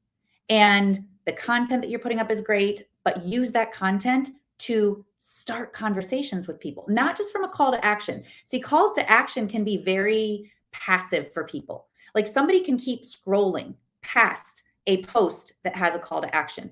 They're going to have a much more difficult time ignoring a personal reach out or a comment that they have left in, let's say that you do put up a social media post and there's a call to action and they actually respond to it.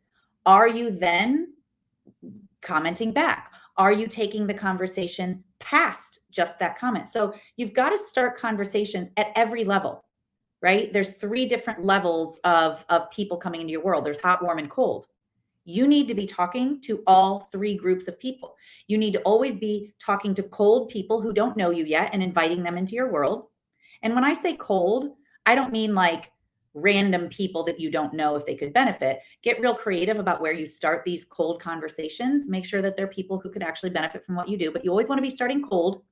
You also want to be talking to your warmed up people who have been in your world for a while. Yes, you do need to be consistently talking to them. It's like having a party and inviting a bunch of people over and then not showing your face as the host, right? You still want to be engaging people once they've shown up for your party. Just inviting them to the party doesn't just do the trick. You've got to be the host, the hostess with the mostest, and be having communication and conversations with people. So not starting conversations is the number one mistake that I see that people are making. And, you know, they make all kinds of excuses why, like I'm too busy or I don't have the time. Like I said, you can get really creative with how and where you start these conversations. It's one of the things I teach inside of my program because you don't need to be, you don't need to stay stuck with that story forever of, I don't know where to go to start conversations or I don't know how to do it. It's the number one mistake I see people making is they're not talking to people. They're talking at them, not to them. Okay, number 2. This is a big one. I'll probably say this about all of these mistakes. This is a big one, but I see this a lot. You don't know who you help or the problem that you solve. That's a problem. If you don't know who you help and you don't know what problem you solve, it shouldn't be any wonder why you're not doing the first mistake, why you're not starting conversations, because you don't know who to start them with. So not only do you need to start conversations, but you sure as heck better know who you're starting them with and why you're starting them. So you've got to get really clear on what is the problem that you solve and who do you solve it for. If you don't know those answers, then you don't actually know what you sell because you really don't have them to sell. And listen, you're probably a lot like me. And you have a lot of things that you could do to help people. And you have a big heart and you want to help a lot of people. I bet you're like me. That's how I feel. I want to help everybody. And for those of us who care so much about health and wellness, we don't want to cut people out. We don't want to, we're like, but I want to help everybody. I understand that. And I know that you have a big, beautiful heart. And I know you have a desire to serve. And here's the thing, when you're trying to help everybody, you're going to help nobody. The example I've been using a lot, because I just think it kind of, cuts right through and helps people understand. If you, God forbid, have a heart problem, who do you want to go to to get help with that heart problem? Probably somebody who specializes in knowing about hearts, whether it's a cardiologist or what, you know, take your pick, but like somebody who knows a lot about hearts and your specific problem. You don't want to go to just a random person that like, I can help everybody. Yeah, I got a heart problem. I want to see somebody that specializes in hearts. Your people who want to work with you because of your specialization, because of what nuances you know about that problem that they have. You can't possibly know all the things and all the nuances about all the problems. So when you become an expert in the problem that you solve, not only do more people want to work with you, but your prices get to go up, because ultimately you have something that specializes in an area where people really want help. It builds trust. They trust you more because they know that you're the expert in that area. It helps them want to work with you and pay you higher prices because they know that you have what they need. You're not just a random person who says, I can help everybody. Another example that I use a lot. Let's say that you want to start playing hockey. Well, who do you want to? You've never played hockey before. Who should you go to so that you can start learning how to play hockey? Somebody who's like, I'm an athlete. Well, what if they're an athlete that they only play golf? And they're like, well, it's still a swing, right? You swing the hockey puck just like you swing the golf club. It's not the same at all. Are there some similar parallels? Sure. But if you really want to play hockey and get good at hockey, you want to go to somebody who specializes in hockey. We need to be that person as the health and wellness expert. What is your niche? Who do you help? And what is the problem that you solve? And if you don't know that, you're probably spending a lot of time spinning your wheels and not making any sales because people don't know why they want to pay you because you're so generic. Not you as a person, you're unique and amazing as a person, but what you are saying that you can do for people feels very generic to them and doesn't feel like something that they actually want help with. They want help with their specific problem and they want to know that you're an expert in that and that you specialize in that. So that's the second mistake that I see happening very often. You don't know who you help or the exact problem that you solve. The third mistake, you're not selling the right thing. You're selling your features instead of your benefits. Now, let me explain. When I say you're not selling the right thing, this is different than what I was just saying with the second mistake. The second mistake is you don't know who you help or what problem you solve. Therefore, you don't know what you sell. This mistake is when people know who they help and they know what problem they solve, but they're trying to sell that person the wrong thing. They're trying to sell them, well, you get this many sessions on Zoom, and you also have email access to me. And then after every session, I write an email to you giving you all of the recommendations from the session and what your homework is. So I'm going to give you these emails every week. I'm going to give you 12 sessions on Zoom. I'm going to give you Voxer. That's not what people want to buy. Listen, I'm sure your services and your programs are beautiful and amazing, but they're actually not buying your services and your program. They're buying a solution. They're buying what all of those Zoom calls and Voxer access and emails and all of that, they're buying what that result gets them or what the result is of doing all of that. You know, I use this analogy a lot. And this sometimes surprises people when I say it. Nobody actually wants to lose weight. I know you're thinking, come on, Nicole. Yes, they do. People tell me that all the time. The majority of the world knows that they have a couple of extra pounds to lose, right? They don't actually want to lose the weight. What they want is what they believe will happen to them because of that weight loss. They want the version of them that they believe they will be when they lose that weight.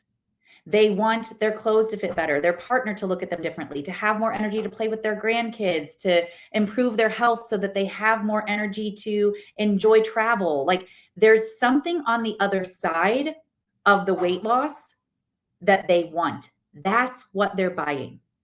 I like to say people want to buy a better version of themselves. And they believe in that better version because of what they see in you. They believe that's possible because of how you show up and how you model for them that it's possible. But if you spend all of your time talking about the features of your program, then they aren't actually seeing what they really want, which are the benefits. The benefits of your program is why they're going to pay you to work with you.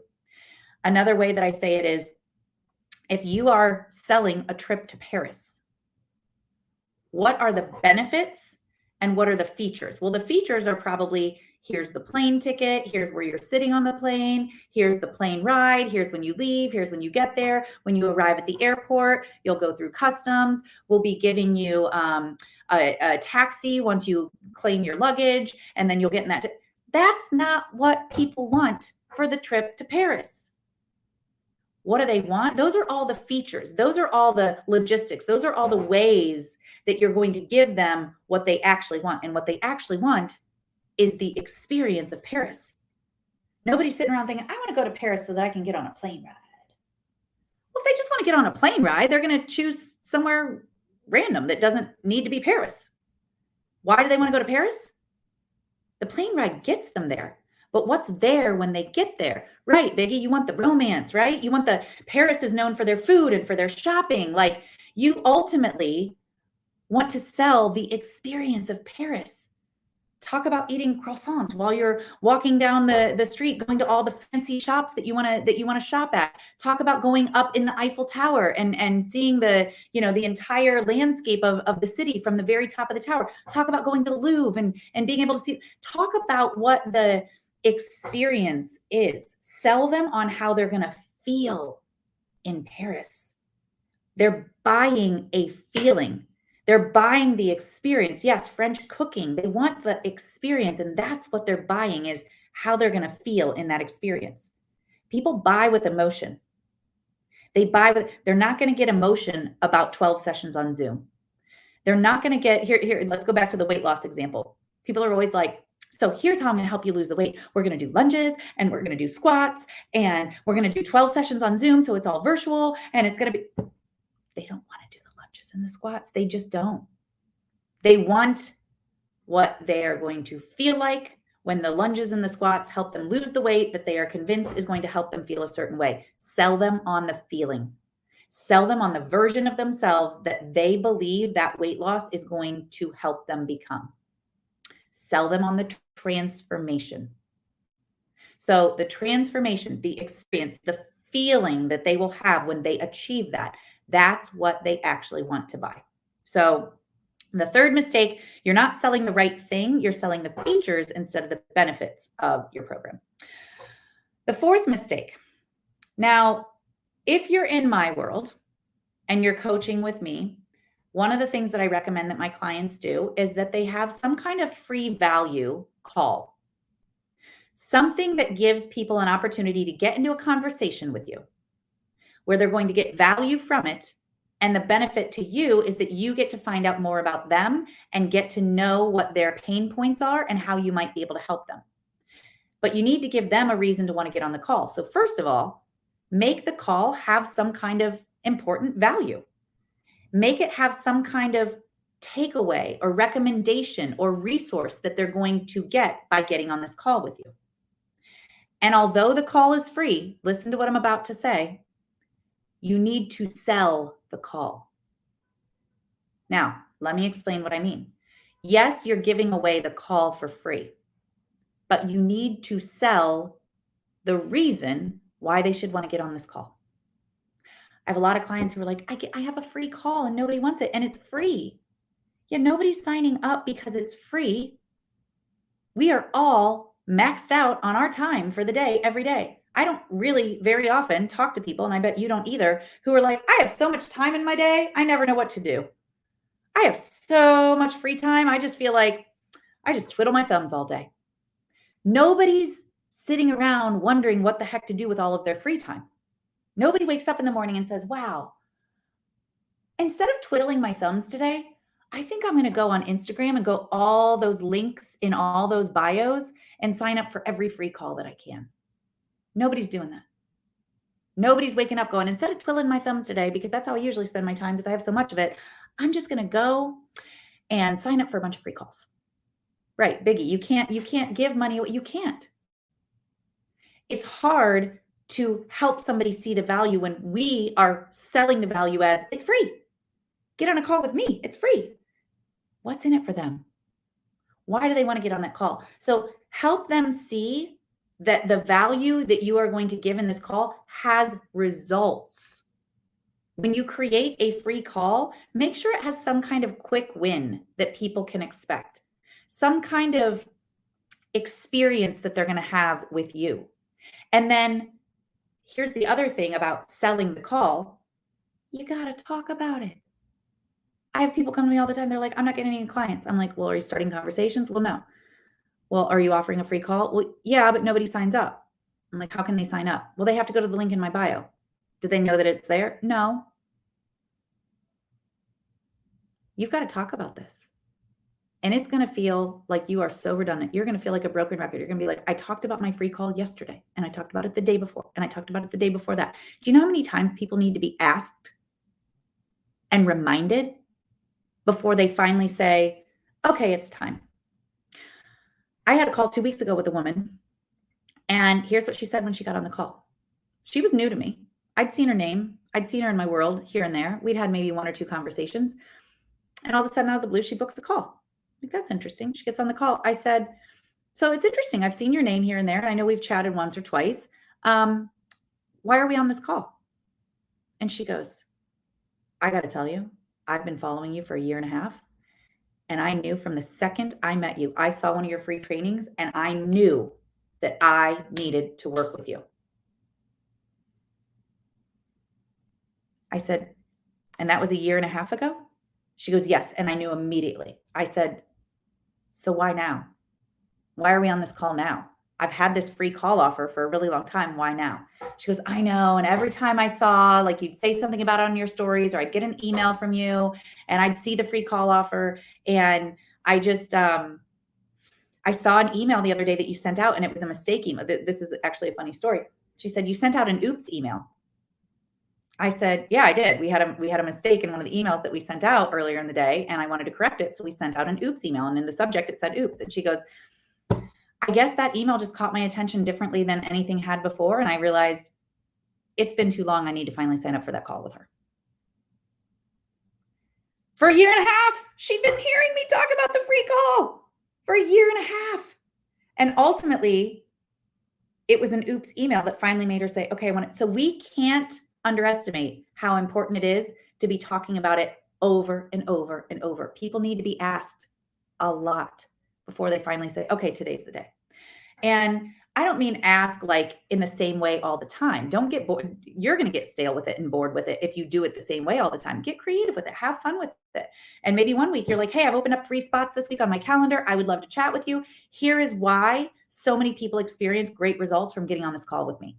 They walk away with yada, yada, yada, yada, yada, yada. Help people understand why getting on that call is valuable. And maybe even ask the next time that you get a call with somebody, ask them at the end, hey, I've really enjoyed chatting with you. Can you tell me what was valuable for you about this call? Ask them. Like whether they decided to work with you or not, they sat with you on a call for a period of time and received some value and some recommendations from you. Ask them, hey, I really enjoyed chatting with you. Can you help me understand what value you got from our conversation? And then tell that to the people that you're talking to your call about. Hey, I just had one of these calls the other day, and the woman shared with me at the end of the call that she really appreciated hearing blah, blah, blah, blah, blah. And it helped her understand what she needed to do moving forward to help her health. Now, that's all really generic because we're all, we all have different niches.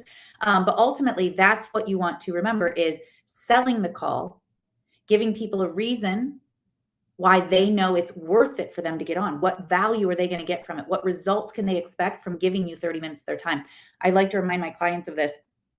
There are 2 things that people have the hardest time giving up. One is time, one is money. Time is not renewable. Money is. It's much harder. This is like what Biggie said, right? You can't give money away. It's much harder to get somebody to give you their time because we're all maxed out. We've all got a lot going on. Time is one of the hardest things for people to create and make for themselves. And that includes getting into conversations with you. So sell them on why they should want to. Sell them on what they will become or who they will become by getting on this call with you. Really, really important. And then, like I said, sell the not just the call itself, but sell the results, and then create some urgency. So you want to sell the call on every level, right? Sell why they need to act on it now. I've got 3 spots this week. I would love to, to chat with you if this is something you're looking. So create some kind of urgency or exclusivity, and then make sure that you are selling the results, and make sure they know what they will get from getting on that call. What's in it for them? And then the 5th mistake is all of these things you're doing, right? Let's say you've cleared up the first 4 mistakes. Here was the first one. You're not starting conversations. That was a mistake. Okay, let's say now you are starting conversations. Mistake number 2, you don't know who you help or the exact problem you solve. Okay, now you're clear on that. You're done making that mistake. You know who you help and you know what problem you solve. Mistake number 3, you're not selling the right thing. Okay, you've cleared that up, and now you know I'm going to sell the features, or I'm going to sell the benefits. I don't sell the features anymore. I'm going to sell the benefits. Okay, so we've cleared up mistake number 3. Mistake number 4, you're not selling your call. Now you are selling the heck out of that call. Now you are getting so many people interested in this call with you. You are getting so many people signing up. And now guess what you're not doing? You're not asking for the business. Besides those first 4 mistakes, this is the number 1 mistake that I see. People are not asking for the business. Now, I don't want to say like you've got to go in for the kill, right? Because let's not make it all about like what you want. But when you see an opportunity to serve and to help somebody, because they're sharing with you what their pain point is, what their challenges are, they don't want to be where they are anymore. They're pouring their heart out to you. They're like, here's all the things I don't like about my situation. Here's why I'm on this call with you. Because again, go back to people have busy lives. They did not give you this time so that they could pour their heart out about their pain points just to say, I want to stay stuck here. I just shared with you all the things I don't like and all the reasons that my health isn't where I want it to be, but I'm going to stay here still. Even though I don't have a solution to that problem yet, I'm going to stay here. No, that's not actually what they want. When you hear them, they've given you their time and they've shared with you what's going on and what the problem is that they want to solve. Then your job is to hear that opportunity, hear it for what it is, and ask for the business. Yes, it takes being courageous. Yes, it takes practice and getting a lot of calls so that you can get some of the I don't know if I want to say bloopers, but get the mistakes out of the way. Like, it's going to take you some time to get good at calls. Trust me, I've made every mistake possible on calls. That's why I'm so good at them now. But you not asking for the business when you've gotten a captive audience on a conversation who has just shared with you that they have all the problems that you solve, you are actually doing them a disservice. So many people are like, oh, I don't want to ask because I feel like I'm pushing them. Well, wouldn't it feel worse if you didn't ask them, knowing that you can help them and they could actually do something about the problem that they're sharing with you that they don't want to have anymore? That's your job. Ask for the business. And if you want to know great ways to ask for the business, that's what I teach inside of my programs, because ultimately you having that courage, selling is serving. You're serving somebody when the ask is a blessing because they are sharing with you that they don't want to be where they are. And they know on some level you have a solution to it. Is it still going to be difficult for them to say, yes, I'm ready to give up my time and make this commitment? Is it still going to be difficult for them to say, yes, I'm ready to give up my money and make this investment? Yeah. Those shouldn't be easy decisions for people, because it means they're going to need to change some things about their life, because if they keep going on the path that they're on, they're going to keep getting the results that they've been getting. And if they want something different, which they've told you that they do, then they're going to have to do some different things. And that means getting uncomfortable with creating the time. That means getting uncomfortable with creating the investment. They're going to have to find a way to make that happen because they've shared with you that they don't want to be where they are anymore. Your job is to find a way to get uncomfortable in asking for the business. And when I say get uncomfortable, it will become more and more comfortable the more you do it. But the first couple of times, it's going to be scary. But that is one of the biggest mistakes, if not the biggest, that I see. Once you've gotten all the first 4 mistakes figured out and you've cleaned those up, the 5th mistake is the biggest one that I see that people then don't do, that I want you to make sure that you're doing. Ask for the business. That's really where your power is at and where the blessing is at that you can offer to somebody else is if they've shared their pain with you, offer them the opportunity to step out of that pain, by working with you and how you help them solve that problem. Okay, let me see. I think I had a question here. I was listening to this free offer for years thing. I noticed a problem with it. There's no urgency or scarcity. I also might be reluctant if the offer is always there. Yes, Biggie, that's exactly it. And that's what I was kind of addressing. We always want to get creative with how we're offering it and how we're selling the call. Because if it's always there, it's always there. Let's be honest, it's too available, right? We don't want to make it too available because we want people to feel like, ooh, if I don't act now on this, I might stay stuck in this pain forever. So get creative with it and offer it in different ways, but don't ever stop offering it. Don't ever stop talking about it. Just talk about it differently and in different ways and get creative with that. It's one of the things I teach inside my program because it's so important that we never stop giving people the opportunity to get into a conversation with us. Really, really important. I think I asked it now.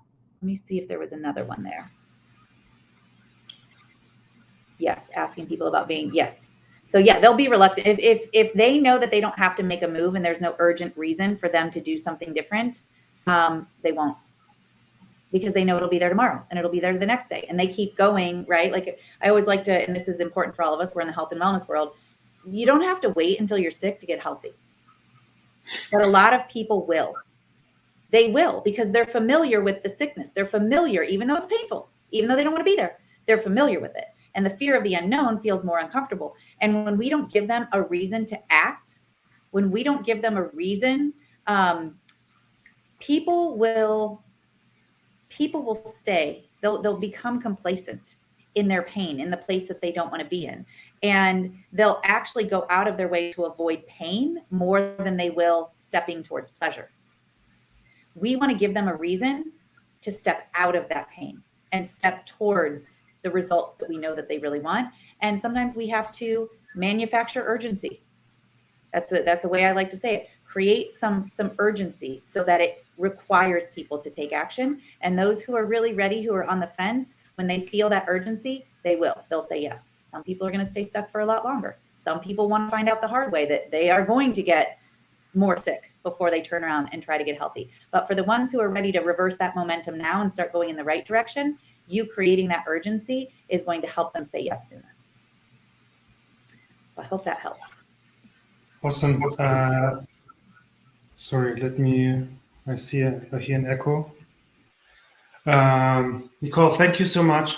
You again keep it so practical. It's not this, there's this elusive sales technique. Instead, you're keeping it really practical on the things that people are struggling with and that actually make a big change if they're getting all this. I want to give you for the opportunity to talk about a little bit more about your program. And also you have this really cool free offer around the further free places to find new clients to start these conversations. Can you tell us a little bit more about that? Give me 1 second. No. Oh, I had to unmute you. There was some kind of echo. Okay, no problem. Can you hear me now? I can, yeah, go. Okay, perfect. So first of all, my program is called Next Level Sales, and it's for female health and wellness entrepreneurs. So female health and wellness coaches who are really looking for ways to start these conversations, what to say in the conversations, how to handle a conversation that is a sales call, and how to help that person make a decision on the sales call. Like I said, number 5 in the mistakes that I listed is people not asking for the business. That's one of the things that I teach inside of my program is how to facilitate a sales call so that you're helping somebody make a decision that they already really want to make. So inside of this program, not only do I give the sales modules and the curriculum, you get access to me, but you also get an amazing community of other women who are going after big things in this world. And it's just an amazing experience to build that momentum with other women because it holds you accountable. And one of the things that I see that happens more often than not is people aren't not getting their results in their business because they don't want to. They just don't have the right people around them and they don't have the momentum. And it's hard to take action when you don't have other people around you taking action. It's very easy to make excuses and stay stuck, just like it is in health and wellness, right? And that's one of the reasons why I developed this program, because I wanted the community to support the accountability that I know people need. And also, I know people don't know what to say. And I know that that was one of the toughest things for me when I was new, is starting conversations. What do I say? So as a part of the program, you get scripts. I coach you about where to start these conversations, what to say in these conversations. And it's super valuable because, like I said in mistake number one, that's where I see most people going wrong, is they're not starting conversations. So ultimately, the program is designed so that you know how to start conversations, what to say, so that these people are becoming your clients. So the program is amazing. I love it. The women that are in there get so many great results, so many clients, and we have fun. And that's the most important part. Now, the other thing, the free gift that I'd like to offer to everybody is 33 places to find clients. The link I see is right there, so that you can definitely go and download it right away. This is an amazing training where I literally give you 33 places that you can go out to right now and start conversations that will turn into clients. And everybody who downloads this sends me messages saying, oh my gosh, this was so powerful. This was so amazing. I want to help you help make this world a healthier place. That's my big vision. How do we work together to make this world a healthier place? So download the freebie. It's amazing. You're going to have 33 places immediately that you can start interacting with and starting conversations that will help people say yes to working with you. That's so cool. And combined with Matthew's 30 hot prospects exercise, you have so many opportunities to get new clients after this event. So I highly recommend you checking this out. Nicole, thank you so much for being here, for sharing your insights, and have a great day. And Awesome. for everyone else, thank you so much. I saw some of you stuck around for the whole 5.5 hours. I really, really appreciate it. And I'm super curious, if you are watching live right now or the replay, what other topics should we cover in a similar event? Let me know in the comments, and thank you again for watching the live stream. Nicole, thank you so much. Thank you. Bye.